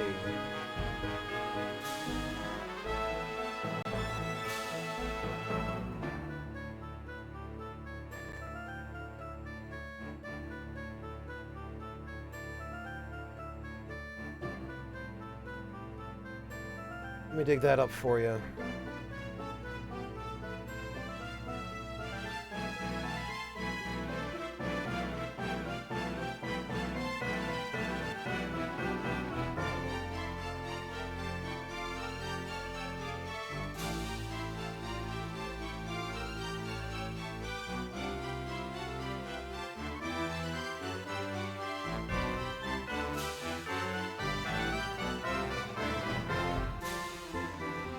Alright, Charlie. Let me...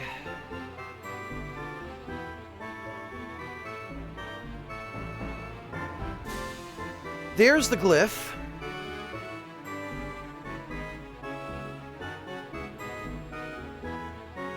And let me just...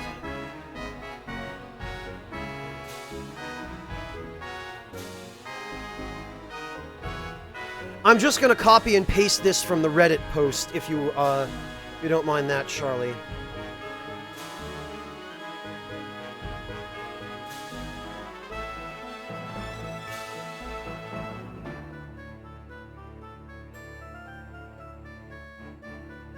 And I'll give you a link to the original topic, just in case.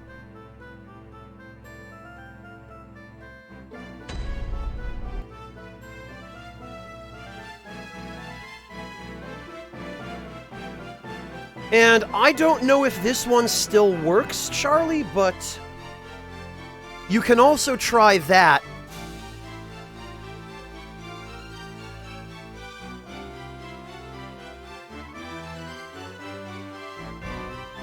Oh, that sucks, Yami, and he's going to be a huge pain on New Game Plus. I'm sorry, man. Yeah, or you could just not. No problem, Charlie. Good luck. Let me know if neither of them works. At least one of them should be okay. But if you still have trouble, just message me on Discord, and I'll see if I can put together some more current ones for you.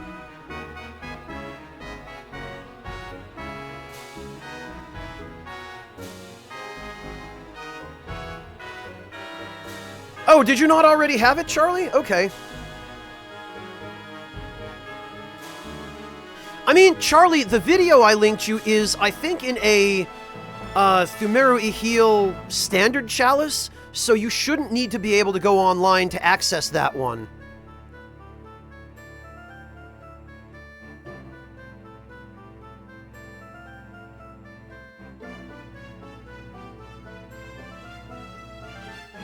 But give it a try. I know that some of the offline dungeons that are just available over the normal course of the game can be okay places to farm.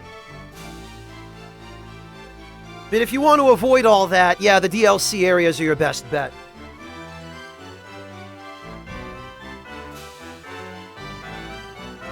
But unfortunately, a Fetid, Rotted, Cursed Chalice dungeon is going to give you the most optimal soul farming in the Blood Echo farming in the shortest period of time.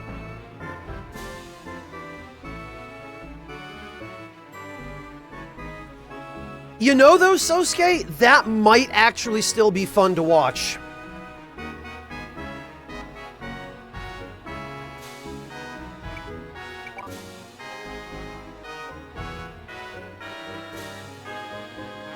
Alright, this guy is almost certainly going to go for Lyra. The question is, she weighs 152, he weighs 194.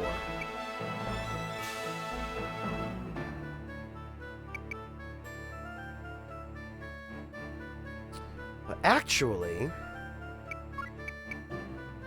if we have her move in here, box him in from behind, Joshua can move in here and box him in from in front, and he can't escape through the side because he's wearing heavy armor, which means he can't walk through tall grass. So we've got him on lockdown.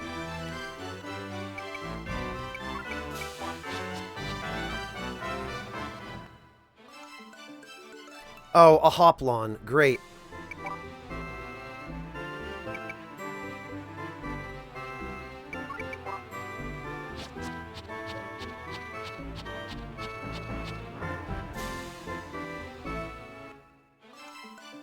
Oh, good, and a wind ring. That I'll probably never use, but...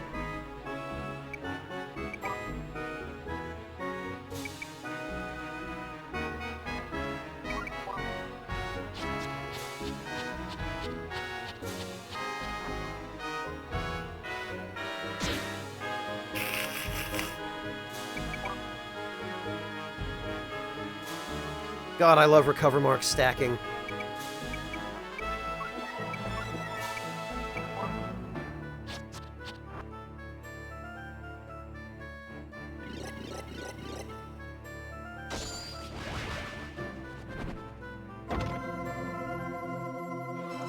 Oh, the line rune. Excellent. I forgot you get that here.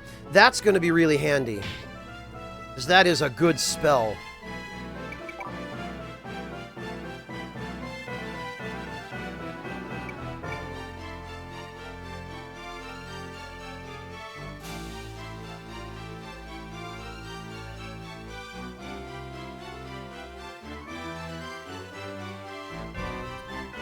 Oh, yeah, Swag, I know what passion flowers are. I've just never had tea made from them before. It's an interesting idea. Maybe I'll have to try it sometime. I love all different kinds of tea, Swag. But some of my favorites are the Chinese and Japanese green teas, as well as the Indian and Sri Lankan black teas. And let's not forget the oolongs as well, because there are some fantastic oolongs out there. Oh, another pair of runners, okay.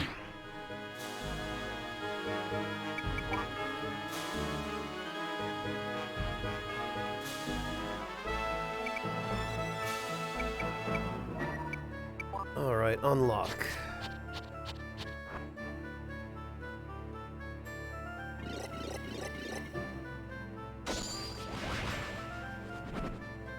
Oh, that's rotten, Charlie.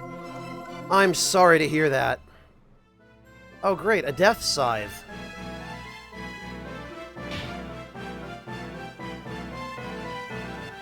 Oh, I'm sorry, Charlie. Well, hey, you can use the donation money from the other day for your PS Plus subscription, if nothing else.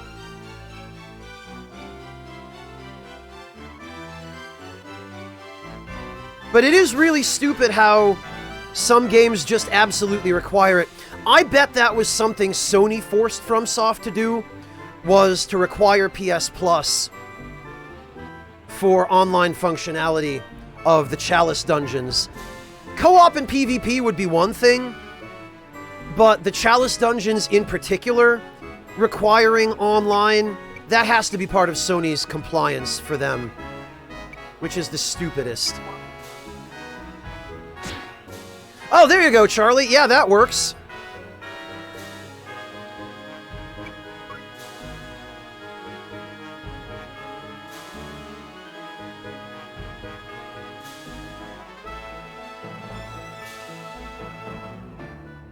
Okay, I think we're done here.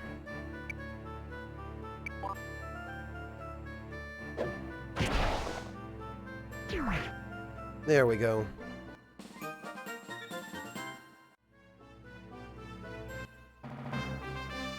Yeah, Yami, it is, especially the fight against the Orphan of Kaz.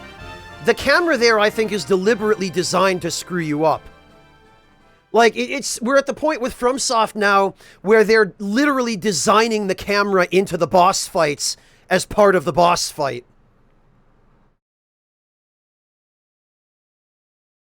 East Natra, Lateric's office. What? Pope Pier XII is on his deathbed? The specialists claim he has mere days left. That can't be. I wasn't informed of this. I had no idea that His Holiness had been sick for half a year. You swine! You deliberately kept this from me! You thought that I would try to do something while the Pope still lived. Please, His Holiness has not yet left us. Don't make me laugh. You only came to tell me after you were certain that he won't survive. You are free to believe whatever you wish. However, if the Pope dies, his successor will be chosen after 6 months. At which point, a major review of Pier XII's foreign policies is anticipated. You may be summoned back to Nervadia if need be. Be prepared.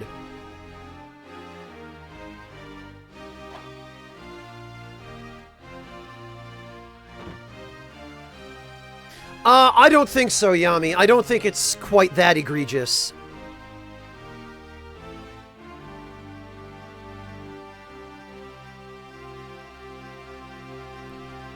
This is a calamity. This cannot be. Pope Pier XII, why have you chosen to die now? I have lived for your promise to be appointed your successor if I merge Natra with Nervadia. I have worked so hard to realize that dream. Without your backing, my enemies in the church will come out in the open. For my obeying your orders to rule Natra, they will crucify me for subversion. They may excommunicate me from the church. Bleak situation turned worse, Cardinal. Well, who are you? Oh, look! Goddard's playing both sides. The Nervathian religion is dominant here. To be expelled from church would be the same as being sentenced to die. Who are you? Guards! Guards! Come! Wait, Cardinal, have patience. I bring you a gift that could save you from your terrible predicament. What?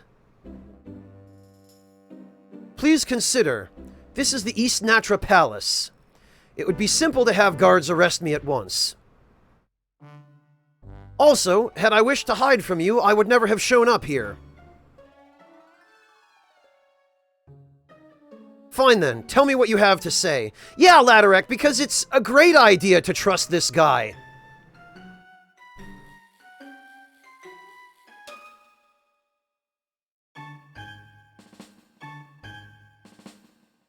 But make one false move and I will call the guards to have you beheaded. Yeah, because I'm sure Goddard couldn't handle a few guards. Fair enough. I wish you to see this document. So he takes the freaking note to Laderek now.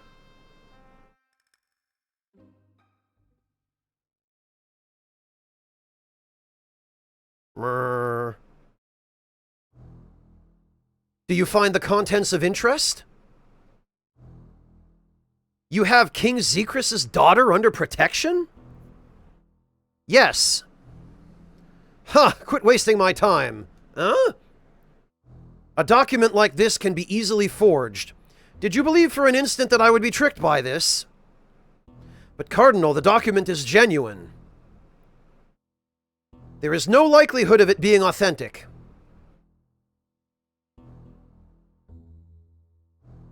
But fine, for the sake of an argument, let us assume that it is real. How would it be useful? What good is the lost daughter of Zekris now?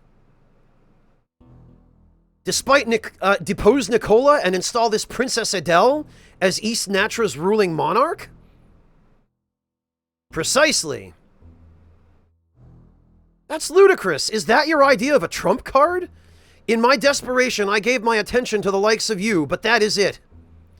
Guards, come here and capture this scoundrel. Guards, come here at once. Answer me. Guards. Save your breath. What did you say? Save your breath, I said. Shout all you like, but no one will come. The guards have slept at my urging. You, what have you done? Minnows like you should defer to a higher power. Your concerns are merely trivial. Have I not said this will benefit you? Ugh, you exude intense spiritual power. I don't know you from among the powerful spellcasters of this continent. You claim not to know me? I think not. You most certainly do know of me. Hear me, for I am...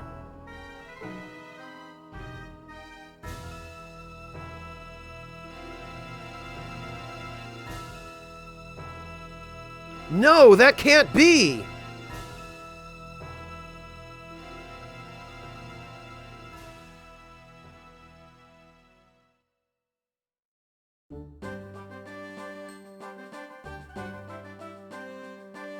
Alright, maybe we'll have something better in Mizur Village.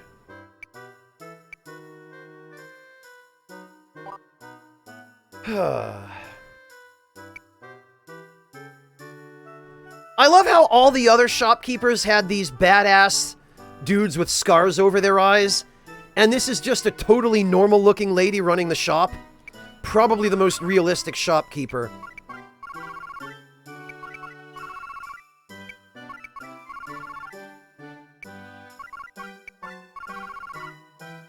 Ah, look, a battler axe. Oh, great, and it just raises EP. Amazing. An easy-to-use axe favored by mercenaries, simple and practical.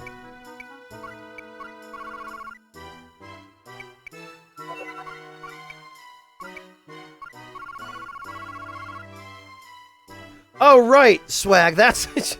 Of course, why didn't I think of that? Mystic rod that remains potent in spite of its ancient age. Okay.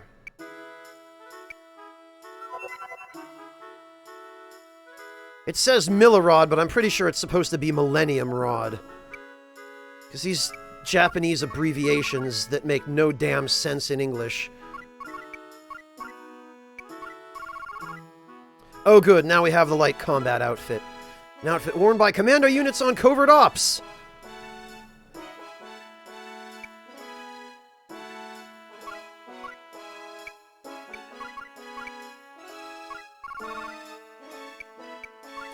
Buy and equip. And I guess we'll get him a Battler Axe. The unfortunate part of all of this, though, is that everybody is losing too much weight.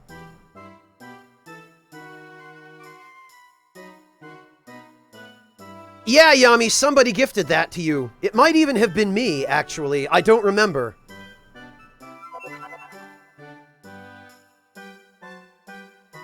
Oh, nice, Charlie. Love when that happens. Oh, Sugar Crow, how long have you been playing Monster Hunter World?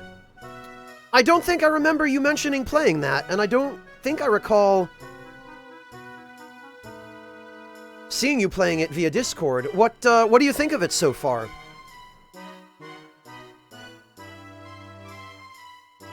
I don't know, Yami. It just seemed like your kind of channel.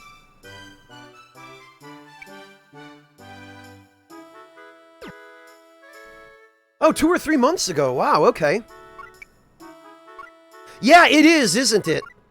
I went way too hard on it in the beginning, Sugar Crow, and I burned myself out on it, but it is a fantastic game. And Capcom has done an incredibly good job with it.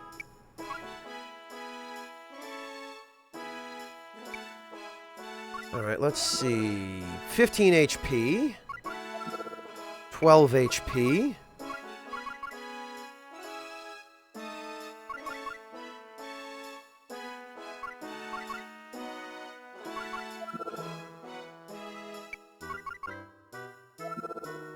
.30 agility. Eh.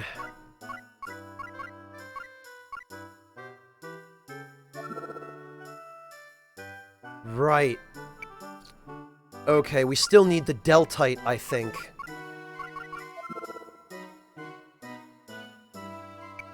In order to be able to cast Delta Shock, and then we need the actual spells.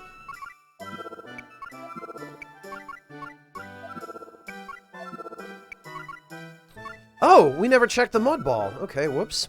From the grime emerged the H Prism, the Crystal of Heaven. So we've got, I think, 3 out of 7 now? Yeah, Sugar Crow, Poogie is pretty adorable.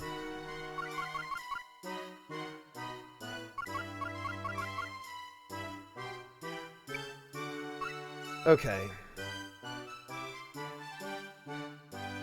On your PS4, Adalakas? Yeah, I use a PS4 with a 1 terabyte SSD, I think.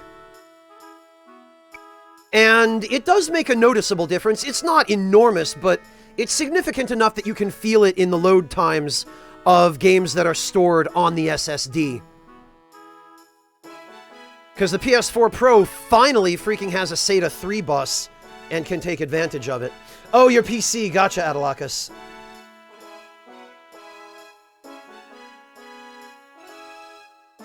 Oh, I can tell you I spent a lot more than 200 hours in it, Grimpo. But it's that kind of game, though.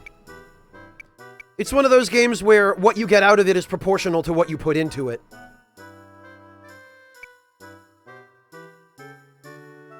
Yeah, Yami, that's the problem, though, with that type of game, is that it's just really easy to burn yourself out on it.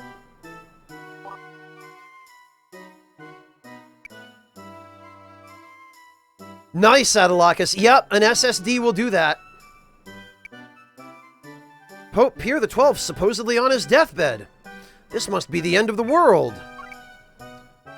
Zora Archaeo, the Twin Empire, was 2 countries. They joined 20 years ago. Queen Mother Agatha came from there. Her father was a royalty in Zora, and her mother was likewise an Archaeo royal. So she was a royal blue blood through and through. Central Natra sent a huge army toward West Natra. I hear there's serious battles being fought along the border. Central and West don't seem very concerned about the weakened East. No, they sure don't.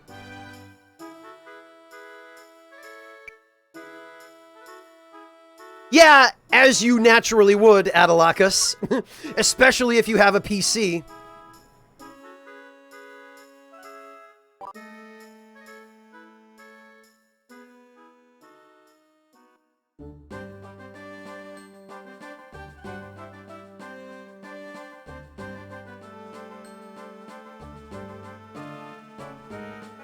All right.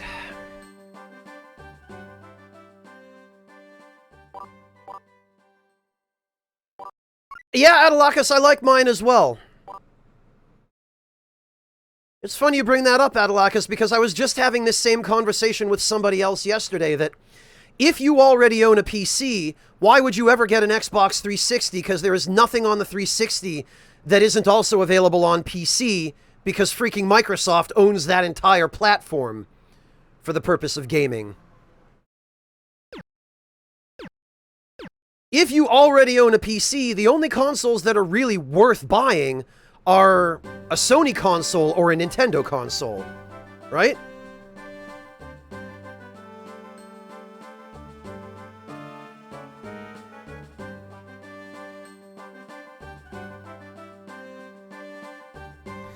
Yeah, Akime, they did announce a new console at E3 this year.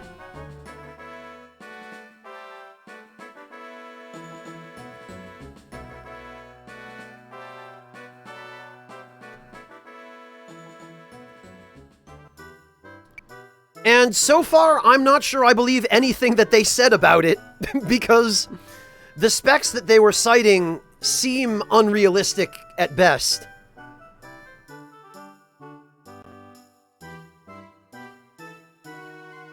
Yeah, Yami, but they're not really an Xbox exclusive because they can be played on PC with a little bit of help.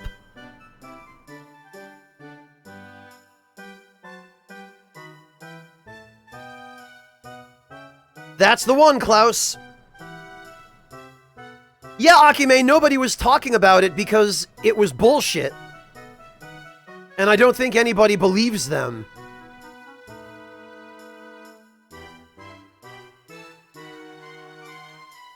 Oh, that's unfortunate, Ovan. I'm sorry to hear that.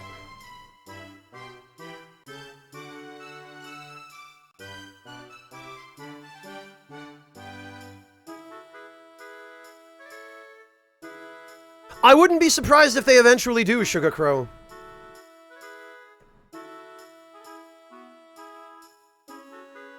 Well, Grimpo, up until recently, that's been difficult for some consoles.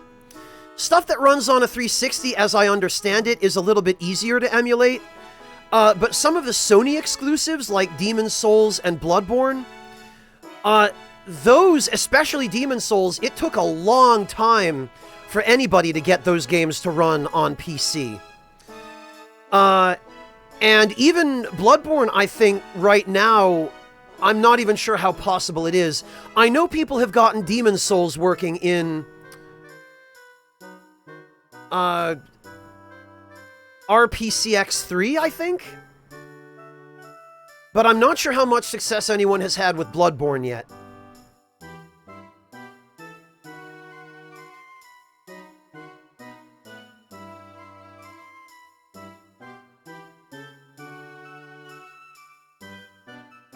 Yeah, that would not surprise me, All Salt. I think a lot of that has to do with the fact that the specs on Sony's consoles usually are slightly higher than Microsoft's and considerably higher than Nintendo's. And also the selection of games on Sony's consoles, other than the exclusives Nintendo seems to have arranged for the Switch. Because it seems like with the Switch, Nintendo finally realized what they were missing out on by basically being too afraid to do anything but first-party games. So now they're finally getting back in on that whole third-party market, but Sony was kind of the best place to go for single-platform exclusives for pretty much the entire time up until Nintendo started getting their shit together.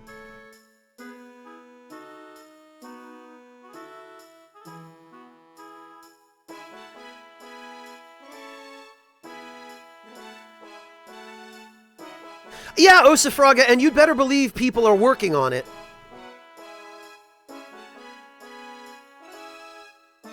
But it's a work in progress, and even for Demon's Souls, even for a game that old, for a console that's been around that long, the emulation for it is still not perfect. There's that too, Ryuji. Another part of it, as you say, is that it's taken time for the average end user's gaming PC to catch up to that in terms of capability. Enthusiasts have been able to do it for a lot longer, but they've had to spend a lot more money in order to do so.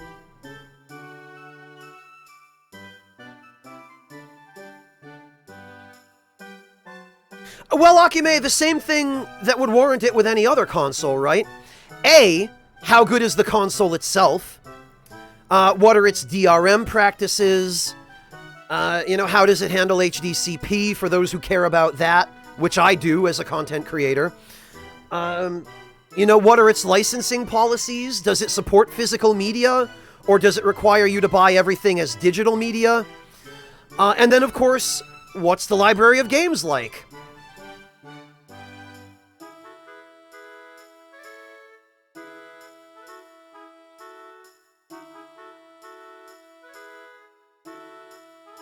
Oh, I haven't heard of that one, Dark Wraith. That's right, Swag. The PS2 and the PS1 could do that as well. The PS1 would play CD-RWs that had music burned onto them. Well, Akime, that kind of speaks to my point. I have so many viewers who have told me, yeah, I bought the PS4 for one game. Most of the people I know bought it either for Bloodborne, for Sekiro, or for Persona 5. Usually the really, really big, highly anticipated ones, you know?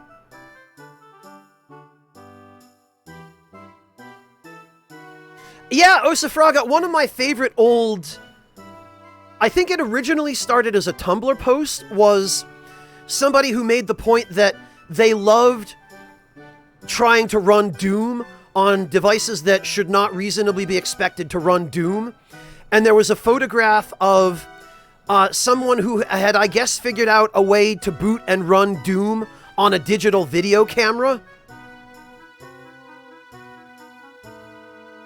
So, yeah, there are some devices that are surprisingly good at that, but... Or that are capable of it at all when you wouldn't think they should be.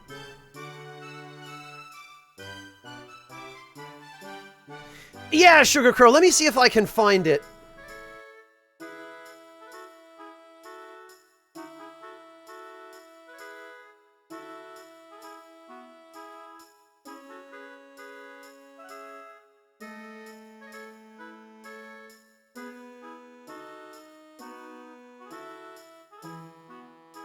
Let's see. Yeah, here it is.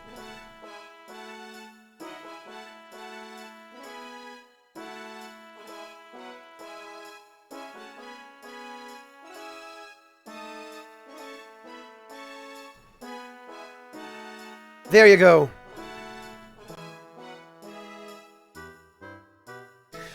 It's possible, Grimpo. I know, right, Sugar Crow? Some of the more technical-minded people out there just have the silliest senses of humor, and I'm glad they exist. I don't know what the inputs are like to play Doom on a platform like that, but... I mean, it can't be the least bit ergonomic. Never mind how you have to actually use the tiny little 2-inch screen to play it, but apparently it can be done.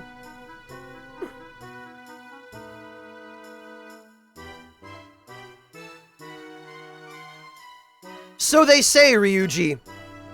But then, come to find out, a month or two before the console's release, we thought it was too expensive, so we cut corners. There's actually a TI-82 graphing calculator powering the PS5 now.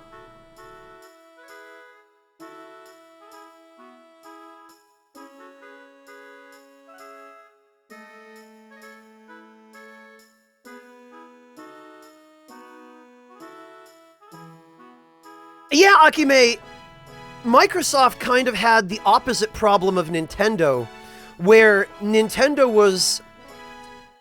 they had basically an oversaturation of first-party games and almost no third-party, Whereas Microsoft, I think, was trying to go the Steam route, and they had an oversaturation of third-party games, and really very little to speak of in the first-party field.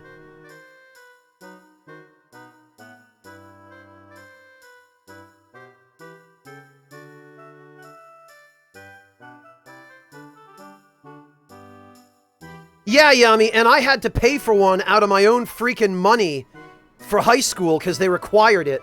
And then we didn't even end up using the damn things more than 3 or 4 times in the entire year of Algebra 1. Oh, you too? They're still doing that to kids? Now, Yami? What the hell, man?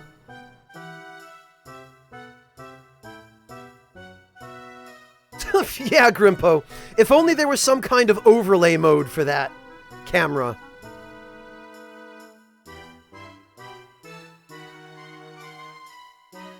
Yeah, see, Grimpo, our school was too cheap to supply them for us, so we had to just pay for them ourselves.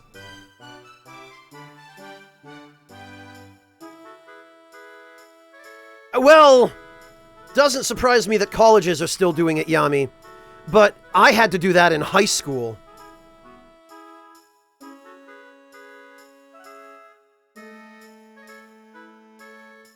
Yeah, Grimpo, you must have gone to a district that had a bit more of a budget. I mean, it's not that our district didn't have the budget for it, but the principal was a cheapskate and just didn't want to spend the budget on stuff that was required of the students.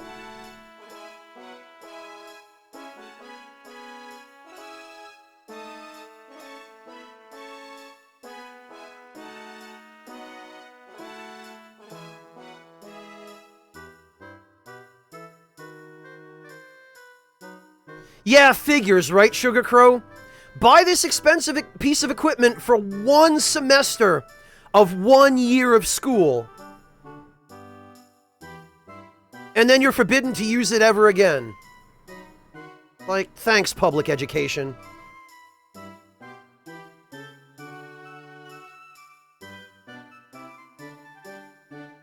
Oh yeah, Sugar Crow. The fact that you could program the graphing calculators was... Some of the kids abused it to try to cheat. Others, I had a friend in high school, one of my closer friends, who he actually programmed a really simple JRPG type game on his TI-83. And it was terrible, but I just found it hilarious that that kind of thing was possible to begin with. Which I think kind of reminds me of the whole running Doom on a video camera thing. Yeah, exactly, Grimpo, exactly. But back when I was in high school in, 2000 to 2003, nobody had their own cell phone. Smartphones didn't exist then. And even in the rare case that a student did own a cell phone, they sure as hell never brought him to school.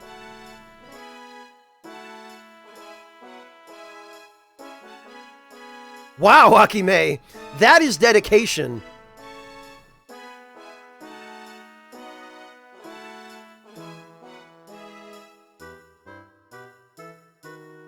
Yeah, Sugar Crow, and I think at one point it became possible to download games for your TI-83 that other people had programmed, to download them from the internet.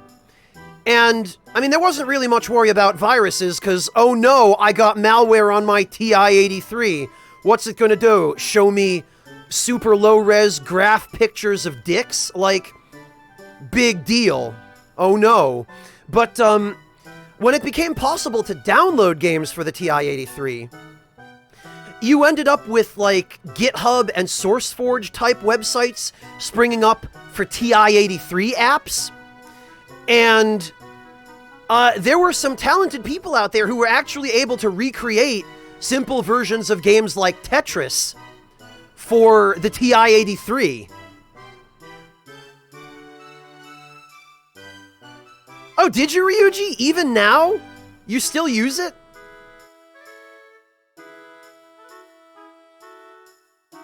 Yeah, that's just asshole Vandals doing their thing, Yami. Welcome to literally any city in America.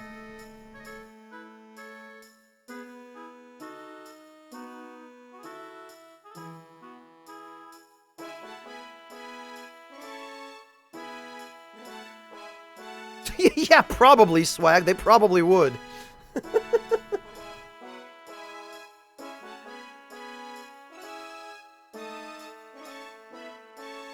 Yeah, Grimpo, all I remember, or the thing I remember most fondly is the graphics on the TI-83 had to be drawn by hand.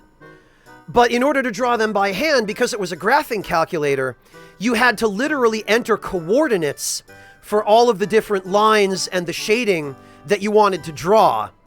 And so I remember I was playing this like terrible JRPG my friend had made on his TI-83, and I remember I used a summon, I think it was. And the summon was literally just an enemy that he had seen in a Final Fantasy game and decided to add to his game. And so I use it, and the game goes, you summon Quadra Harpy, and it shows this like stick figure drawing of a Chimera type enemy from, very clearly from like Final Fantasy V. And it did a negative amount of damage to the enemy that I was trying to fight.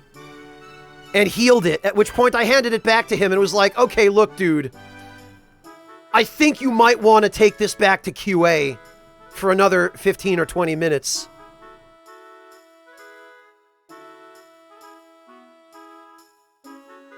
And that was the most use our TI-83s ever got in high school. Because we weren't allowed to use them for any of the stuff we were getting graded on. And we were required to have them for practice. So it was like a double standard that was just the dumbest. You would heal it, Grimpo. Negative damage is literally just HP recovery.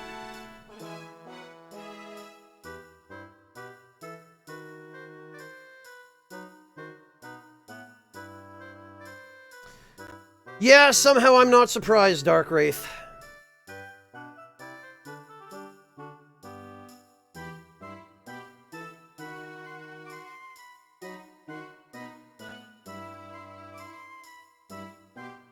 They didn't give it to us, Ovan. They required us to buy it for ourselves. It was mandatory to have it for the Algebra 1 class that we had to take in 11th grade. Yeah, Yami, we weren't allowed to use our calculators during algebra tests. We were still required to do all of our calculations by hand during the assignments we were graded on. We were only allowed to use the calculators for our practice lessons.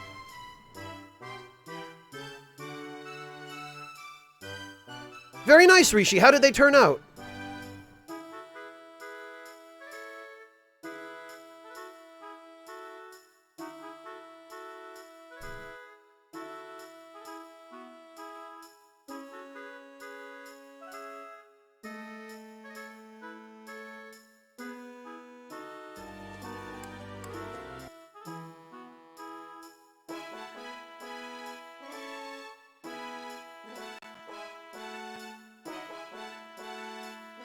I hope so too, Grimpo, but Rishi is a professional chef, so he knows what he's doing.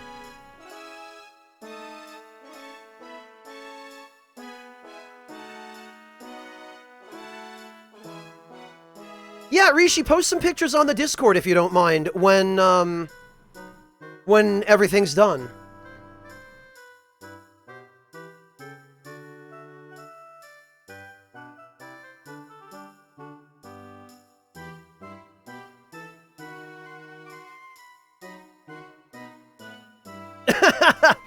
Now, Rishi, that's confidence. That is confidence. Alright, everyone. Well, speaking of dinner, I need to go get some. So, I think what we're going to do at this juncture is... One of my viewers is streaming some Fire Emblem Three Houses, and he's been trying to get his Twitch channel off the ground. He's got one person over there watching him now.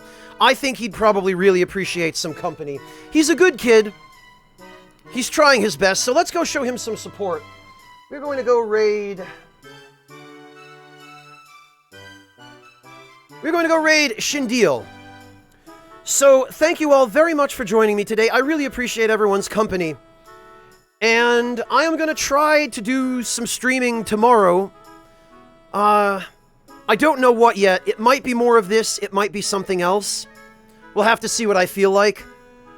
But thank you all so very much for joining me, and I look forward to seeing all of you hopefully tomorrow.